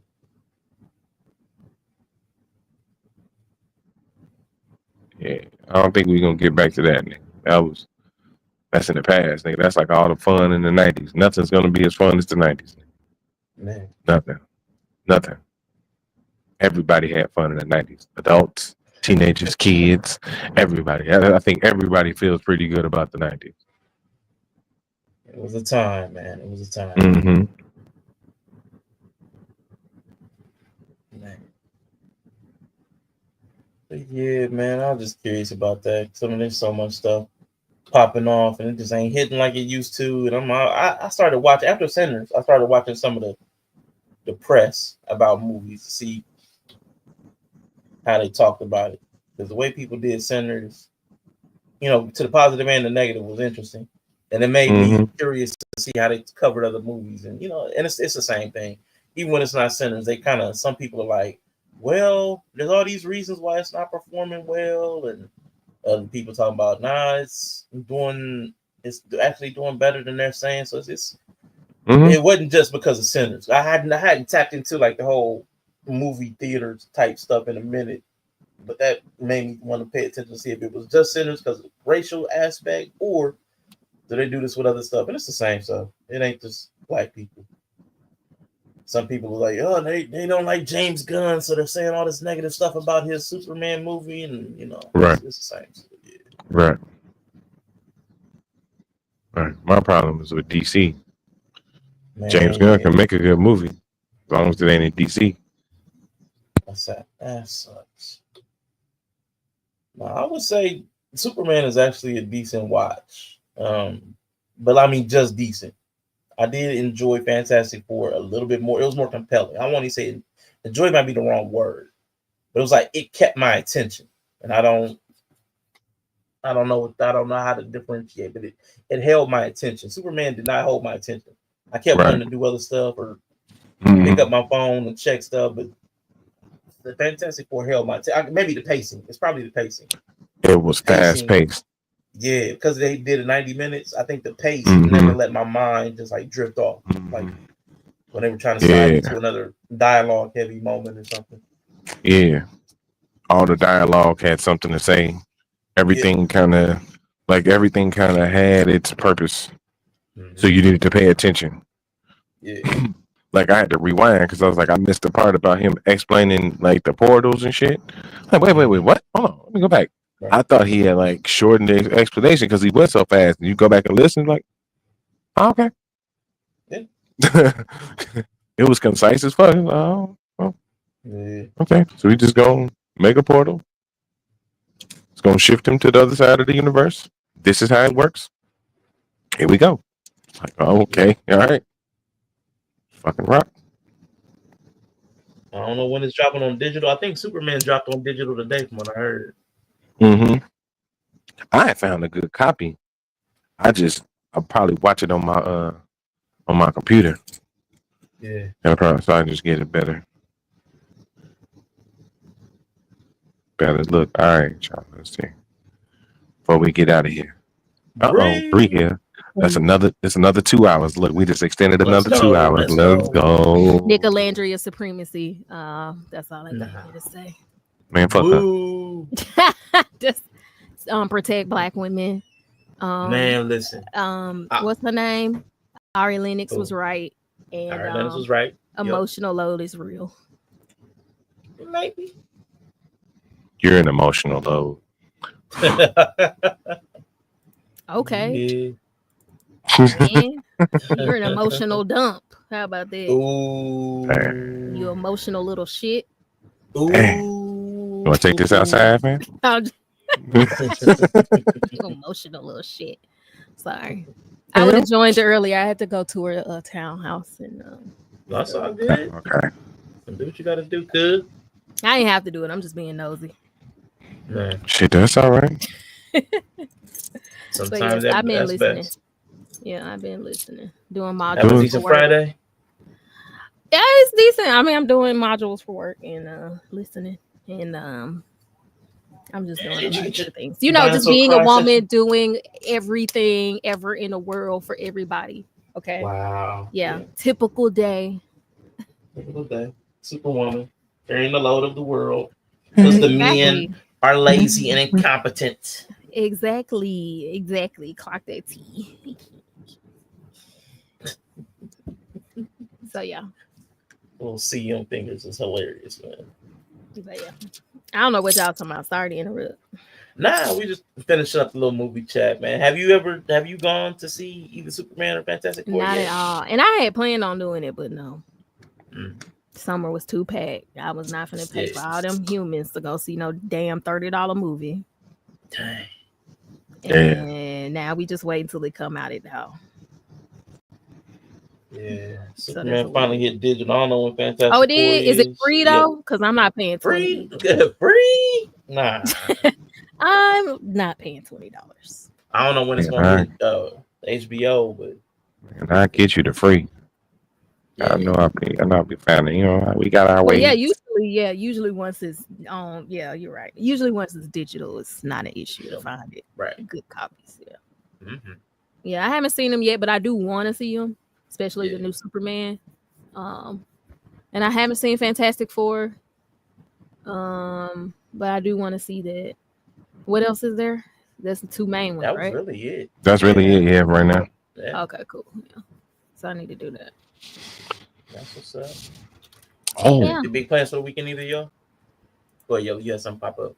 No, go ahead, Bree. We finish that Do I first. have Then I what's today?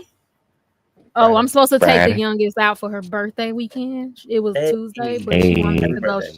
Yeah, she wanted to go shopping, so we're taking her to two of her favorite stores: a Japanese bookstore and Charlie's Collectible Show. So okay, that's got cool. some money she trying to spend. Let's go, man. Break that money Right. off. Break that bread. That's how you fight depression. Spending white people. Yeah, so should be fun amongst all the other things. But yeah, that's pretty much it. Okay. What you yell? You going on? Do anything? Wrestling? Anything? Work. The man Work. working up to the bone. Work. Yeah, my big manager gone. So she gone on vacation. So okay. Yeah. Now why with face? Sorry. No, that's all good. I was gonna say with the crash out that I had to prevent, I don't know if she came to work or not. So I probably should text her and see if she she came in. Check in. Yeah, let's check in. We'll check in. All right. Anything else been going on with y'all, man? Before we bang on out. I mean, we had shit Brie up in there. No, just really great TV watching. I've been watching To Be Hero X, which is great. What?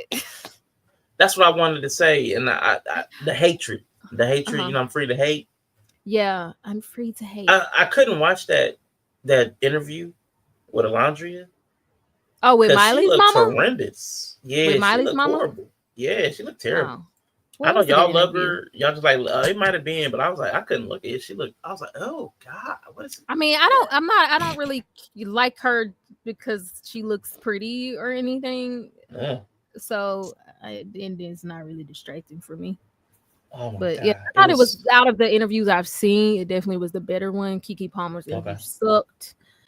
Oh wow. I think because Miley's mom hadn't really actually watched the show, it actually just ended up. I actually learned a lot about Alondria and like how she was thinking at the time and just in general. So I actually feel like it was one of the better interviews because the host hadn't watched the show. Gotcha. So yeah. The ones where people have watched the show is kind of annoying because they just want to like talk about drama, which I get, but we know they're not gonna talk about it. Like they are kind of like, you know, tight-lipped about it. They don't want to start a mess. So most people, they're not gonna feed into the drama. So it's just like a waste of an interview when the interviewer is just like, give me some tea, who did this? And they're just all kind of like, oh, giving the politically correct answers. So it was actually a really good interview. So do you feel like she's a good person or something? I think for me, the reason I like her is she is relatable. Like I think she's very relatable. Yeah, for a Southern Black woman. Like I'm from the South too. Gotcha. So I think that I find her relatable. Like being the first one in her family to go like to college and like you know get a career, leave home. She like left her state. She all those things. I think she's just very relatable. That's reasonable. So now there was something I saw her on. She kind of tried to make a point about people and about the whole angry Black woman trope, and how she had that one moment and everybody jumped on like, see, that's the real her. And then she was like, what about all the times I was poised? I'm like, but that's the point. You were poised. That wasn't the real you. So people, when you drop the poise, when you drop the pretense, everybody's like, okay, that must be really who she is. That may not be representative, but that's the first time they saw genuine versions of your feelings. Yeah. So that wasn't like outlandish. And that's why I liked her interview with Miley's mom, because she did talk about a lot of that pressure. Like, I don't know, I just really related to her more after the interview because I understand the like, I'm from the South, I have to code switch when I'm not home and I have to try to talk this way. You know, you can never really get rid of your Southern accent, but like you do have a different way you speak and you don't feel as relaxed and you feel like you have to like perform. And I don't think that's a woman thing. It's just like being from the South and like leaving home, not feeling comfortable in other spaces, or you know, people judge you. But yeah, I've also had that happen to me in real life too. Like I'm usually very professional, very poised, and you know, the one moment that it's not necessarily that people have a reaction to me being mad, it's all of the stuff that I become once I'm mad. It's like you've been around me being professional. I'm usually chill. I'm usually this. Like I'm usually not mad. So like I just feel like if I do get mad this one time, I feel like it's pretty reasonable to expect people who've been around me long to give me the benefit of the doubt. Like, oh, maybe she's really upset about this thing, or she's usually not upset. She's usually not going off. But a lot of times when you're not around your own people, sometimes, and sometimes even your own people just start to, you're all of these other things and stereotypes now that you're mad. And I think that is very frustrating. Yeah, I can see that. Especially Navigating the professional world, you know, it just is tiring. So I do relate to that. Nah, that's definitely understandable. I can respect that. All right.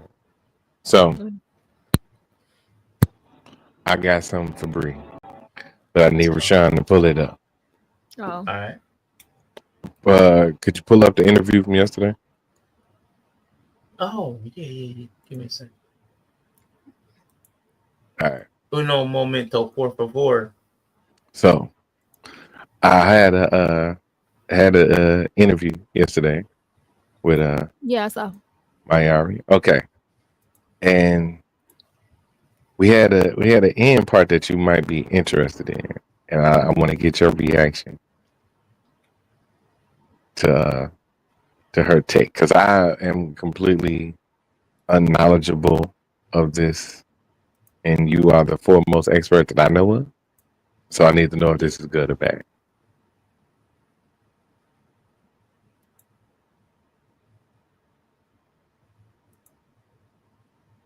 I went back to find it, how her hair was on the interview. I hated that wig. It wasn't her best wig. It wasn't her best wig. I hated it. I hate because you could clearly see, like, I just feel like she's worn better hair pieces. All the time. Maybe it was a last minute. Like, she ain't have no stylist in LA. I don't know. She need to hit up Serena people. Something. She need to do something. I saw that. I was like, oh my God. I was like, I ain't gonna say nothing negative like because I know how y'all be feeling. It was giving news anchor. Like, it was just more like corporate news anchor hair. Yep. Yeah, and I'm like, she usually don't. She usually do something else. So Okay. All Let's right. see if So, we spot. so Let's get yeah. it up. Yeah. So this was towards the end of the interview, as you see. And shout out to our brother Rashawn, who presented this question. So let's get into it. For the nerds and the anime geeks out there. Okay. So your credibility rides on the answer to these questions. Favorite anime genre, favorite anime of all time, favorite current anime.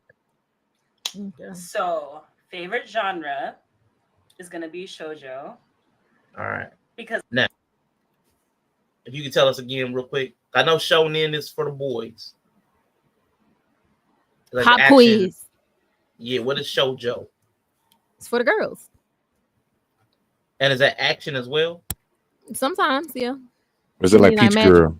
It could be like magical girls, like Sailor Moon. So it's action. Yeah. Okay. All right. Right. Yeah, that's why she said that's one of her favorites. Sailor Moon. Oh, she also got it. Oh yeah. She we'll get to that take too. I think she said bring that up on it too. Yeah, we'll get to that. I love to cry.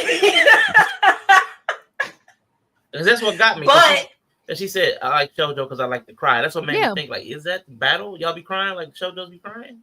Yeah, I mean, just like Shauna be having you cry too. Cause Oh. if you ain't crying when Jiraiya died, like, I don't what's even know wrong who with that you, is. bro? But there be some things. Yeah. Yeah, they anime always You're gonna right. have some You're right. themes of friendship, You're right. loss. Yep. You know my favorite music from the Bleach. I can never remember the name, but Shit, you turn Inuyasha right. You turn Inuyasha on right now. I'm gonna start crying. Man. Don't nothing even gotta happen. It just be the intro music. I'm crying instantly. Man. They ain't get me crying, but every now when I was watching Bleach, that little piano. I'm saying that little sad me never meant to belong. Start playing. Yeah, I'm oh my crying God. right now. What are you talking about? I like to cry. I enjoy it. Man. Okay, let's go. But I watch a lot of shonen, like obvious, because I feel like that's the most mainstream. Favorite of all time, probably Sailor Moon. I mean, you can see like all the Sailor Moon things. Yeah, Sailor Moon's back there. But that's just because I like pretty much grew up on it. Now that's a solid pick? I mean, that's pretty normal shoujo pick girly? for American people who watch anime for a long time. They started off most of us started off on Dragon Ball Z, Sailor Moon, Ronin Moon. Warriors. Yeah. Okay. So yeah, it's pretty standard. All right, cool. But I tend to go back and watch it because it's good. It's great. Mm-hmm. And are there any like Goku versus Sailor Moon? Have we had that take? No. Oh no, you haven't heard of it? Okay. I'm not an anime watcher. Oh, but okay, if okay. Any hot takes are we love a good hot take too. Like of any kind. So if Because you the have answer is something that clearly would that piss off a Sailor group Moon of would win. people. Hey, look. What are you talking about? You said what? Sailor Moon would win. I I know the never Goku watched people get upset. Sailor I Moon. know they I don't get know. upset. Is she super powerful or something? I've never watched I her. mean, it's difficult with power scaling translation across shows, I mean, that's true. but just the basis of her powers and stuff, I just feel like she probably could beat that nigga. First, he ain't getting close enough to touch her. I just feel like she ain't gonna let him put Like, them is she hands on super her. fast or she got She not projectiles? like, but she has distance, you know. She don't have to be right up on you to like really fight. She got magic shit, you know. So he would have to get right up on her. How are you gonna disqualify her powers so you could get up on her and rock her shit? So like he could win if he grab her real quick before she can do all her, you know, Sailor Moon shit. All her I'm gonna have to twirling watch and the episode to see. transforming and you know, it's very girly. It's very like I'm putting on my pretty clothes, I'm shooting hearts at you and shit. Like it's Oh, God. very like that.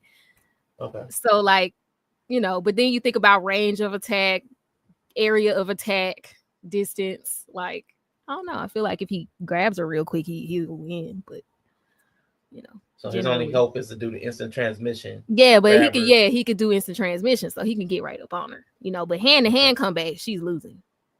Okay. He putting a pause on her. Okay. Yeah, he's a martial artist more than anything. So Yeah, but she just has a whole bunch of ranged abilities. yeah, she that got make her range, formidable. magical abilities and shit. Like Yeah. Okay. Yeah, you can't just discount that. That ain't right, nothing. you can't deflect. Like, how do you even deflect what she does? I've never seen anybody deflect it. I don't even know how you like counter a Sailor Moon attack. I've never seen it. Yeah, magic be hard to see on the fight. It's like a Yeah. magic beam of Yeah. love power. I don't really even know, like, Right. Toxic positivity. right. I don't really know, like, it's purification and shit. Like, how do you? Oh, yeah, that's definitely toxic positivity. That's a superpower. You found out. Positivity, Yeah. healing through the power of love. Mm. Yeah. Jesus Christ. But she can kill, like, yeah, she can decimate whole planets. Oh wow. Okay. Shit. Yeah. She's like got cosmic level powers and shit. Oh, So that's what yeah, I'm that saying. sounds- Like, she's yeah, that sounds above cosmically him. strong.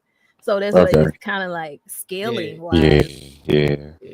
He's only got one attack on that level, really, or two. The spirit Yeah. bomb, but he needs a whole bunch of help. And then his Kamehameha, he could crack a planet. Yeah. But, like, I that feel like just when would they're take monkey, so well, who somebody destroyed the moon. Goku Yes. destroyed the moon. Yeah. Yeah, Was it he Goku? could- yeah. Yeah. It might have been. I just know he's Yeah, but then he was like depleted and shit, right? One of Yeah. one of them things where he was just like completely ruined. Yeah. Yeah. He It would he take a turned lot. into the He- monkey. Yeah. Yeah. So I don't know. I'm gonna go based on what you said, it sounds like Sailor Moon. That's what I I'm be gonna have to thinking. check. I know people get upset about it, but I'm like, I don't have no data on how to deflect her stuff or what counters it. I know evil, darkness, but it's Okay. really vague. I'm gonna look at a couple of battles or something. I know people have compiled some battles of hers or something. I'm gonna have to look and see what I'm gonna her. ask ChatGPT. Killing the planet for these kind of questions. Mm-hmm. I'm just saying, like, I'm just gonna say I'm on the side of my girl, but I'm gonna leave that there. We'll see. so you saying Sailor Moon taking down Goku? Take down Goku, and it's an argument. Like, I'm surprised that my husband hasn't like burst into this room because we have this argument. You're like, what the But fuck he- you mean? Well, bro in Berlin, what was your previous name? What the fuck? What up, bro? Oh snap! What the fuck? Ah, okay. What's going on, man? Yes, ChatGPT agreed with me. Yes. Okay. Magic duel, Sailor Moon wins. But if it's drawn out and he gets a chance to read her and understand her attacks, he's winning. Okay. All right. Hands down. All right, I'm with it. Right, exactly. He's like, no, absolutely not. I'm like, look. And then favorite current. Uh-oh. I had a great class with teens about boys hitting girls back. Listen. Everybody gloves needs de-escalation training. are off. Nope. Even boys. Nope. I mean, de-escalation training can include hitting. He was Escalate. he said Somebody escalate. he was over there on the Shakti Tyson. panel last night. Yeah. Yeah. I peeked in for a hot second. I'm gonna have to watch it later. I fell asleep. I literally just did my de-escalation training class today. We was in there doing all kind of flips and spinning people around. It was great. Oh, really? They had Yeah. y'all getting physical? Oh, Yeah, that's you dope. have to. Yeah, part of hospital that's training. dope. I mean, people don't never practice it and then get their ass beat in real life. I be practicing. I come home and be testing it on King. He's 6'3", 205. Yeah. That sound like fun. If it Y'all work can against play- him, I'd be like, okay, I might have a chance in this thing. Let's go. Bree up here doing jujitsu. I be teaching the kids too. Let's go. Judo chop. Mm-hmm. Yeah, I kicked off stream like always. At least the ladies Yeah. I plan to see. Okay. He said what? with He that, got man. kicked off stream? Yeah. Was it like internet connection or like No, you he can't be got- here anymore? Nah, he got yeeted off stream. Oh, you That's all. can't sit with us anymore. That's why I started laughing when he came. Oh Lord, child. They really kicked him off. Like, come on, man. Ashley gave that nigga the yeet. Really? Yeah. Get out of here. What the phone never gets kicked out. Get out of here. You can't be talking about hitting people back. You hear him say he got kicked off as usual. I mean, yeah, I just can't. I thought it was like just a joke because I've never seen What the Funk get put off of a panel. I've never seen it. Come on, Jason. Yeah. Come on, man. Yeah, he was anti-hit. You were anti-hit and got kicked out? Yeah. Oh, come on. I'm gonna have to go watch this for real because I don't understand. How could you be non-violent and get kicked out?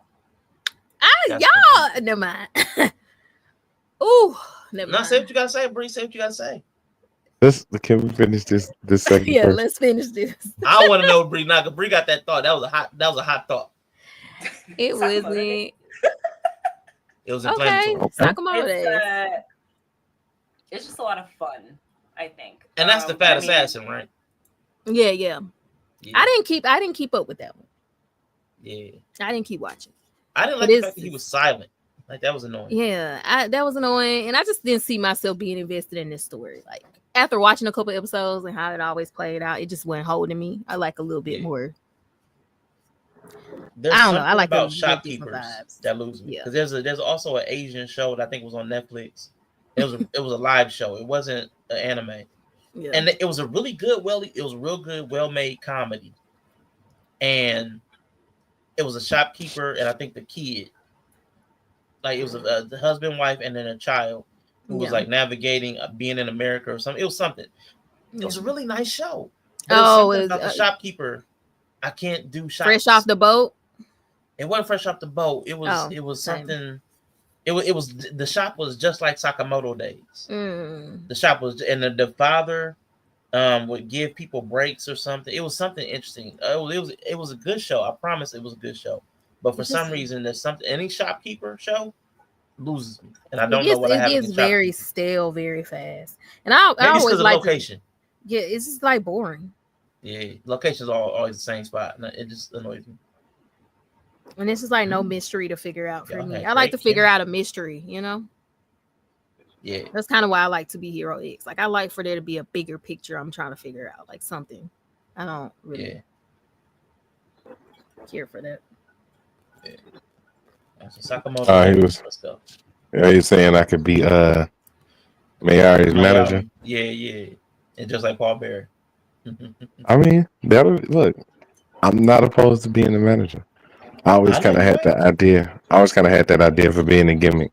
Like I'm a manager, but I'm bigger than the wrestlers that I manage. Yeah. Yep. That'd be dope. I'm watching like all of them right now. So like waiting on the Demon Slayer movie to come out.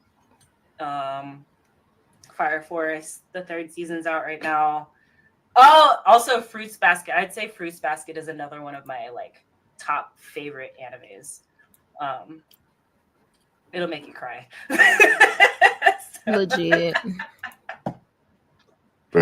Yeah. Hopefully, how are those answers? Are they good? Just know that the bringer of death likes a nice healthy cry every now and then. Cry, okay? Like sometimes you just gotta get it out. Like Yeah. No, it's so true though. I literally have a post on one of my like Lemonade social media about if you want a wholesome cry here anime you can watch. I have like a list of things. If you just like you're home and you want to cry, you want a clean cry though. I have one for like just crying, and I have one for like a clean cry. You know, it's like high quality weed. Like it just you cry, but it's like you feel good after you cry. Like it doesn't leave you like in despair, like Brave Fireflies, but it's just like a good cry. Like the kids that can get glasses and they can see or something. You know, Yeah, bro. You just feel like relieved after you cry. It's like you can just go on with your day. Like Suzume is such a clean cry. Like you're gonna cry, but it's so clean. Yeah. Is that the name of the show or it's a movie? Oh, okay.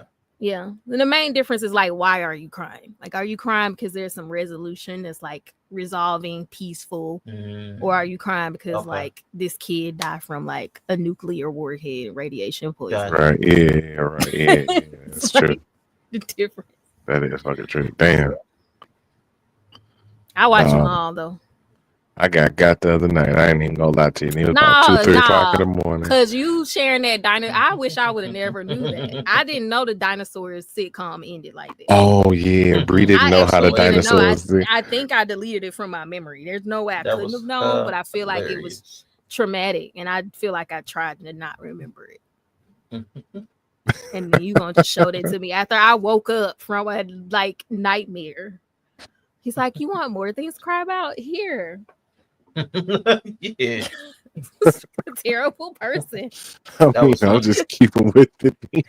Since you already crying, let me just share this with funny. you. That was funny. My bad. No, it was like that's what I said. I caught myself the other night. It was about 2 a.m. I couldn't sleep. I just started scrolling like some reels, and I don't know what the man. It was just like it was a couple reunion videos. The ones that used to get me all the time. Like I used to watch when I was watching Sports Center all the time. They used to do My Wish. So it'd be like the Make-A-Wish kids, and they'd be like fulfilling their little sports dream and shit while they was sick. I'm like, look, son of a bitch. I'll be mad as hell sitting there fucking crying and shit. Or that, or the surprise. Oh, I know what it was. The boy had it was a teenager. He was graduating high school, and doctors had told him he couldn't walk. He probably wasn't gonna walk in. And little homie crossed the stage on a walker. I was like, God damn it. Got me. You got me. God damn it. So my new favorite thing, it was like a string of those. I don't know what it was. It was maybe the algorithm was like, no, you're not okay, bro. You need to get some shit. Nah, You're not you okay. scroll too late on TikTok, they definitely start showing you like doom stuff or like stuff to make you cry. Yeah. You can go back to sleep and shit. Yeah. Shit. I noticed my algorithm changes depending on what time it is. But it was all clean cries, though. It was all like positive. Yeah, it was like shit. wholesome. Like a lot of times my TikTok algorithm will show me like nostalgia stuff, which will make me cry, but it's not like, sad. Just like nostalgia. So that's all it is. Oh, Rashonda, you want to know what I was going to say earlier? I still remember. Heck yeah. Because you know the average man out here is pro-violence. I don't know why you're like, oh my god, they were like kicked you off for not wanting to be violent. He was actually talking about the women. Niggas be trying to square up for minuscule shit. Like, I mean, but if anybody's pro-violent, the last thing they should do is kick somebody off for not wanting to be violent. That's like, it's because weird. they feel like that's the way it is. I think. Like even when I was in the class today, it was so embarrassing, not to me, but just to watch. But we're in the class in the hospital as medical staff training about how to de-escalate and like disengage, right? Until the security or whatever gets there. And this one guy just like was so angry about the class because he wants to fight the people.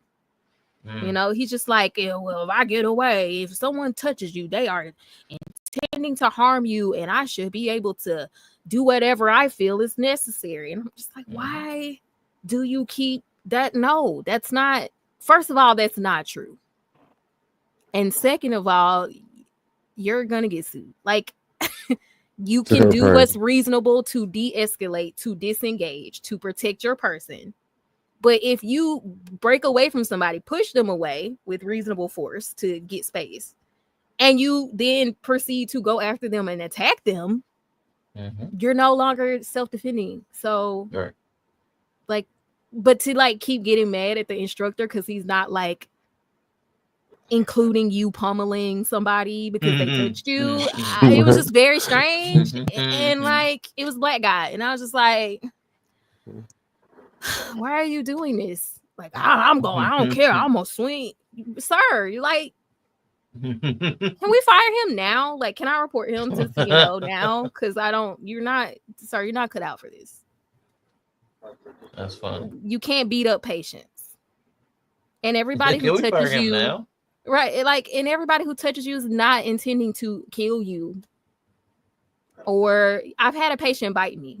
Like, they weren't intending to harm me for real. They just had a really strong contraction and they bit me. Mm. Everybody who harms you is not trying to kill you. So to have that mindset and be like, anybody who grabs my arm, I'm just going to wail on them is crazy to me. It's a little crazy. It's a little unhinged. I don't know. Get y'all friends. Ain't my friend. But I think that's how a lot of people are. Like, I don't think he's abnormal. So yeah, I see a person who's pushing for nonviolence getting kicked off of a panel with some niggas because that's what niggas be doing.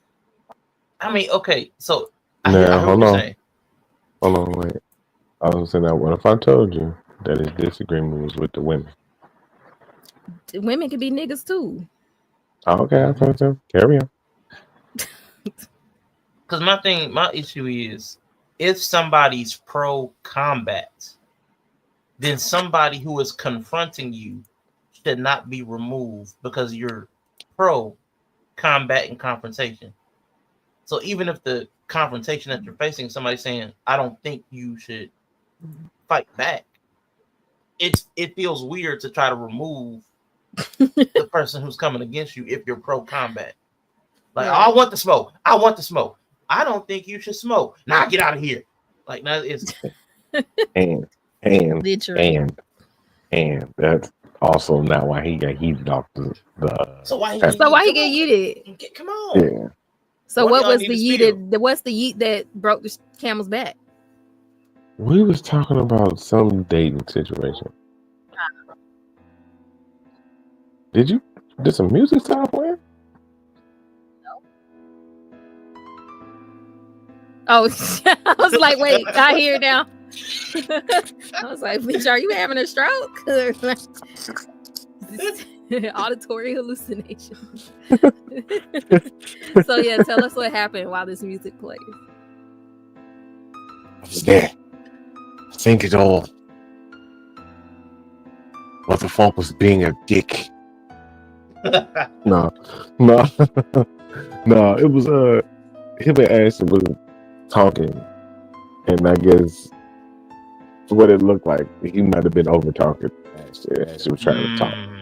Oh, okay. So yeah, that'll get you booted. Yeah, well, I was just sitting there laughing. All right, that'll get you booted right there.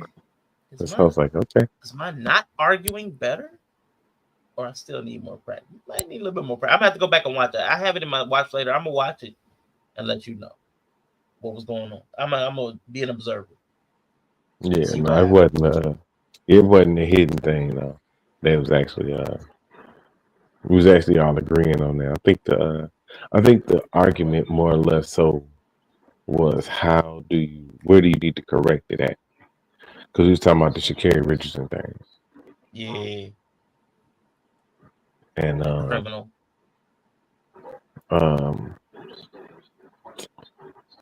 I was being a little shit during the conversation because it got too heavy at like 11 o'clock in the morning. I wasn't on that. I was a little high, so I was back there singing "Hit Me, Baby, One More Time." Come on, man. Yeah, I was being petty. I was being petty and childish. I ain't want to have that deeper conversation at 12 in the morning, man. 1 o'clock, 11 o'clock at night. Look, we talking about some other shit. I was talking about some hash shit. You know what I'm saying? You dirty. But it got to a reasonable conversation after a while. You know what I'm saying? And I guess it was just talking about who you would need to talk to in a situation to prevent women from putting their hands on men. And I was like, shit, nobody. It ain't gonna happen. Mm-hmm. They don't get the memo. People ain't gonna stop hitting each other. Yeah, it's a And, culture. I mean, it's a cultural thing. I think people who Yeah. think it's okay to hit people when they're upset will continue to hit people when they're upset. yeah. Yeah, there's too many people that agree with too much stuff or things to really change like that. I don't think it's. I mean, there's ideal situations. We were just talking about that earlier. Damn, there's ideal situations. You know what I'm saying? We could try to get to that, but best you could do is just teach yours and hope that the person they interacted with was taught by theirs. Yep. But too many people got their ass beat when they said something or made somebody feel away or made somebody in quotation marks. You can't make anybody feel any type of way. But yeah, too many people who exist in that too. I think, like, why wouldn't they hit you if they're upset? I don't understand why we would expect people to do something different. I mean, I don't get it. Just stop. Yeah, I don't know. Do they hit their kids? Do their parents hit them? Do they threaten to hit people when they're upset? They're probably gonna hit you when they're upset. I mean, 9 times out of 10. That's what I'm saying. That's like what I'm saying with the. Not trying to be like that, but that's what I'm saying with the colorism thing. Like if it's something ingrained in our culture, which I do agree, I completely agree. Like this is basically where we're at right now. This is where we've established ourselves in our culture. Is to hit and talk shit. Mhm. You know what I'm saying? So 8 times out of 10, it's probably happening. Is it happening with malice? Probably not. I don't think most people are trying to kill their kids when they get them some weapons. No, it's never about killing. I mean, Right, it's malice. It right, could right, be. right. Yeah. Right, but it's with done the- out of anger. Yeah. Yeah, it's with the intention of harm. It's not Yeah, with the it's just for intention to sure. Yeah. kill. Yeah. Yeah. Yeah. You trying to Right. harm them if you hitting them because you're mad. Right. Right. No, you definitely trying to whoop some ass. Like I'm trying to find a way to put it. It's like you don't hate your kids while you whooping them. You should be pissed off at their ass, Yeah. but you don't hate them. No, I think people feel like because they're not someone who hates them. They're like, oh, it's I'm not. I don't hate them. I'm doing it because I love them. Like they kind of rationalize it that way, but. Yeah, no, yeah, and it's the structure. Like it's not it's not an ordinary situation. It's a child and parent, right? I But think that's a ultimately, super. that's still formulating how they deal with conflict and what's allowable in conflict. Oh yeah, While you yeah. may not be able to discipline an adult, like it's still teaching them that you made me feel this way, therefore I have the right to hit you. Like if at its Shit, simplest it's form, that's the principle that you're creating in the person's There's mind. some people still feel their parent, goddamn it, grown adults. Still. Relationships are like it maybe doesn't happen with random people down. I mean, people do fight random people down the street when they say stuff to them they don't like. I mean, people do that. But especially with intimate partner, if hitting someone because they make you upset is allowed. No, yeah. Especially if Yeah. you hit someone, that makes it okay because I love you. Why wouldn't you hit your partner if they make you mad? Yeah, the personal dynamic don't really change the reaction. So now you right though. You're right. Yeah. Because you're saying, oh, if they love you, it's especially okay because they Mhm. love you, so they're not gonna kill you. Right, So yeah, yeah. if I want to mush you upside the head or smack you because I'm Yeah. upset, why not? Yeah, we definitely have been taught that shit. Yeah. So that's Well, why we until also it. teach that. But Go ahead. no, you go ahead. No, I was just saying until that stops. I wouldn't expect anything else. Yeah. The only thing I was gonna say was like, and we've added a modifier of whoever is the weaker group socially has more latitude to hit or verbalize. It's like if I'm an oppressed group, I can strike out against a non-oppressed group. So if I'm a woman, I can say something about men, but men can't say something about me. Or if I'm black, I can say something about white people. White people can't say something about black people. Mm-hmm. It's like there's that asymmetry of warfare. Like it's not warfare, but it's like aggression, asymmetrical aggression. Yep. Oh, so do you think that black folks do that with their kids because we don't look at our kids as oppressed as we are? There's some of that. What you talking about? Like, do parents not see their kids as aggressors? or oppressed. Yeah, Yeah, they see them they're kids not. as privileged. They Like, see their Yeah. They're not oppressors, but they're privileged. yeah. They, So, we got this. We got this weird thing where we view our kids as privileged. yeah. So people try to humble them. Like, yeah, and some people do view their kids as aggressors. They may not hey, be Mr. She said, physically, and look hey, here. but they feel like if kid is disrespecting you or they feel like it's Oh, okay, coming like at that. I them. got you. You I know, got you. like a kid can come at you verbally What you or say to me? emotionally, energetically. Yeah. Yeah. I got you. Overstep their boundaries and shit, or some shit like that. The Get people out of place. adults be so ready to think that any kind of feedback from a kid in the moment of their anger is like trying them. Yeah, and they definitely don't Parent change with age. disrespect, right? It's like, oh, you're disrespecting. Well, you out here wilding. I'm just saying something. I know Bree was sharing that one lady with us one time, and she's like, "I've done all this stuff for you. I got you this. I got you that. So you shouldn't be doing certain things." So it's like I've privileged you, so I should be able to come into your space. I think she was going through their room and doing stuff And beat you like, at will. Yeah, Garage but you. I'm giving you this privilege, then I'm entitled to like overstep boundaries and invade privacy and all that stuff. So there's something there. Psycho path. Mm-hmm. So yeah, I think it's just weird to take it out of the vacuum, especially. I mean, if you consider in culture, I just think if we're having a conversation about Black people hitting each other in intimate relationships, I just think you can't really have that conversation in a vacuum. Be like, who's gonna stop them? Shakari should have got jaw jack. Nah, for real. I'm so sick of her. For real, bro. Why we keep giving her chances again? Like, what is? No, I guess she has some kind of childhood trauma. That's what I keep hearing from the women. Man, what happened was I think her mom had passed during the Olympics. Yeah, but she was already problematic before that. So Right. That's what gave her that's what gave her a super pass. When she got busted for like smoking weed. Not super pass. Yeah. Trauma. But I don't be trying to hit that either because we ain't trying to go talk about Diddy trauma. Nope. Nah, it's only the women that get the trauma pass. Because R. Kelly and Diddy don't matter what they went through. Right, don't matter their trauma. Don't even bring it up, crooks. And that whole he the man in this situation shit, boy. Man, that woo.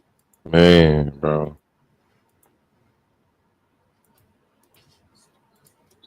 That said a lot.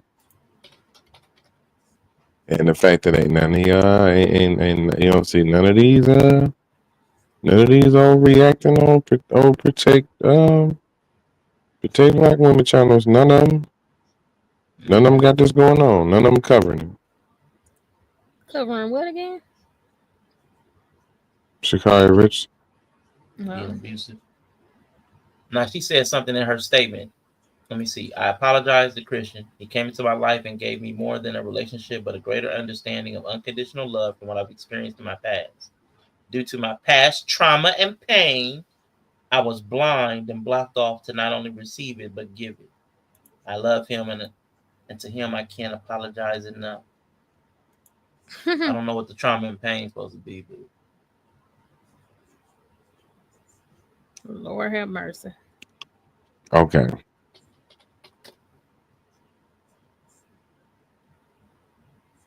Sure. Okay, cool. I found something from 2021. This is going to go through. It got to be. I'm trying to figure out what it was that She called that man a coward. I mean, he was scared to hit her back. Now that's dirty though. It is messed up. I wouldn't have hit her back in public either. It's like, I mean, I wouldn't hit her back in private either. But it would have been a thing. It would have. I would have definitely held her down or something. I know you would have put her between the washer and the dryer. But I would have had to hold her down. Them planes wouldn't have been the only thing flying at the airport, nigga. You stupid. I would have had to hold her or something like I'm about to ham you up because you ain't about to be hitting me. Like, that's crazy. But yeah, she's a weirdo. I can't find It'd what have definitely happened in her been. childhood. It'd have definitely been Shakira Richardson and her boyfriend were arrested at the Pittsburgh airport. It'd have definitely been that. You have to de-escalate. I mean, you know, you de-escalate to hell. That's you can go down far enough. Push her, and she happened to go through a wall. Then If this is ending the fight of de-escalation, how did that's you end it? you stopped it. No, how did you end it? It stopped. that's the key. Let's focus on that. I feel like you're gonna have a day in court for that kind of ending the fight. It's not legally. I mean, that's fine. Mm-hmm. Okay. You gotta go to court regardless. So she was abandoned by her mother. That's her. Raised by her grandmother. She contemplated suicide in high school. Okay. Got it. So, all those qualify as reasons to But that's her trauma. That's the hit your excuse people boyfriend been in the throwing out. airport. Yeah, right. And I mean, this yeah. story sounds like so many black people. What's new? Black people got trauma. Right. That's I what was I'm expecting saying. like I thought I was going to hear like she got beat and put in the hospital. Yeah, by somebody of intimate partner. yeah. So she just be like windmilling. Yeah, I thought it was going to be something serious, but she just had the poor black experience. Right, you had the whole black experience. Right. Like so, We all one of got her that parents package, abandoned her, nigga. raised by her grandmother. We all got that package. Y'all some haters. That's like y'all game. You know how you got the skill tree? That's like one of the first badges you start with. That's like It's low level literally- nigga skills. Right, You that's still got the like- noob. You still got the noob boots. You ain't even went to Right. the good shopkeeper to get some new gear yet. Right. That's the shit you get after the tutorial. The broken home gear that you got to repair. Right. Start Swap your that quest. out for some better. The whole epilogue is some better trauma. repairing your broken home gear. Yeah. This is like your spawn house. It's like the shack in it's that game I be playing, House Flipper. Right. This is Everybody gets the point. shack. Right, this is, right, everybody get that, bro. What are you talking about? Everybody get the shack. Parental neglect and abandonment? Oh my. What's new? Next. Right. Right. Right. Yeah. Can't relate, but it is Yeah. very, very normal. Yeah. It is. I mean, you get a couple loadouts: the abandonment, janitorial mom, absent dad. What else? Yeah. Yeah. 2-parent household, but they be out here like Jody and Yvette. Like a commitment. Right. Like a commitment. Only a couple Indecisive. loadouts. Yeah. You get a couple. Child of divorce. Yeah, child of Right. divorce. Moved That's my my Oh my loadout. God! What is right? What is that child of divorce able to be in two places at the same time? Not if the dad is absent after the divorce, because Oh. well, you do get that random year where they really lock in, but it's pretty spotty. It's coming. They come. You and only go get as 1 they- year locked in? It depends on if they have a girlfriend that's willing to help them lock in. no. If they don't, then you don't see them. Wow. I mean, that's my loadout. I know it will. Hmm. The only time I saw my dad mostly is when he had a girlfriend that was willing to be a stepmom. Wow. Made his ass come through.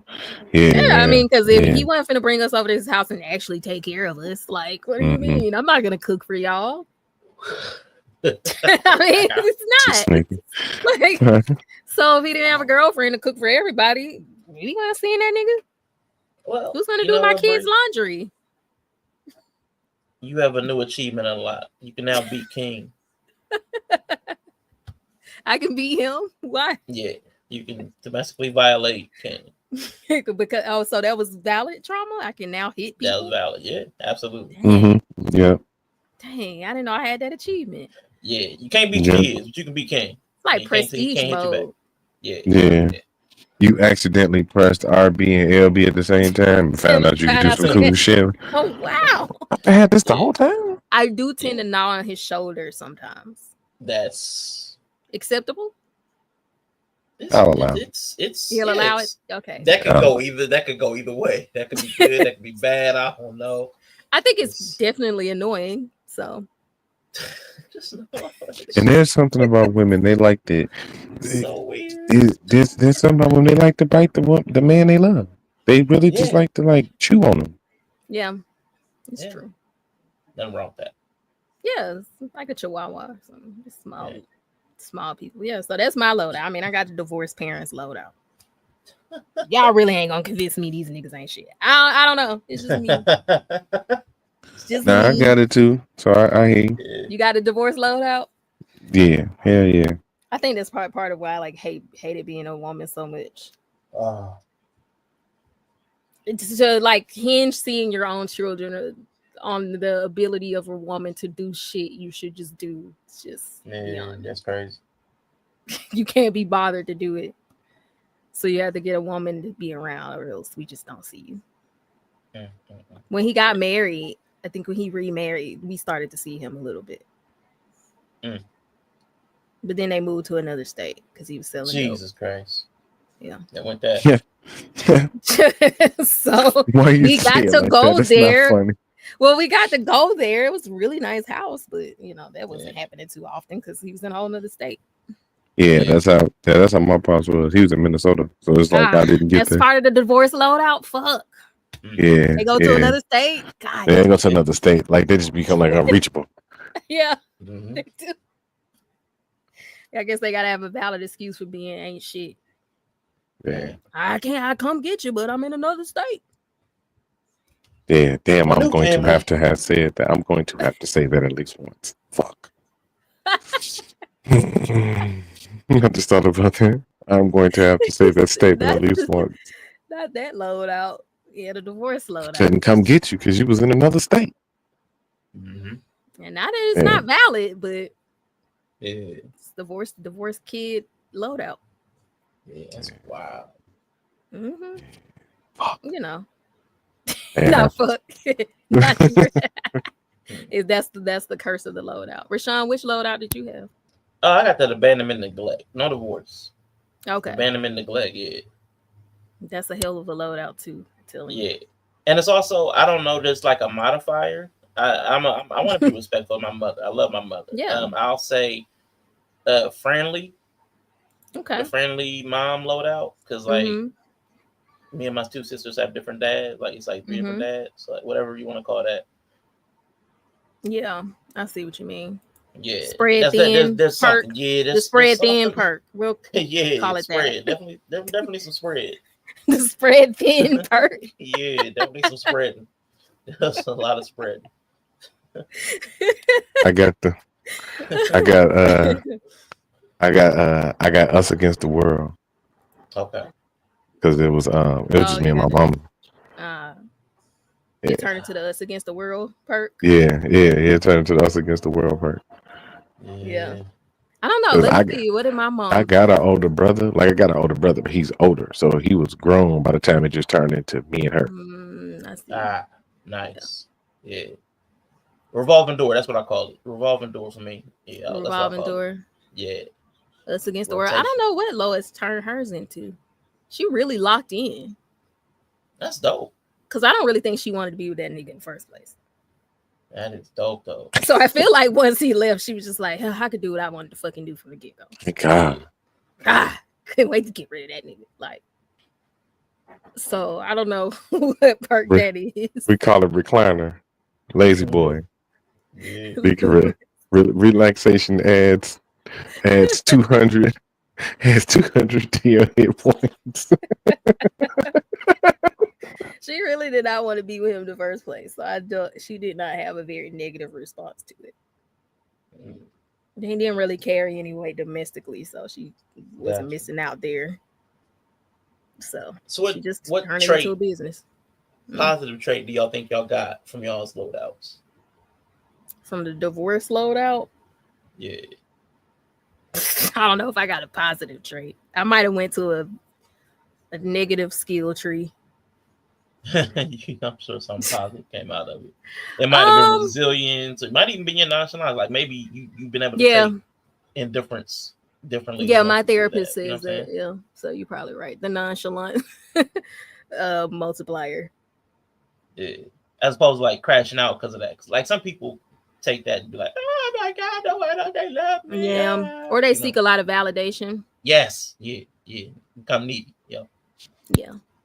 Yeah, I definitely sought no validation. Actually, the less validation I got, the better.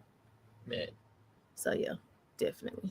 Your wife got to take care of your brother's loadout. And that's probably why he's like such a rock now. Like he just dang. super. You know what I'm saying? No, the oldest child. Like, were you the oldest? What? That oldest child loadout to a single parent is you're gonna be capable. You are going to be capable. Like you're gonna be able to handle business.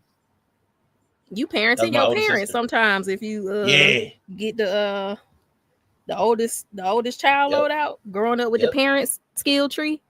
Yep. I mean, that sucks. What did you get yellow for? What was your positive trait from yellow? I'm trying to see how it worded. He got the crash out perk. But you said positive though. Yeah, no, that's definitely I definitely got that. Yeah, I worked on that tree. That tree is full. Crash out multiplier. Yeah, I've leveled up that badge. That badge is full on leveled out. Yeah, it's maxed out. Level up the skill first. But the popular one I probably got, I don't want to call it gift the gab, so I call it I call it megaphone. Gotcha. Okay. Yeah, I could talk. Well, how did your loadout or the skill tree of divorce kid give you the gift of gab? So I say that the reason that I talk so much is probably because I kind of felt, and this might not necessarily be true, but it just to me, I felt like I wasn't being heard. So when I finally got the chance to talk, I never stopped. Like when somebody finally asked me what I thought, I never stopped. You know what I'm saying? It never really went away. So you had to hold the microphone. Yeah. When fill the space until I get back. When it was time for me to say something, it was megaphone. It was loud. You know what I'm saying? It was everybody in the back can hear it. Yeah, gotcha. Okay. What about you, Rashawn? I think it's observation. Like with so much in and out, you can't rely on anybody. Like like it's gonna be one dude now. It's gonna be somebody else later. Like so, you can't count on anybody. So you have to, because there's so many new characters. You know what I'm saying? You have to sit back and observe. Like what is? Oh, you gotta. I feel like you got like a template. Yeah. Like you probably had to learn archetypes of people. Yeah. So you could quickly assign them. Like what is it? What is this person's motivation? Who are they here for? What are they here for? Why are they here? How long are they gonna be? Oh, that's like a special site. Like you can see the motivations of the character. You can see their hidden abilities. Yeah. And most of the time you could tell like, okay, this dude is here for a while. Cool. I know how to navigate that. They just gonna be here flirting. Like a perception check. Yeah. You can do like a perception check, basically. God's eye.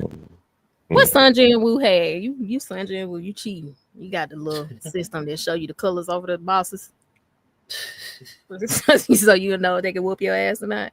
Yeah. Oh, he red. Let me get the hell on. Yep. He yellow. I might be all right. You can see the flags that you can't see. For? What they're looking for? How long they here for? What's their patience level? How long they gonna be able to put up with her? Low. Right. The answer how long she gonna be able to deal with them? The answer always low. Yeah. I'm glad my mom just did not date. And see, she didn't date. That was part of her. You know how like you got the skill tree, but you could specialize. Like you can kind of like lean more with, like you can be more of an attack or a healer or defender. Combat, stealth. I think Lois went more like defender, so she just like shut it down. She had no boyfriends. Like she nothing. She shut down shop. Yeah, she was tanking. She just base tanking. Like I'm not gonna date. I gotta get it out the mud. I'm just gonna work. I'm talking about she was open basically 24 hours. Daycare never closed. Them kids was there at night. Yeah, man. That's solid though. Out the crib, I have it running like out that the crib, too. yeah. She yeah. Mm-hmm. 24-hour daycare, like Facts. almost every damn day. Right. Mm-hmm. Yeah. 9 times out of 10, you bring them by 2 in the morning, they gonna be asleep anyway. Oh, the Scripples. Oh Tell yeah, you. yeah, love The it. Scripples. Get She paid in probably a fistful of raised the generation of stripper kids. Let's go. You know, you get one stripper, she gonna tell the girl, where your kid at? Shit. At the daycare. Girl, you always got a sitter. Girl, you always got a sitter. Man, I done told y'all one of them little boys will be there. He go home one day a week. He go home on Sunday. That's crazy. He led that basically. Yeah, that little boy was there. Oh, she would have to call and be like, hey, we ain't seen you about a week. You gonna have to come get him today. You gonna have to keep him home for a day or two. Then you bring him back. Man, they came back with that. She came back with that money though. They be having that money up. They pay Shit, cash I know. too. I know. And they come back with big bags. Yeah. They pay good. She found her little market. Says she, let me get strippers. Yep. Fuck it. They know your You market. charge Know her who you selling whatever. to. Right. You Mhm, charge yep. extra for it. It don't matter what you charge. Here you go. Oh, overnight rate? Look, the time you drop shit. You Tell drop you. off in this window right here. It's such a look. And they pay it too. They do not care. So yeah, that's kind of more so where she leans. So damn, but my kids aren't gonna have it. They don't currently have any of those typical black loadouts. So I don't know what they problems are. That's the scary thing though. When you like get out of that, you don't really know the breed. Yeah, You're a you single don't know. mom. What are you talking about? I'm a single big back mom who's on crack. I forgot. Yeah, right. What? Holiday heart loadout. I don't know why you got to special. That's the running joke. I'm a big back single mom. And now apparently I'm on crack too. Yep. I run at it. I don't even know why. I think it was the going to see the K-pop people, the Alexander Hamilton. You know the Alexander Hamilton meme where the people are like, he hates his wife, so he like always leaves. Oh yeah. Oh yeah. But there was one where the so people are like acting it out, and one lady, she was going to see like K-pop groups and like sneaking out till her husband leave her alone. So now I'm a crackhead apparently. So. Yeah.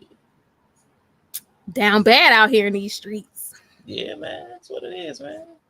One of them Atlanta nurses, man. That's how y'all be acting. Oh my God. Don't even. Oh. Sorry. You a single mom. We had a moment in orientation where we had to have the uncomfortable conversation about how lashes couldn't be worn. Let's go. To be a fly on the wall.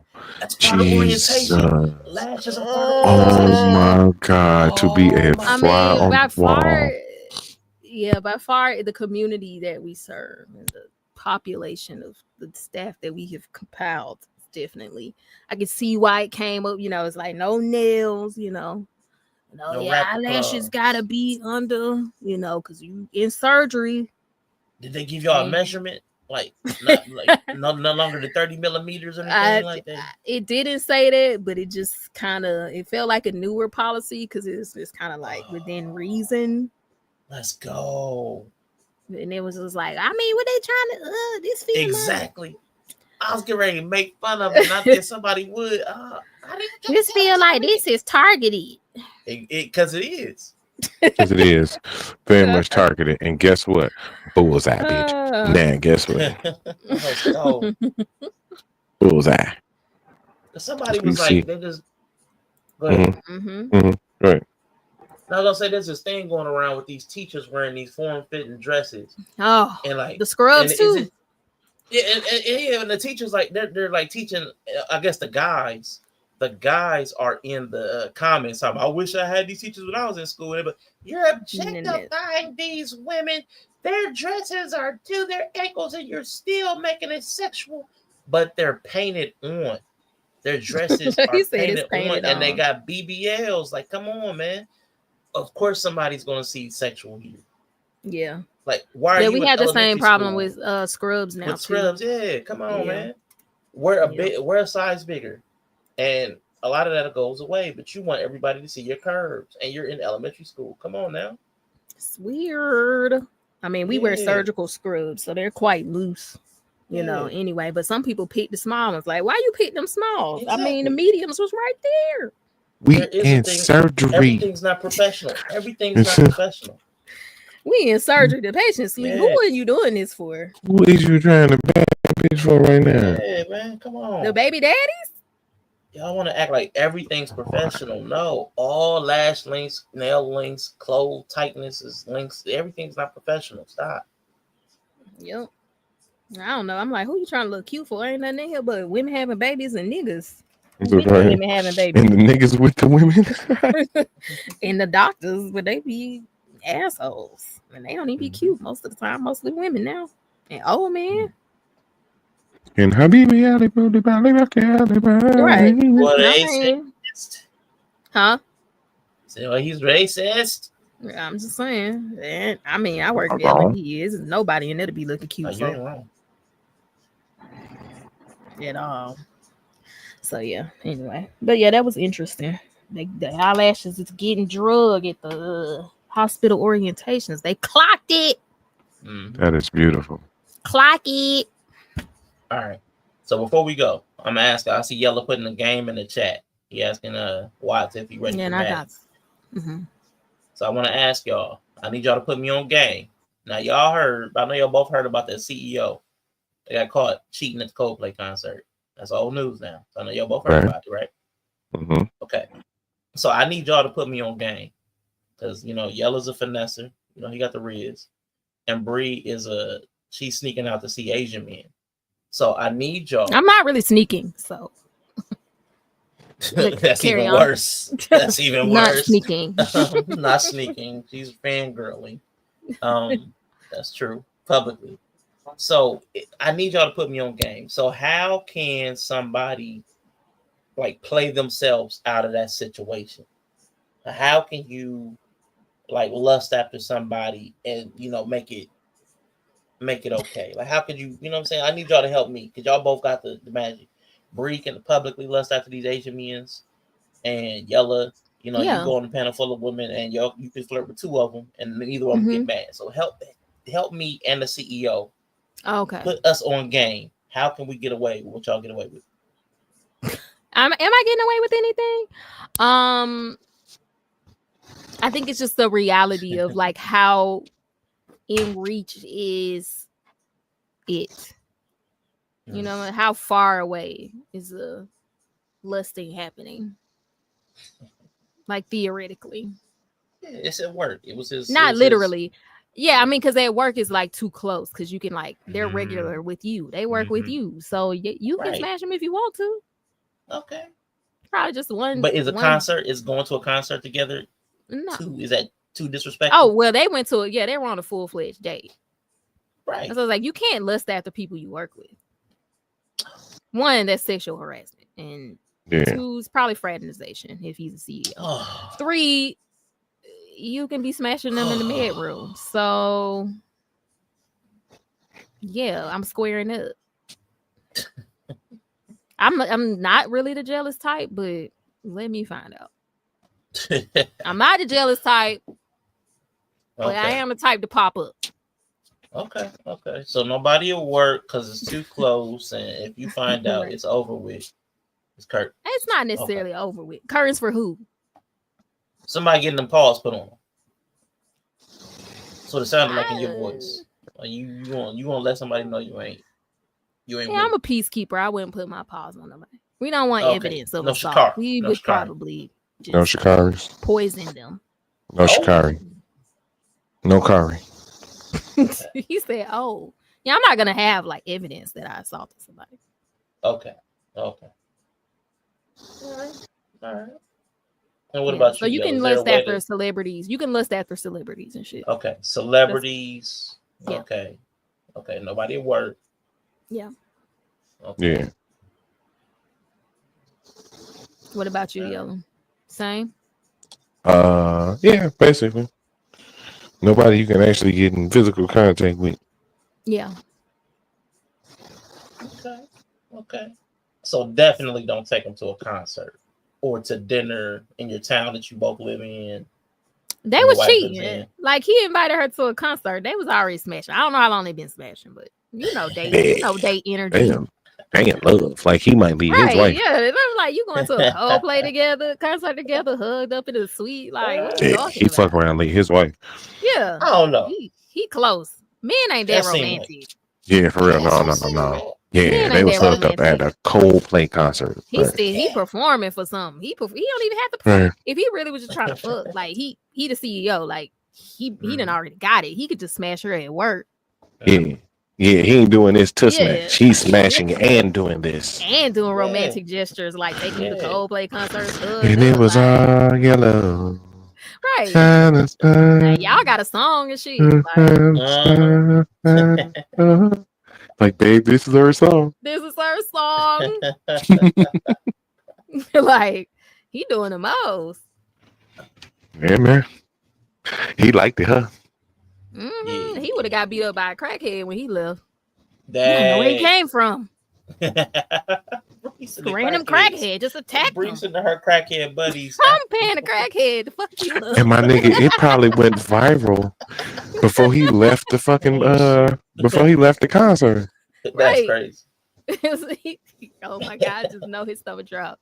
You're getting fucked up by a crackhead. Just know it was me.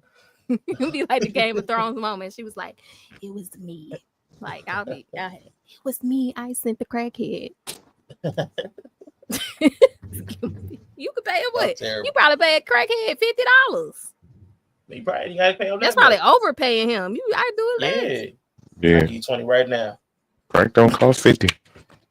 I want to make sure he stay committed to the job. I pay you True. 100 now, 100 after I see the evidence you fucked that nigga up. If you get away, I give you a 200. bonus. 200. They beat and skint the motherfucker. I give you another 100 if you get away. Man, please. I'm just saying. Crackhead beat him, bro. You back 50 people. He'd be like, I went ahead and beat the hoe that was up with him too. I forgot what you look like because you ain't give me you showed me the picture. So you just fought everybody? Yes. You fought everybody. I beat Fought the girl everybody. up with him too. Shoot. I'd be like, you know what?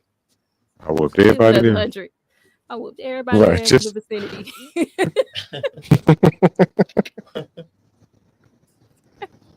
I'm just saying. So yeah. I'd be pissed. But she gonna get a bag. His wife. Woo. Yeah. Woo. But that was coming regardless. No, Regardless of she was cheating. on already her. said like this is I mean, as far as she's concerned, they had been together long enough where Yeah. and he had to Hey. step down. Mm-hmm.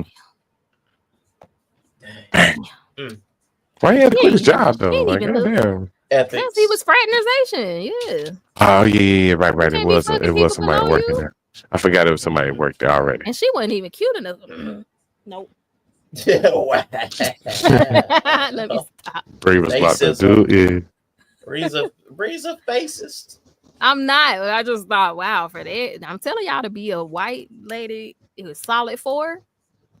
To be a blonde white lady and be a solid 4. Hey, man. Open doors, man. Y'all couldn't tell me nothing. Doors open doors. I'm telling you. Just be white. Hey, man, Sydney Sweeney a Black Force 10. open doors too, man. I'm just saying, Sydney Sweeney a 10 to most white Man, men. that blew my mind. I did not see the appeal. There's another one, Sabrina Carpenter. I don't get, and it might be because I'm black or my specific taste, but I just don't see what the guys see. Taylor Swift, she another one. She got a Yeah, long oh my body. God, It's yeah. weird. Yeah, I don't see what the guys see. They love that shit. My white brethren. I got a grimace on my face right now. Man, you I don't should. get it. Yeah. But yeah, I don't that's- get it. Don't worry, I'll send plenty of pictures when I go to this next concert. Oh my God. Just for Who's you the next one? guys to share. Kai. Oh my God! Now this one's gonna be over the top. Catchy's one. Don't. It's not. Kai is gonna be Don't do that. I mean, He's a why performer. not? They're both performers, but Kai's like isn't he like next level celebrity? I mean, and he like a tier up over Keshy. He's a K-pop. He's a K-pop idol. Is really what he is. Yeah, he a legend. Keshi's an American artist who happens Right. to be Asian. Right. Kai's a K-pop idol. There's He the like Alan bonafide. Stone. That's cool. Yeah. He's a good singer. But then there's Yeah. like Justin Timberlake. And it's like Yeah. a fangirl. Yeah. When they were It's hype true. in their moment. That's what I'm talking Oh about. no, it's very intense. I haven't even updated y'all on the fan assignments. We have a flag that we made. We got a custom flag for Georgia with peaches, and we're all learning the lyrics in Korean to his Do you song like Peaches, so we can sing peaches? along. Oh my We God. have, peach earrings freebies being Oh my made to pass out to God. fans. We're having a cup sign, what's it called, some meetup where you trade cup sleeves at cafes and they make a specialty drink for the artist. Going balls to the wall. Yeah, balls to the wall. I love Yeah. it. I love Yeah, it. so it's a whole fan a fan, I don't know what they call it, but yeah, they're organizing things. We're having meetups before the concert. We're going to have Korean barbecue and sign that's dope. the flag that we're going to give to him. So we're So working you on guys it. are gonna give him a flag? Yeah, Oh wow. it's a giant flag. It's like the size of like a state flag for real, like the kind you could drape over your whole body. Yeah. Yeah. And how y'all gonna present this to him? Like while he's on stage or like at a meet and greet? Sometimes when you have a fan club, they have a way for you to give them things. Like you can usually give it to staff beforehand. Like even with Keshi, like you could give him things, or you could give it to his staff if you like made things for him, or give it to him in hand if you had a meet and greet. Okay. So a lot of times they have ways where if you want to give them things, you can hand it to staff. Or you can just throw that shit on stage. Okay. So how kosher is this? Is this y'all just made a flag? Y'all got fabrics and made a flag, or is this like we're freaky deakies and we made this flag out of our bras or panties? Like, No, it's a custom. Like it's a flag. It's a Okay. legit flag. Gotcha. Okay. Now, at Fujikaze's concert, somebody threw their bra on the stage, and he actually used it in his choreography that he made up on the spot, like a ribbon dancer, as he sung the song. Fujikaze is crazy. Oh my God. He just, twirled it in the air and like act like he was ribbon dancing with it the whole song. Oh my God. So That sounds fun. that was man. funny. That's hilarious. Yeah. So, but no, I don't know how the leader, I don't know how she intends to make sure he gets the flag, but it's not an abnormal thing. He wouldn't be like, what is this? Like, yeah. That's dope. I never expected Kai to be over here in the United States. Like, I know. And he has a song Peaches, and we're Georgia Peaches, so we gotta really turn up. Yeah, it should be fun. I've already met so many, like, I've been collecting black girls. So I collected one from a Keshi concert. I have. I collected one from the Keshi concert.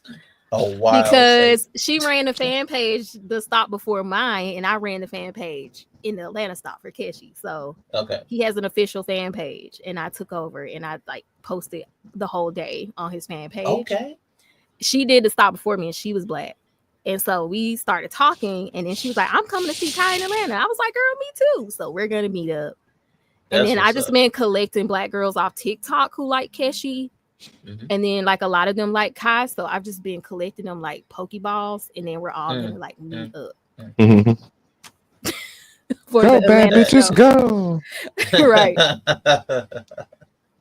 So yeah, any girl that like is black and likes Keshi or likes Kai, I've just been stalking. I just have found them on TikTok and was like, come meet me in Atlanta.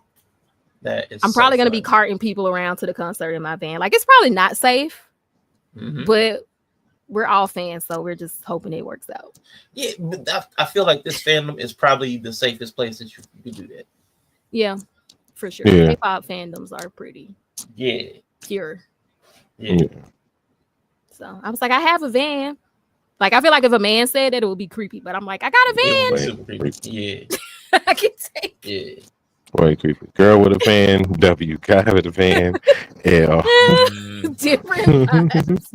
Different vibes. Girl with the van, W. Guy with the van. Call the police. Yeah. So. Yeah. Unless he got kids, it's like. Yeah. Still, I'm not getting in there. No. I have infiltrated the Keshi Discord. Oh, you in it? Why are you in there? I don't know. How did you end up in the Keshi Discord? How did you end up? How did you end up in there?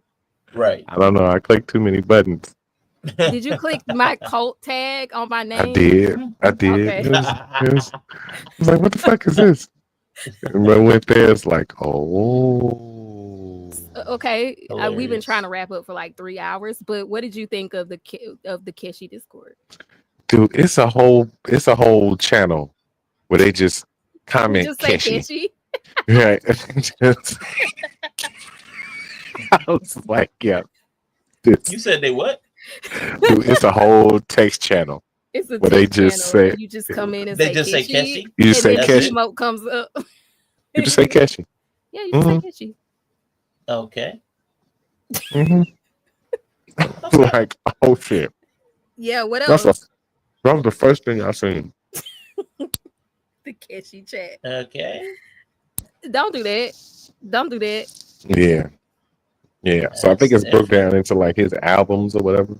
Yeah, it is. Yeah, okay. Yeah. The Requiem chat is for this current album and this tour. There are tour chats, but most people just talk about the Requiem. This is his current album. So yeah, that's his album. And then there's General. And Keshi does pop in there from time to time. Like he just randomly showed up at lunchtime on a Tuesday. It's like, hey guys, what's up? So he does come into the Discord a lot of times. Okay, that's dope. Yeah, or just lurks. But yeah, the fans are unhinged. It's great. The emotes they make, it's great. It's so unhinged. I love it. I haven't even gotten to that. All I got was the first channel. It was like Keshi chat. It was like, okay, let's talk about Keshi. And it's just literally just them Keshi. I'm like, weird. They're doing this for real. Yeah. Okay. You All just right, cool. randomly go in and say Keshi every once in a while. And then there's That's just like a so photo crazy. channel where you put all your photos, videos, clips, fan art. Yeah, there's all kind of random stuff in here. So Yeah. it's good. So yeah, I found the psychotic channel the first time. It's not like that. It's just like a counting channel. You just count. You just but it's just Maybe we're just counting the same number. because what the counting channel's up to like 31,000. Wow. 556. Jesus. Yeah. So I love being in fandoms. If you're not a part of a fandom for real, get into it. What's your closest fandom, Yellow? Like I know you're not probably on that level with anything, but what's the closest you're coming to that right there? Yeah, probably wrestling. Wrestling. Okay. Is there any particular wrestler you could be like in a fandom for? Yeah. And have like a name for their fans? No, but I guess I've been part of some fandom. So I guess like when The Rock had his millions and millions, or it's like when you had Hulkamania and stuff like that. Yeah. Yeah, Hulkamaniacs. Yeah. I don't think you have one right now though, because we haven't really had a name for that. But I think the entire genre, like I'm very lenient with the entire idea of wrestling. I give that so much grace because I am a huge fan of it. As critical as I am about way more shit. Okay. So let me ask you this way. Is there a wrestler who once you saw them or found out about them, you went and found like all of their socials and followed and subscribed and all that stuff? Is there anybody that you were like, oh, IG, TikTok, everything they do? Oh, Bianca? Okay. Yeah, probably the big three, Bianca and them. Gotcha. Yeah. Yeah. And you do I'm a run fan around of Fortnite everything. most of the time as Bianca. So yeah, Yeah, Bianca's probably yeah. the closest. Yeah. Okay. Yeah, real talk. I'm with you. Yeah, Bianca would probably be it. Because I was like, oh, okay. When I found out about her, and it was like I went and looked up like her CrossFit shit. You know what I'm saying? That type of shit. Because she was popular with doing that. And I was like, oh, okay, that's she cool. So I guess that'll be it. Like I don't know her, but I do kind of know her story because I pretty much watched every interview that she put out. Yeah, okay. Yeah. If it's a Bianca interview, I'm clicking on it. No, for real. I sit down with Bianca Belair. I'm there. He said I pretty much watched every bit. Did you watch her dad's birthday party this past week? No, I didn't see it. Okay. See, you slacking. But yeah, that's cool. I'm gonna get ready to slide up out of here, find something to get into. But yeah, that was dope, man. Appreciate y'all for chopping it up, man. Glad to see y'all both on a day off, because it's so rare to see y'all. So rare to see you guys. I miss you guys so much. What? I just got back. I don't know what happened, but okay. Get out of the odd times, man. Get out of the Keshi Discord. I'm kicking you. What's your name? Shit. I'm me. Shit. This nigga in here. Nope, they're not on protest. Being nosy as hell. Okay. Okay. I'm gonna find you. Don't fuck around and say nothing. I'm gonna report you. Oh, where's my phone? I'm just gonna come and catch you. Right. Yeah. You didn't even introduce yourself. Because I'm a 17-year-old girl. As soon as I read them introductions, I want to leave. Anyway, Hi, I'm a 17-year-old girl. You can use any pronoun you want. I'm here to have fun. Quick question before we go. If being fans, especially with K-pop Demon Hunter having come out and winning new K-pop fans over, which I've seen a lot of people are interested in and like diving into it after that movie. Do you think that you could foresee a time if Black women in particular got into K-pop? I think there's a lot of us. I think a lot of people just don't know. But could you see the manosphere having an issue with it? Yeah. Like theoretically. Mm-hmm. I mean, like if for some the reason manosphere. they got a whiff of it somehow. I don't know how that would happen, but like, what do you think they would say about the whole like idea? I don't think at the current moment, because K-pop did come across the manosphere because they were, but it was more under the guise of they're still in Black music. Yeah, like that, cultural like- appropriation. If Black women got more into it than they are, I still don't think they would feel threatened because Black women still don't like date Asian men in a heavy number. But if it started influencing y'all's dating preferences, then it would mean something. Which I think it is.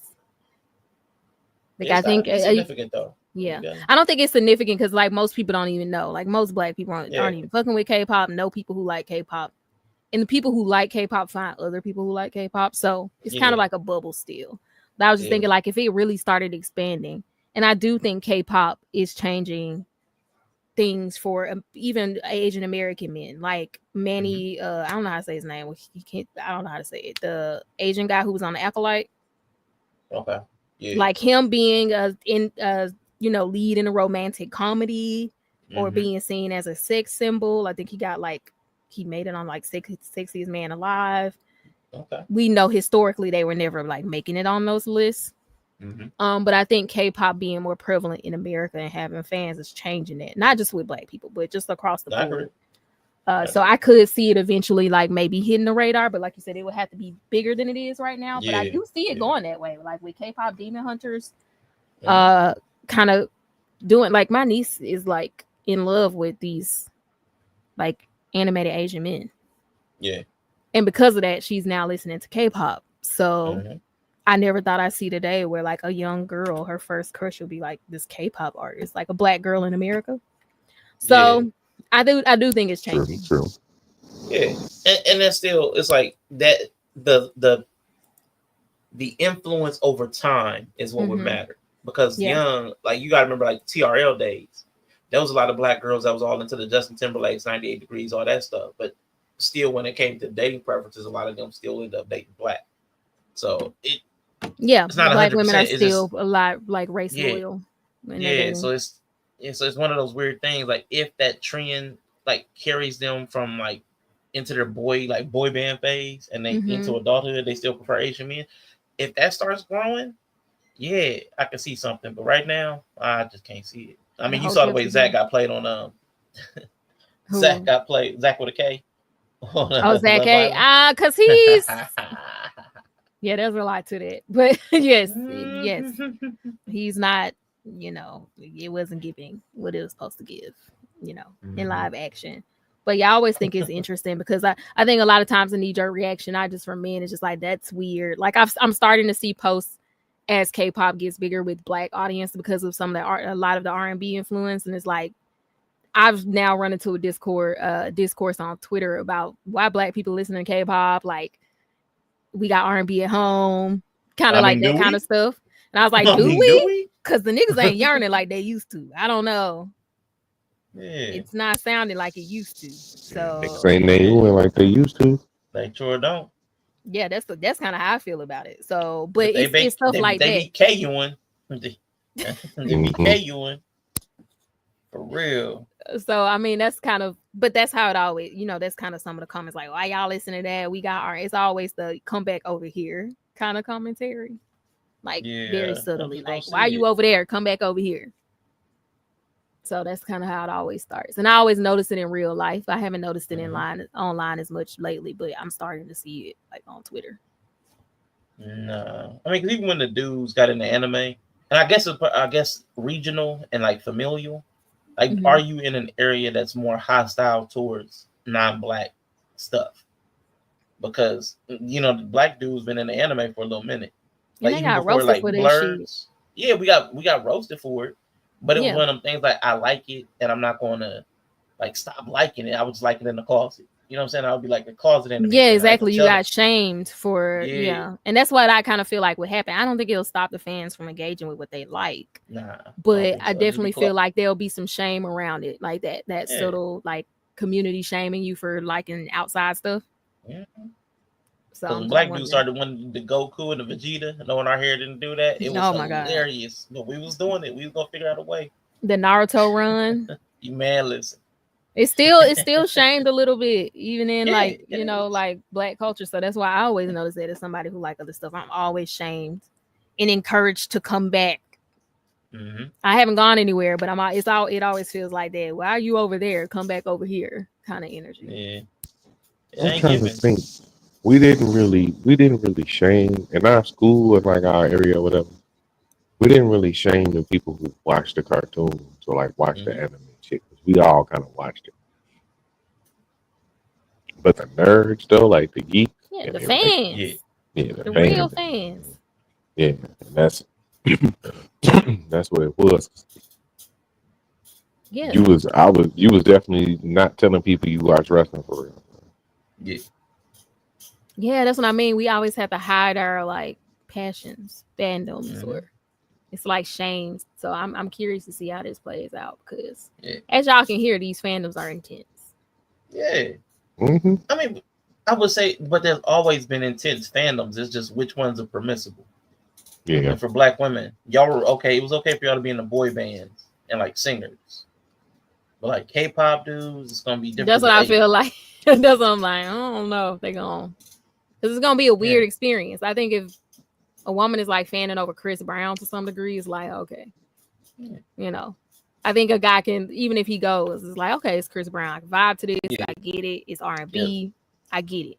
But if your girl fanning over fucking Ides or some shit, and then you're like going with her to the concert, and you see these like femboy men. Like dancing around. I just feel like the man would have like a visceral response. Like if it was a manosphere guy, he would have a visceral response to that. Yeah, I can see why. Because for him, he would be hearing the demand for us to be the opposite of that. But then look how he's acting for the sensitive, soft, little scrawny ass, skinny ass. But we gotta be 6'4", 6'5", built up football player, linebacker, NBA player looking ass nigga. You go and have swag. But See, it's that's what I 5'8", feel. 5'7". Like, yeah. These dudes all shy. And that's Right. exactly what I'm talking about. Like I definitely feel like it would be internal. Like it would just be transmuted in some way where it would come out about, like it would come out like that. Like I had to think about like what I had to put myself like in that brain. Like what would they because it would have to be a comparison. Yeah, it would automatically be a comparison. Mhm. Like they wouldn't be able to just Mhm. go and be like, she likes that and me. Like she likes Mhm. us both. No. It would Right. not be that. Yep. So And it would have to be. here's the thing, Brie. That could be the thing if y'all treated it like that. But we Right. have consumed you all as giving us different standards than y'all give other groups of people. Yeah. So if y'all treated if you wanted swag out of everybody, when y'all dated white men, when y'all dated Asian men, y'all dated Latino men, everybody had to have swag, everybody had to have the same stats. Yeah. That wouldn't be a thought. But we know that you don't put the same standards on everybody else, which is odd. Yeah. No, I mean, I understood. I think that's how they would see it. But to me, as somebody who just like, why I'm just, these are K-pop people, and like it's very compartmentalized for me. Yeah. You know, like it's not, I don't want to go run off and marry these people. I like them visually, aesthetically, and I enjoy this over here, but I also enjoy you this way. Like I enjoy both. It's not like one or the other. Like I'm not trying to marry these people. So like that's just kind of how it feels. Because even with me being married, like I am with someone, and I still have my K-pop fandom thing over here on the side. I do both. So if he internalized my fandom of those men as reflective of like how he has to show up or what I want from him, I just don't think it would be helpful. Yeah, nah, I hear what you're saying, and I don't think that's the way Black men would internalize it. We would internalize it by what y'all externalize. So I don't know. Yeah, I'll do it like the way y'all treat way y'all treat white men. Like it's like take the Asian dude, like just put the Asian dude in the place of the white man. When you hear people divestors talk about what y'all want out of white men, it's totally different from what y'all say about Black men. So it's like it would be the same thing. So if y'all said y'all wanted these men in real life, it would be one thing. But like just as a fandom, there wouldn't be a threat. Only if it came to actual dating practices, and then we'd be able to visualize they date them differently. That's the only way it would come up as a problem. Yeah. And that's why I think it's still what they would have their reaction Yella's talking about, even in the context of she's not trying to date them. Like I think I could see a manosphere if his wife or girlfriend, somebody he's already with, was wanting to go to that, I feel like he would still internalize it the way Yella just said. I can see it on a general scale. Like you haven't found your person, you're talking through the lens of who am I going to date and be with and pair with, and how that sounds and what people say they want versus what they like actually go for. So like I can hear that, but I just wonder, like I just don't know. I don't know if a person had a manosphere kind of lens of the world, I still think he would internalize it, even if he was already with the woman, seeing her be in a fandom for these like wimpy Asian men. I think he would internalize it in some way. Yeah, like that I'm too tapped in now because I'm starting to bring out the pet stuff. I'm too tapped in. Because it's like, oh, so y'all could make this nigga a flag, but all we gotta hear about is all the things that you won't do for us. Yeah. Nah, you real locked in. That was toxic as fuck. Nah, that's legit. That's toxic as fuck, though. That's not toxic. Yeah, no, it's not, because think about the way it. he said it, I was just like, he locked. I know he locked in because Yeah, you could see it another way. Like you could see it as like, oh, they're just a fan. It's a community of fans. This is how they bond as fans. Like, oh, that's really cute. But you could also see it the way that you just said. Yeah. Like, oh, y'all That's can put real. all That's that like the effort dog in thing. That's like to go see this nigga. My bad. Go ahead. Pampered dog. No, you good. Yeah, I mean, it's the same thing. Like this. What I'm saying, my point is, and I'll land it here. The things that Brie you're saying, these already exist. They just don't exist on what you're laying it on. We're looking at right. Yeah, like this, like what you just said. Yella just said about they're making flags. That's when we had the conversation about the lady doing all that stuff for the dog. She was brushing his teeth. Like this is the same conversation. Right. And with the Asian men, it would just be if you guys were actually interested in dating Asian men, it would be just like the divestor conversation. Because we see when you're interested in a group of people, and then we start the comparisons. Yeah. But until you're interested, it doesn't matter. Because you all are fans of different groups of people. But until you're dating them, it doesn't matter. Yeah. We're not threatened by them unless you're comparing us to them. Yeah. I mean, on a personal level, some men may be threatened by it. Like some men don't want their girlfriend going to a Chris Brown concert. Some men don't want their girlfriends going to a Usher concert. Yeah, I So mean, those men are gonna be, those type of men are gonna be threatened, no matter what you do. No matter what, So, yeah, I get it. But yeah, it'd be interesting. I don't know if that day will come, but it might. Probably will. They're always looking for new stuff, so I think they'll be fed on it lately, especially as it's becoming more. And I know it's an algorithm thing, so it probably take a longer time for them to ever catch wind of it if they have no touch point to that algorithm.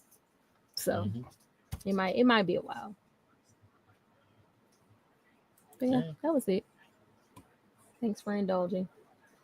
Yeah, for sure. Hoteps might care. Yeah, the Hoteps care about everything, though. Yeah, they want to hoard all the black women for themselves. Yeah. Pretty much. So we already know they gonna kill. They ain't got no alternative though. You can't have no fun with the Hoteps. No. Okay. At all. So. Oh. Be all right, y'all. Bo, good to see you. Watts. Make sure you hear Yellow about Madden. He trying to game. He trying to lose. Mm-hmm. Yellow trying to lose. He gonna rage out. Yes. But all right, Bree. Yellow beat me the other day. Oh, did he? Yeah. Off stream, we played like a little preseason game. All right. Well, I'll catch y'all on the flip side. All right, Bree. All right, y'all. How much he beat you by, Yellow? What we did? I ate with my ass, man. All right. So it's definitely vengeance that shall be had. So yeah. But we going, y'all. Peace. Peace.